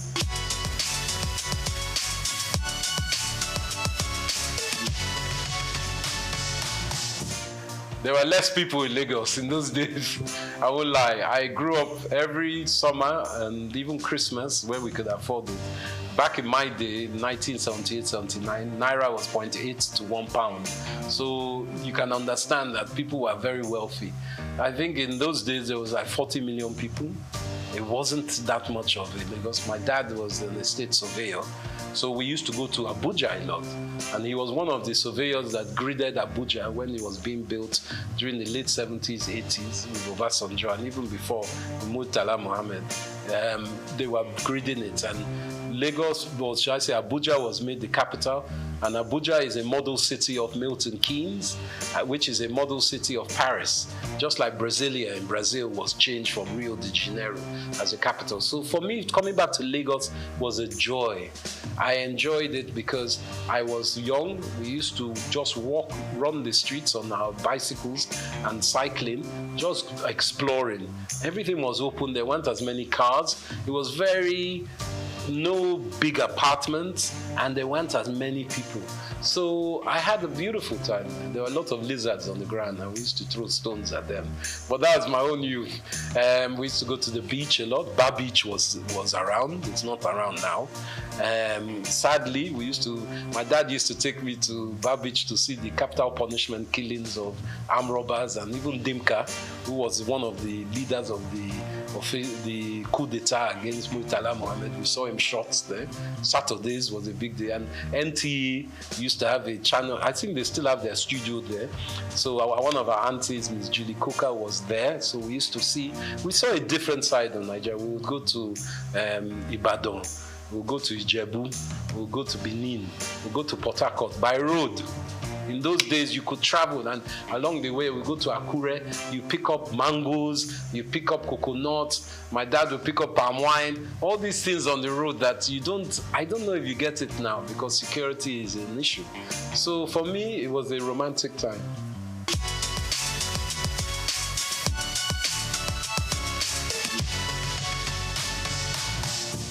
I think fashion, evolving through Nigeria, has started as a siloed industry. By that I mean every individual was doing their own thing, whether they were a seamstress, a tailor, a designer, a stitcher, they were doing their own thing. But we are realizing that with the 200 plus million people we have in Nigeria, you can't be an individual alone doing your own thing. So the evolution of fashion that I've seen in my own small way, as someone who's worked in the industry, is that there's more collaboration. The designers are looking for hire specialist artisans to help with their stitching, the styling, and the putting together of clothes and accessories. So I'm also seeing small grassroots shoots, very small at the moment, of the government playing a part in bringing together some kind of foundation so people can articulate their fashion designs to the world, because we have seen it in a lot of music. Obviously, Afrobeat is one of our biggest exports in this country. Obviously, there's oil and all the others, but I'm talking about within this entertainment, luxury, lifestyle industries. So we're trying to learn from that how private sector can play a part to enhance these fashion sector. So now we're seeing a lot of vibrant colors, a lot of styles. Men's fashion is big.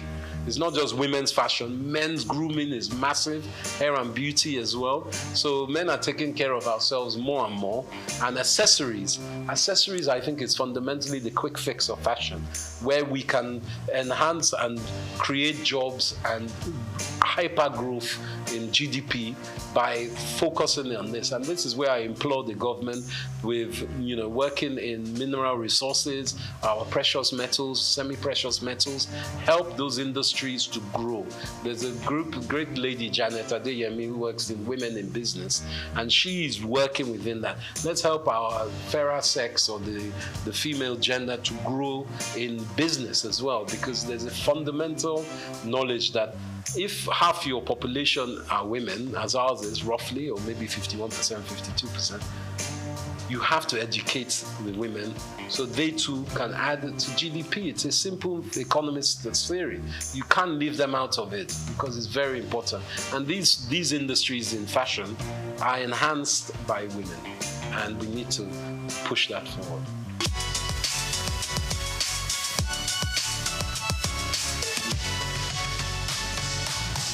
I think the banking system needs to be augmented, and I'm saying this from the government's perspective.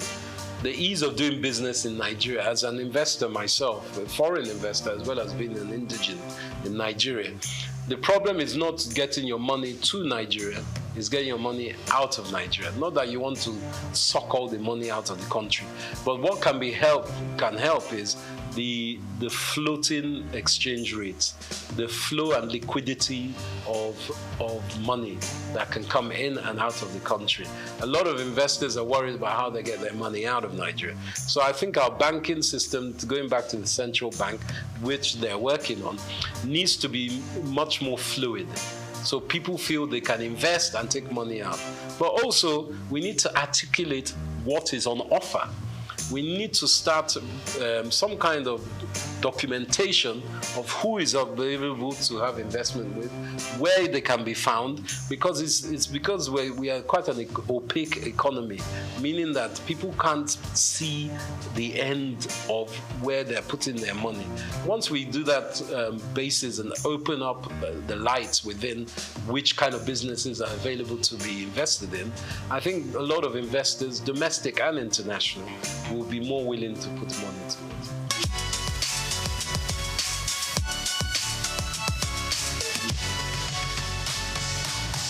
I think content creation for me has been an evolution. I started as an ex-banker, as I said.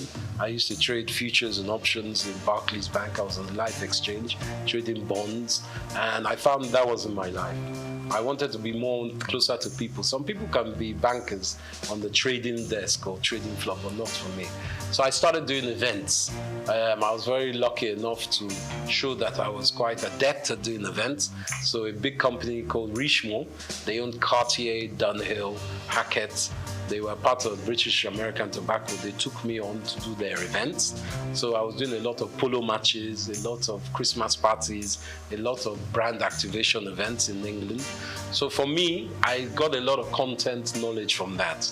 Different styles, people, different countries. But in the last 10 years, I felt that helping companies like LinkedIn, Google, all kinds of big banks in Europe and America was not my remit. My business, EMC3, was going very strongly in America. But as a Niger man, I didn't feel love in America. I know that everyone says it's the land of opportunity, but being someone of my own African descent, I didn't like the mentality there. People are good, but the infrastructure is racist institutionally, as we know. So I felt I wanted to give something back to Nigeria. And with all the 20 years of, at that time, about 17 years of knowledge I'd gained from doing some of the best Grand Prix parties in the world, Formula One, around Monza, Silverstone, Abu Dhabi, I was doing a lot of events. I thought, let me take this back to Nigeria. I didn't have to come back to Nigeria. I wanted to. And I know with all our grievances with Nigeria, if you ask many Africans about Nigeria, they'll say, they look up to us. You guys, you have Chinua Achebe, you have Wole Soyinka, you have Fela Kuti. What's your problem? You have Chimamanda Adichie. What's your problem? So we have to take ownership and say, yeah, we do have all these people. We have Afrobeats, whether it's Burna Boy, Davido, the Venus Bushfires, all these different people that are exported. Let us look inside and say, wow, we do have a lot. So I wanted, as a content creator, to show Nigeria in all the different sectors that we do have a lot. And that's why with the marketing and communications company that I've started, my own company, I felt I could touch so many sectors.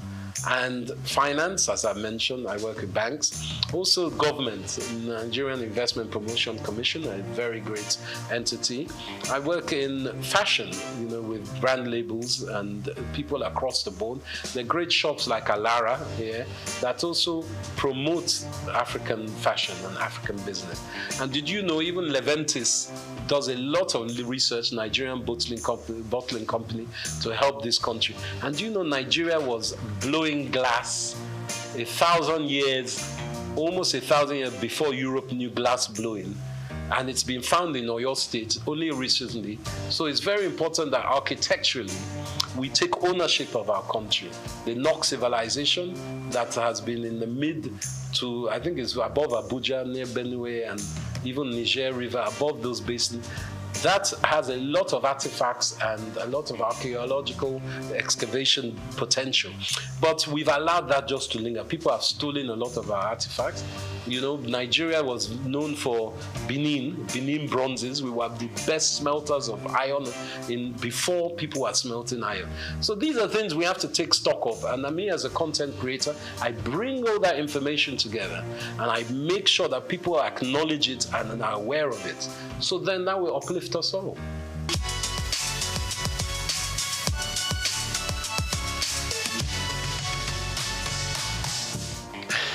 Now, this is a political question, but I believe with our background of the last 20, 30 years, we've had, sadly, leaders who have been militarily inclined, let's just call it that. And as we know, military people, they don't like educated people, because educated people will ask questions. So we have had what we call a dismemberment of education in Nigeria for the last 35 years. And that has played an endemic part in retarding the gross domestic productivity of our country, because our youths and even people up to my age and older have not had the infrastructure, middle-class education that is needed for a country to grow. You look at the Industrial Revolution in the 19th century in Europe, especially in Britain, and you look how they were expanded by merchants and artisans and specific skilled workers.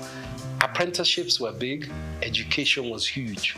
There was what they call a noblesse obligée, a nobility obligation, that people who are rich give back to institutions, not to church, to institutions that will help education.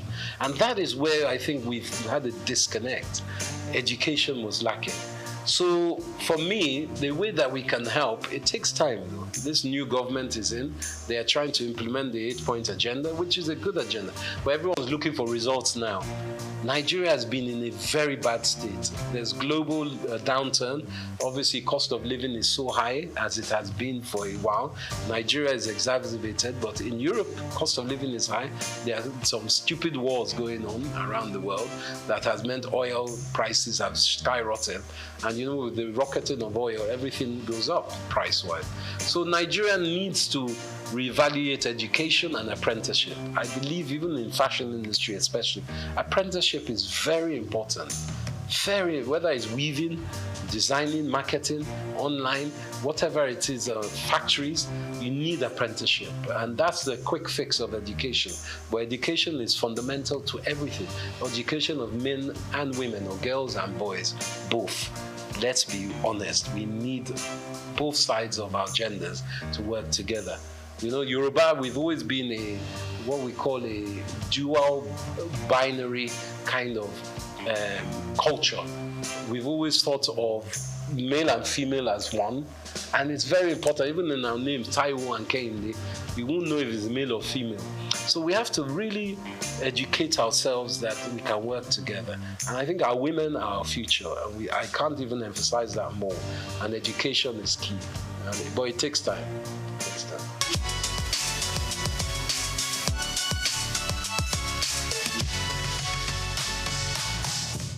I think Japa syndrome is very real. Everyone wants a better life. Let's not lie.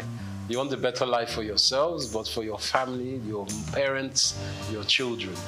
And the opportunities in Nigeria, even when you have been educated and you finish graduate here, to find jobs is not easy. The infrastructure is very bad for job creation. And this is being worked on, we know. And the last 8 years has been fundamentally broken. But we know this new government is changing that. But specifically, Japa in Canada, they need our brains. You go across the world and you ask any nation, especially America, who are the best educated, the best, integrated, and the most proficient people, Nigerians. So it's not that we are stupid. It's that we don't have the infrastructure at home. And America, Canada, Europe, they're giving us the infrastructure. So getting out of Nigeria is not easy. There are opportunities and policies that allow it, but going across the border to Libya is not the way. You spend $5,000, $4,000, which is almost 4 or 5 million naira to try and get to Europe, and then you're treated like a dog when you get there. That's not the way. But, you know, there are certain policies that can take you to these countries. And in Britain, for instance, it's not all, the streets aren't paved in gold, but if you earn £1 in Britain, you send that home, that £1 is 1,300 naira. So, and the minimum wage is £14 an hour now in Britain. So you can do the maths of that. So someone who is earning £14 an hour, if they work 10 hours in a day, they've earned over £100, which is 100,000 naira. So the maths, of course, is what makes people want to go there, because even if you are working there, obviously you're paying British rates, so your rent, your cost of utilities, your food and drink, your transport comes into play. It's not cheap there.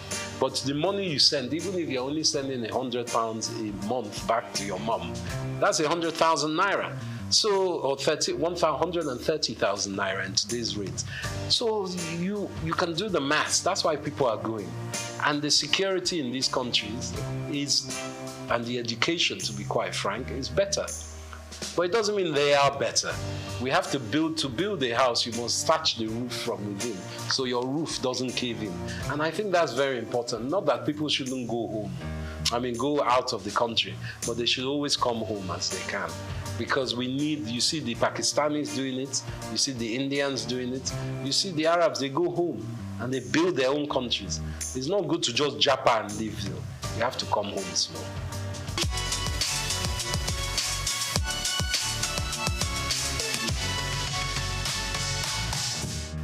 I think my success is down to as much as I can say a success, because it's still a book that is not finished and the stories are still unwritten, is a tenacity of hard work. It's very important that people understand that it takes a lifetime to look like an overnight success. It doesn't just come. What I'm still doing, I'm not the most successful in my business, but I love my business. And if you can find something that you love and you can make money out of, then you're in heaven on earth, to be quite frank. I think my spirituality and my faith is very important, as is my wife's. My wife, Helen Epega, she wrote the world's first pidgin English opera. And we've been staging it here in London. We played in Cape Town, in Nairobi, and in Lagos, And we've staged it in London. We're at the Royal Albert Hall next year. I'm executive producer of that. So I think my success, to add to that, is that I don't put all my eggs in one basket. And I work very hard to make sure I research and obtain knowledge of the next thing, or what was the last thing. I'm a historian as well. And I put things in perspective. And I try to add value as I can. But as my momsy used to say, you have 2 ears and 1 mouth for a reason. So I like to listen as well. And from children you can learn, from grandpapa you can learn. So humility is very important. I'm not arrogant with it. And I think that's the most important part. Collaboration, humility, and shared drive. But also knowing that for me, Saturday and Sunday, I'm off. That's my time for the family. I take a break. Sunday, even God rested on the 7th day. Me too, I rest. I'm not 24/7, even though this weekend we have a big fashion event, but that's work. But when I take my tools down, it's tools down. No one can call me on Sunday morning. So you can't be BOing to people. Never let anyone own you like that. That's what I say. Someone calling you on Sunday morning, obviously in journalism, in film, there's a different projects. I'm not saying every time, but just be aware of yourself and your mental health. That's the most important.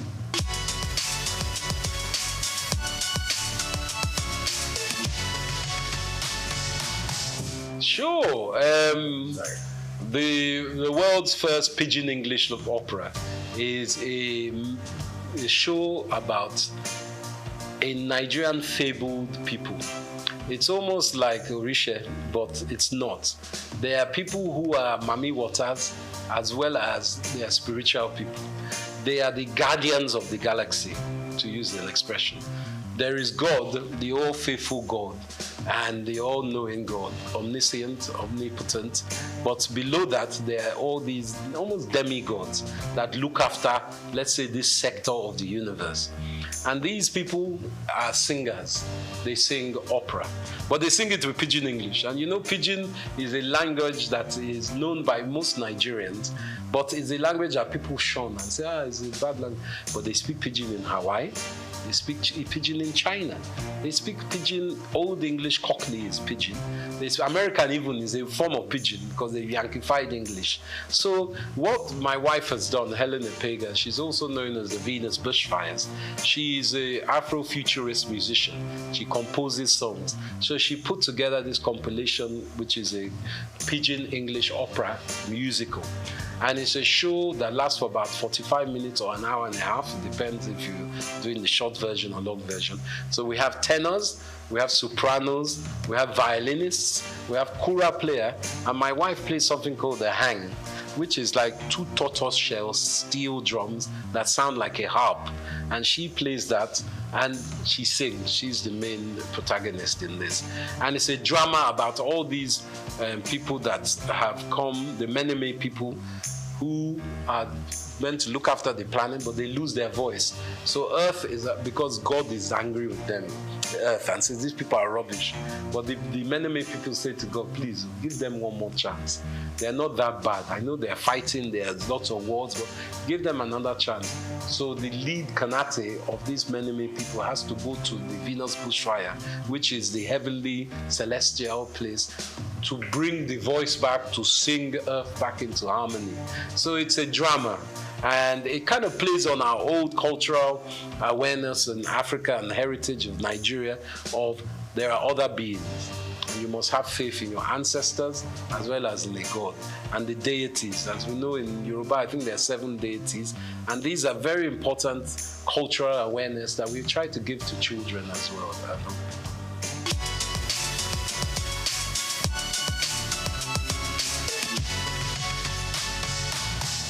I think the filmmaking in Nigeria is burgeoning. AFRIF, the African Film Festival, International Film Festival, is on now, which is a great show. I helped incept in 2010, many years ago. We had it in Port Harcourt.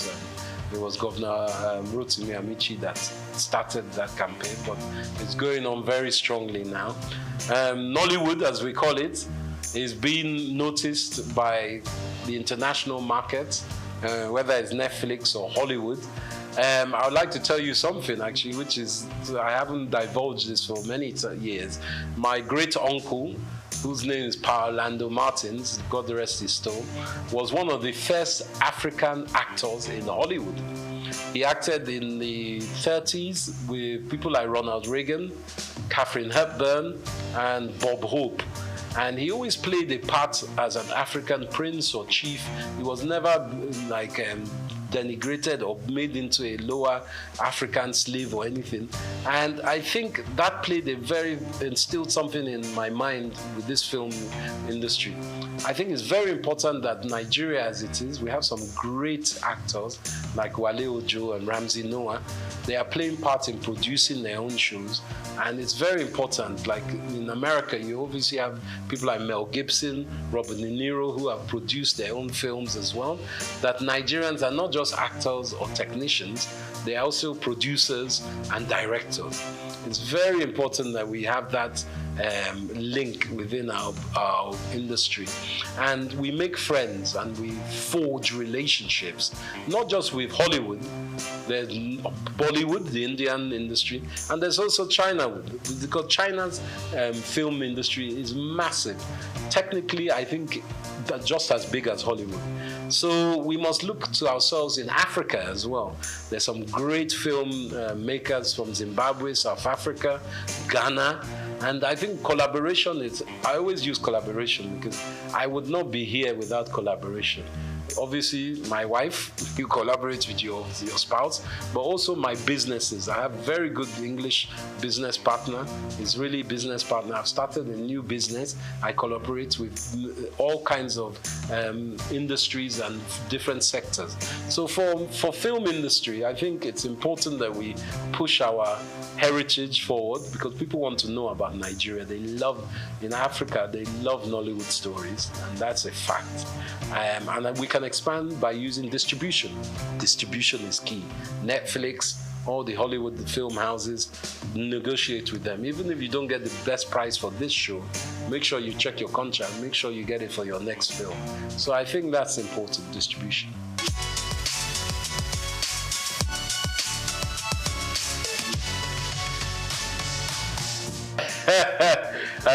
While I'm still alive, that's a very good question. Hope springs eternal with me, and I am optimistic about Nigeria. I think Nigeria is not what we all will think it will be. It's it's a country that needs to be more fluid. We have in diaspora a lot of powerful individuals and groups. I think we need to connect even more with those individuals and groups who need to invest in Nigeria. Our youth is very talented and is very able, but it's also very abundant. So we need to find a way to link up education, apprenticeship to these youth to give them something that is productive to work in. And that means expanding your mind as parents. It's not just doctors, lawyers, bankers that we need. We need artisans, we need creatives, and that's the most important point. It's a mind block. So for me, if we can work on Nigeria's mind psyche and the taboos of we don't want our child to marry a musician. You know, even as a musician, you don't just have to be a rapper. You could be a music engineer, you could be a filmmaker, you could be an engineer that works with the technical aspects of editing, you could be a designer. There's so many aspects. So I say to my utopian Nigeria, Learn from your brothers and sisters. International research online is very important. And for me, the dream is to see Nigeria as a fluid country of strength in Africa, where we're trading with African countries and we're using what we have as our assets. Technically, of course, we need Europe and America and everything, but we have it in Africa. We have it in Nigeria. So my beauty of Nigeria would be if we become our own Wakanda, working with other African states and enhancing our own GDP as well as our region and our continent's GDP working together.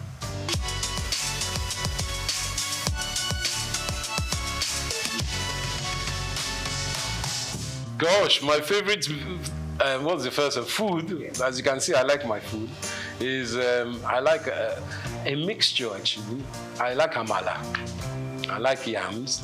I swallow very well. Whether it's with ogbono soup, that's very good. But also, from my mother's riverside, there's one okra, seafood okra that my mom used to make. And I still strive to find that. I go and find that whenever I go away. In London, you have some nice Nigerian restaurants, and in Lagos, of course, as across Nigeria. But nothing like home cooking. When my wife makes me a nice, I suppose she makes a goosey for me, eba, and that's my staple. My best music, I love Afrobeats, of course, but predominantly, I'm a Fela man. Ebenezer Obey. I like the old styles. And I also like Zaire music. There's high life that comes across Africa. But to be light to say I don't like Jimi Hendrix. I like Jimi Hendrix. He's a guitarist, a Native American, African-American guitarist. I love his kind of music. So those are my mainstays. And Gorillaz and De La Soul are still very great music of mine. Those are my Spotify at the moment. What was the other question? I like wrestling. They used to call it Gidigbo back in the day, Yoruba wrestling. I used to love that. I haven't seen that much lately, but I like Nigerian wrestling. Obviously, we play good football. We're great footballers as well, globally. But you said Nigerian sports. Polo. Nigeria, I like Nigerian polo as well.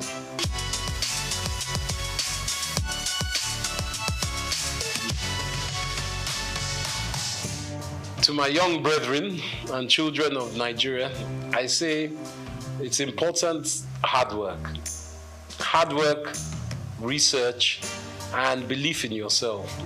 Obviously, times are very tough at the moment, and money is tight. But with your own creativity, you can build your empire from there. I always believe that from one's mind, you can make worlds, and you shouldn't give up. Obviously, if you're not very great at one thing, you find what you are great at. But always be honest with yourself and treat others how you want to be treated. And remember, collaboration is the key or the little sister of success. And always have a smile. Very important. That's what I say.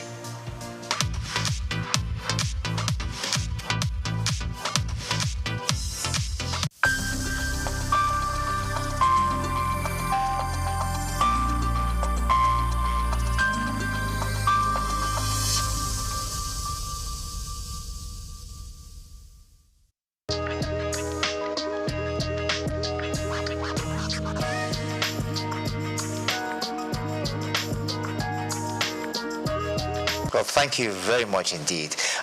My name is Stephen Kola Balogun. I happen to be a lawyer, and should I call myself a pseudo-politician? Not quite a politician, but I've served in government before, and I'm delighted to be here.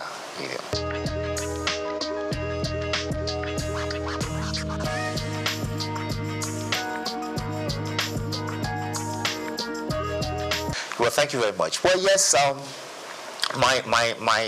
is it my family or the wider family? I mean, like I said, I'm the son of Chief Dr. Kolawole Balogun of blessed memory.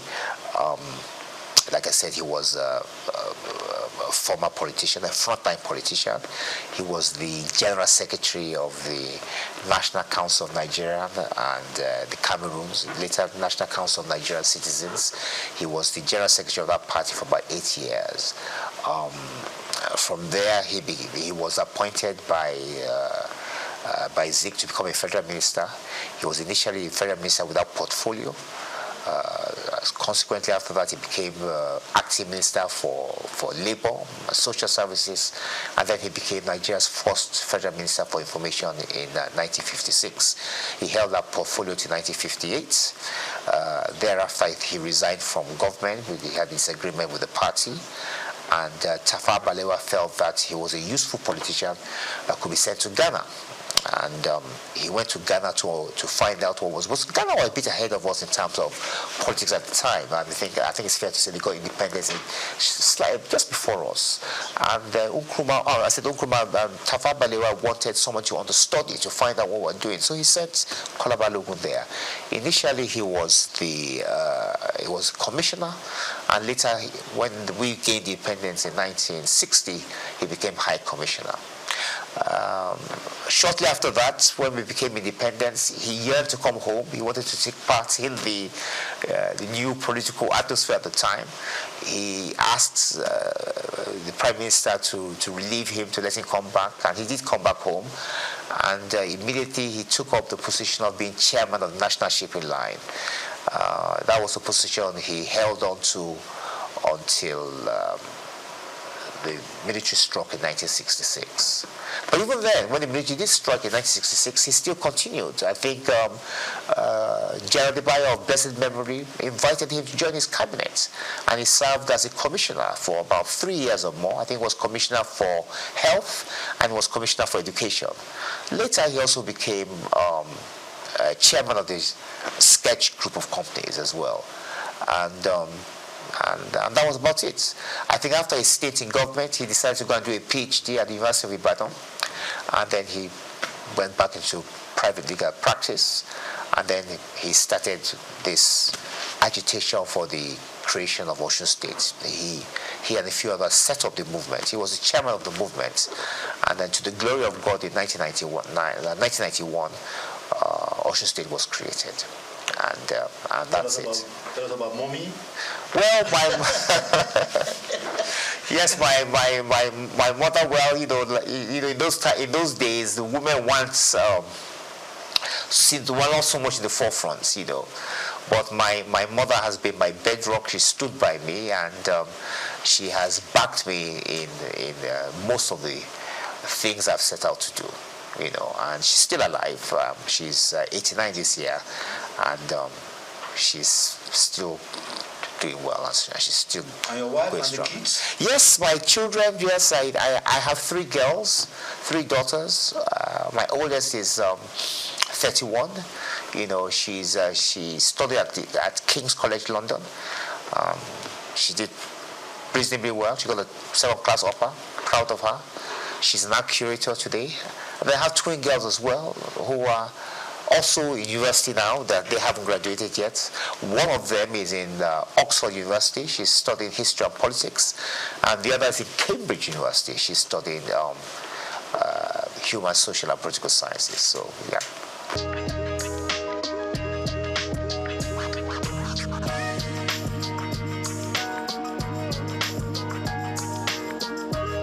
I did.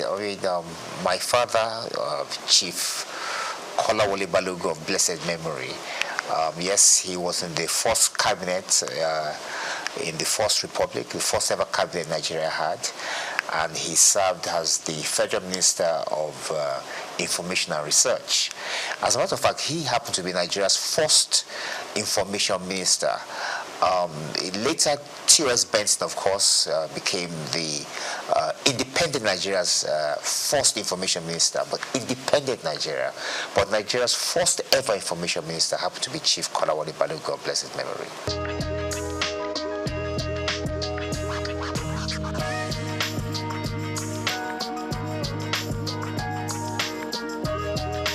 No, I didn't. I took an opposite route from my father.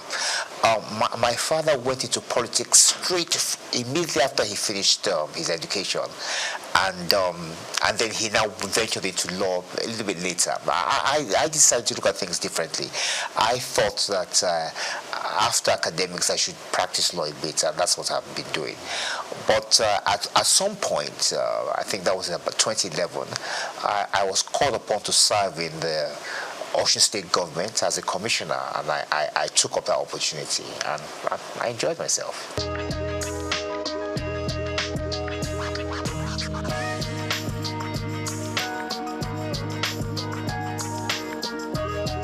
Well, I am in the sense that I'm 65 years old now, and I think it's fair to say that we belong to, well, I won't say the first set, but one of those who benefited from Nigerian education. I schooled here. I went to secondary school in the West. I went to the University of Ife. Went to the Nigerian Law School. And I think it's fair to say that all the schools at that time were of high quality, produced top quality students who went on to make names for themselves, not just here in Nigeria, but also abroad. I think we still do that now, even though the standard of education has dropped. The sad thing about it is that Nigeria could have been a lot better in terms of the potential, because Nigeria does have a lot of potential. We do have very brilliant young men and women, you know, and I just think that if we had invested more in education, that we could have, the sky would have been the limit, actually.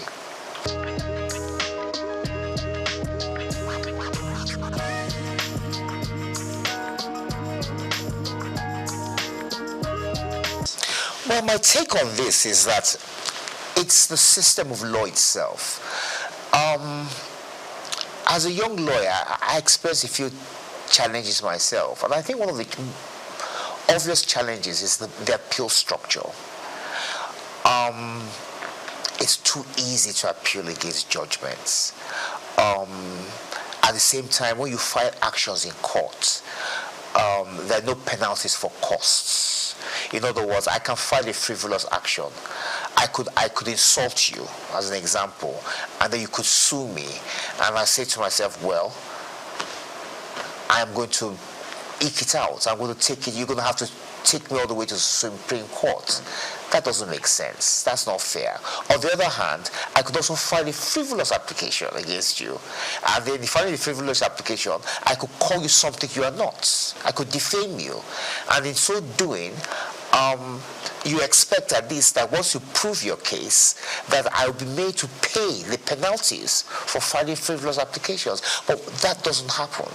And then, of course, the conditions of the judges. I mean, the judges are still writing longhand. They do trials, they sit there, they listen to witnesses, give evidence, and they have to write all these things down longhand. So there's so many challenges that has hampered the progress of law. And there hasn't been enough investment, I must say.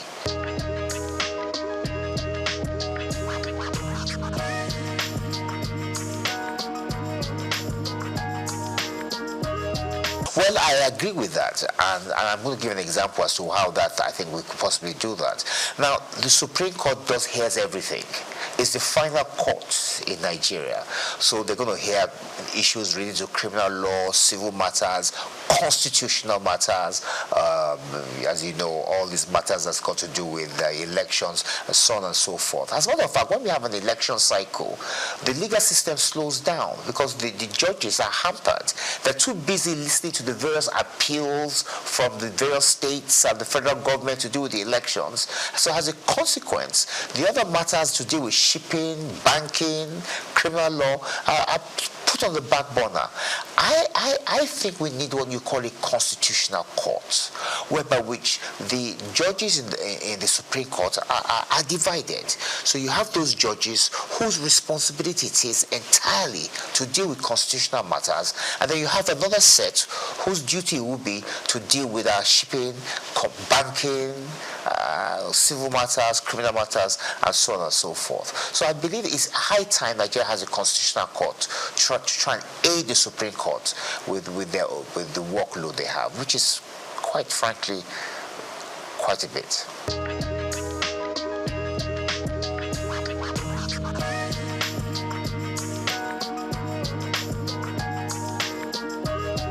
Well, Nigerians, with respect, are very brilliant, very intelligent, and they are very aware.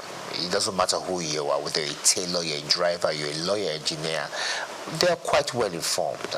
And the truth of the matter really is that this is the longest republic we've had. This republic started in 1999, and this is 2025, so 26 years. Nigeria has never had a republic this long. But the main flaw is the one you just mentioned. The fact that that constitution that was bequeathed to us by the military in 1999 was never really approved by the people. Now, that doesn't make sense, and that's unfair.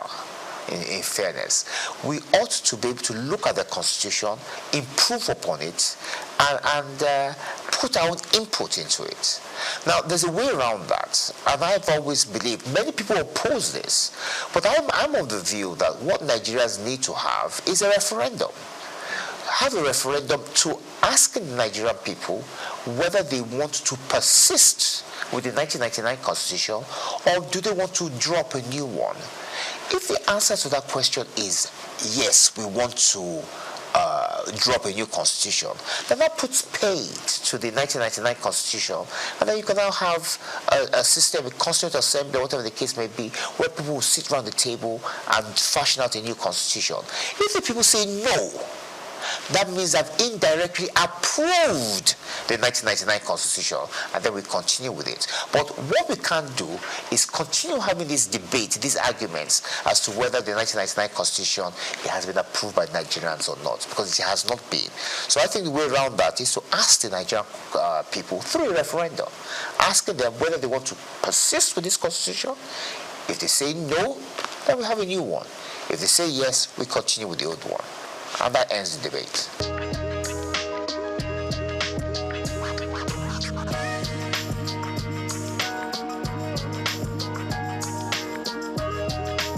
Every system has its merits. Every system has its advantages and disadvantages.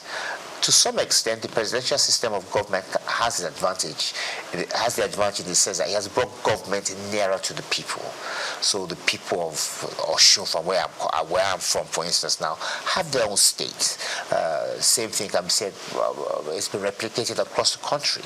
However, the drawbacks, the disadvantage is the fact that it's extremely expensive. Now, look at Nigeria, for instance, now. We have 36 state governments. So that means we have 36 governments in Nigeria. If you add the government of Abuja, if you add the federal government, that's 38. Now, each one of these governments have some form of legislature, judiciary, an executive as well, local government, civil service. It's too expensive. Look, in America, where we borrowed this system from, the states came together to form a union. This is totally different. We are doing it the opposite way. So we've had a structure that we're now going back. So at the end of the day, many of the state governments are still dependent on the federal government. And as a consequence, the kind of progress we ought to be making, we're not quite making it. So I personally, and this is a personal view because others would disagree, I would prefer that we reduce the size of government by having some kind of regional structure. And I believe that will reduce the burden of governments. And if we can reduce the burdens of government, we can use this money to do many other things. And I also think it will also improve standards as well. Not just standards of government or parliamentary standards or whatever the case may be, but there'll be less people involved in the political system. And that would help us a great deal.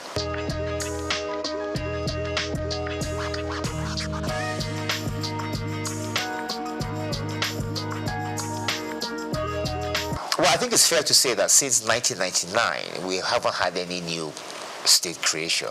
I know there's been agitation for the creation of states, but there hasn't been any. The process for creating a state is quite cumbersome. It's not easy. I think it's in Section 8 and 9 of the Constitution. I don't think it's something we should be looking at. I think, like I said to you earlier, I think we should be trying to reduce the number of states, and I think some kind of regional structure whereby which we can monitor better what's going on rather than having more states. So I personally would not encourage the creation of more states, no.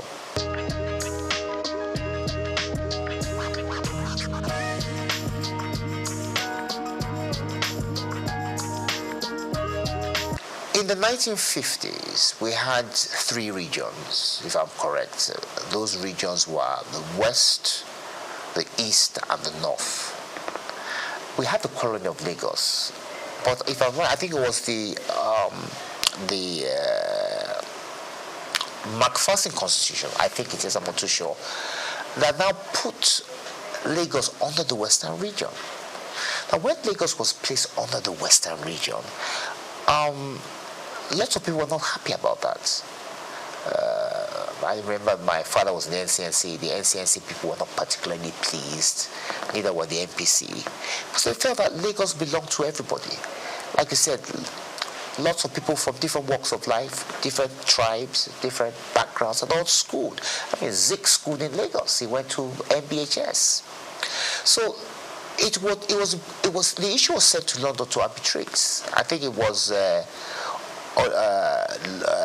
Oliver Littleton that arbitrated over the matter, and it was decided that Lagos should stand on its own, that Lagos should not be merged with any of the regions, and that was how Lagos was able to free itself from the shackles of the Western region. It's fair to say that the position of the NCNC was actually argued in London by my father. That's why I'm quite familiar with this. But talking about Lagos, when the military, after that, we had what you called a minister for Lagos. I think there was Ribadu, and I think there was one other person, but I think it was Yaradua, not the same Yaradua, but his father. And then later after that, when the military struck, they created the state of Lagos. So the issue of giving Lagos special status has more or less been taken over by events. Lagos is a state, and as a state, it's still home to different people with different backgrounds, from different tribes, and it's thriving. I think it's fair to say that Lagos is probably the most prosperous state in the country, and it's just a question of its continuing with good governance and improving the strides they have made.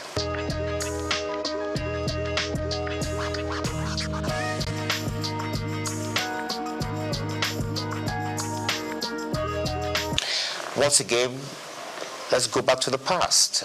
We had what we used to call the House of Chiefs, wasn't it? And in those House of Chiefs, many of the members of the House of Chiefs were people, were traditional rulers, chiefs from different backgrounds, and they had a say in the running of the affairs of state. It's like it was more or less akin to the House of Lords. So it wasn't necessarily the chamber whereby which the activities of day-to-day governance took place, but they could always refer issues to them.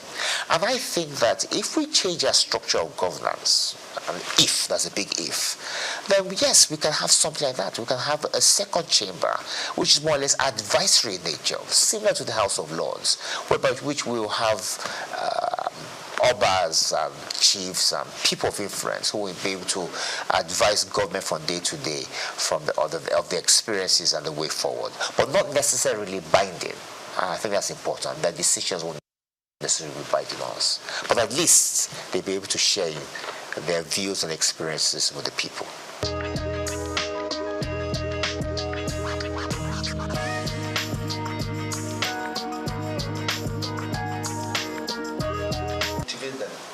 That's a big issue. I was commissioner for youth in Osun about 10 years ago under Rauf Aregbesola, and it was an issue we took quite seriously.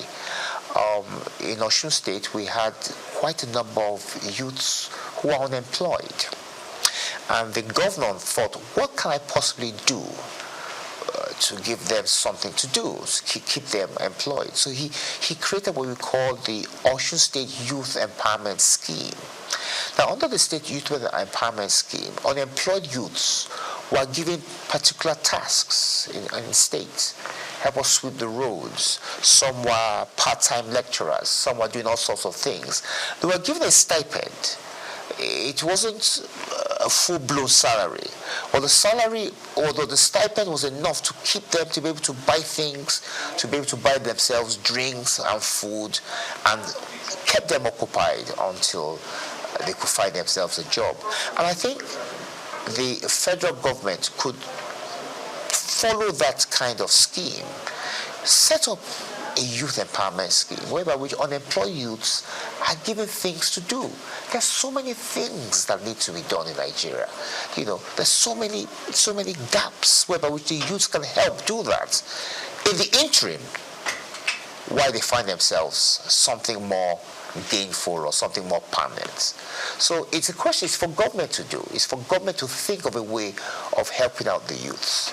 And of course, there should be partnerships, a partnership between the government and private enterprise to try and encourage them to take on more of our youths, and not necessarily those who have schooled abroad, who they think are probably the best in terms of employment. No, we have many here who can do a good job as well.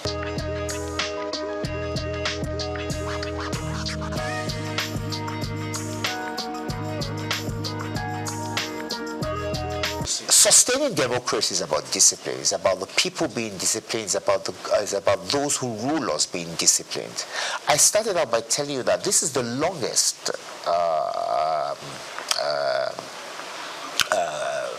government we've had. It's the longest republic we've had.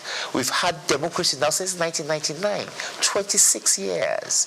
If you go back to the days of independence, there's been no republic that has been this long. So it shows that the people have embraced democracy. They've come to it's part of us now. They've come to enjoy it. Yes, there are hiccups in terms of the fact that we could do a lot better in terms of how we implement things. But in terms of the people yearning for democracy and imbibing it, I think we've done very well. And what we just need to do is just to try and perfect it. One of the ways, like I said much earlier, is to perhaps take a second look at the Constitution, see where areas where we can improve, and try and make people happy, and at the same time reduce the cost of governance. But I don't think democracy is going anywhere. I think it's here to stay.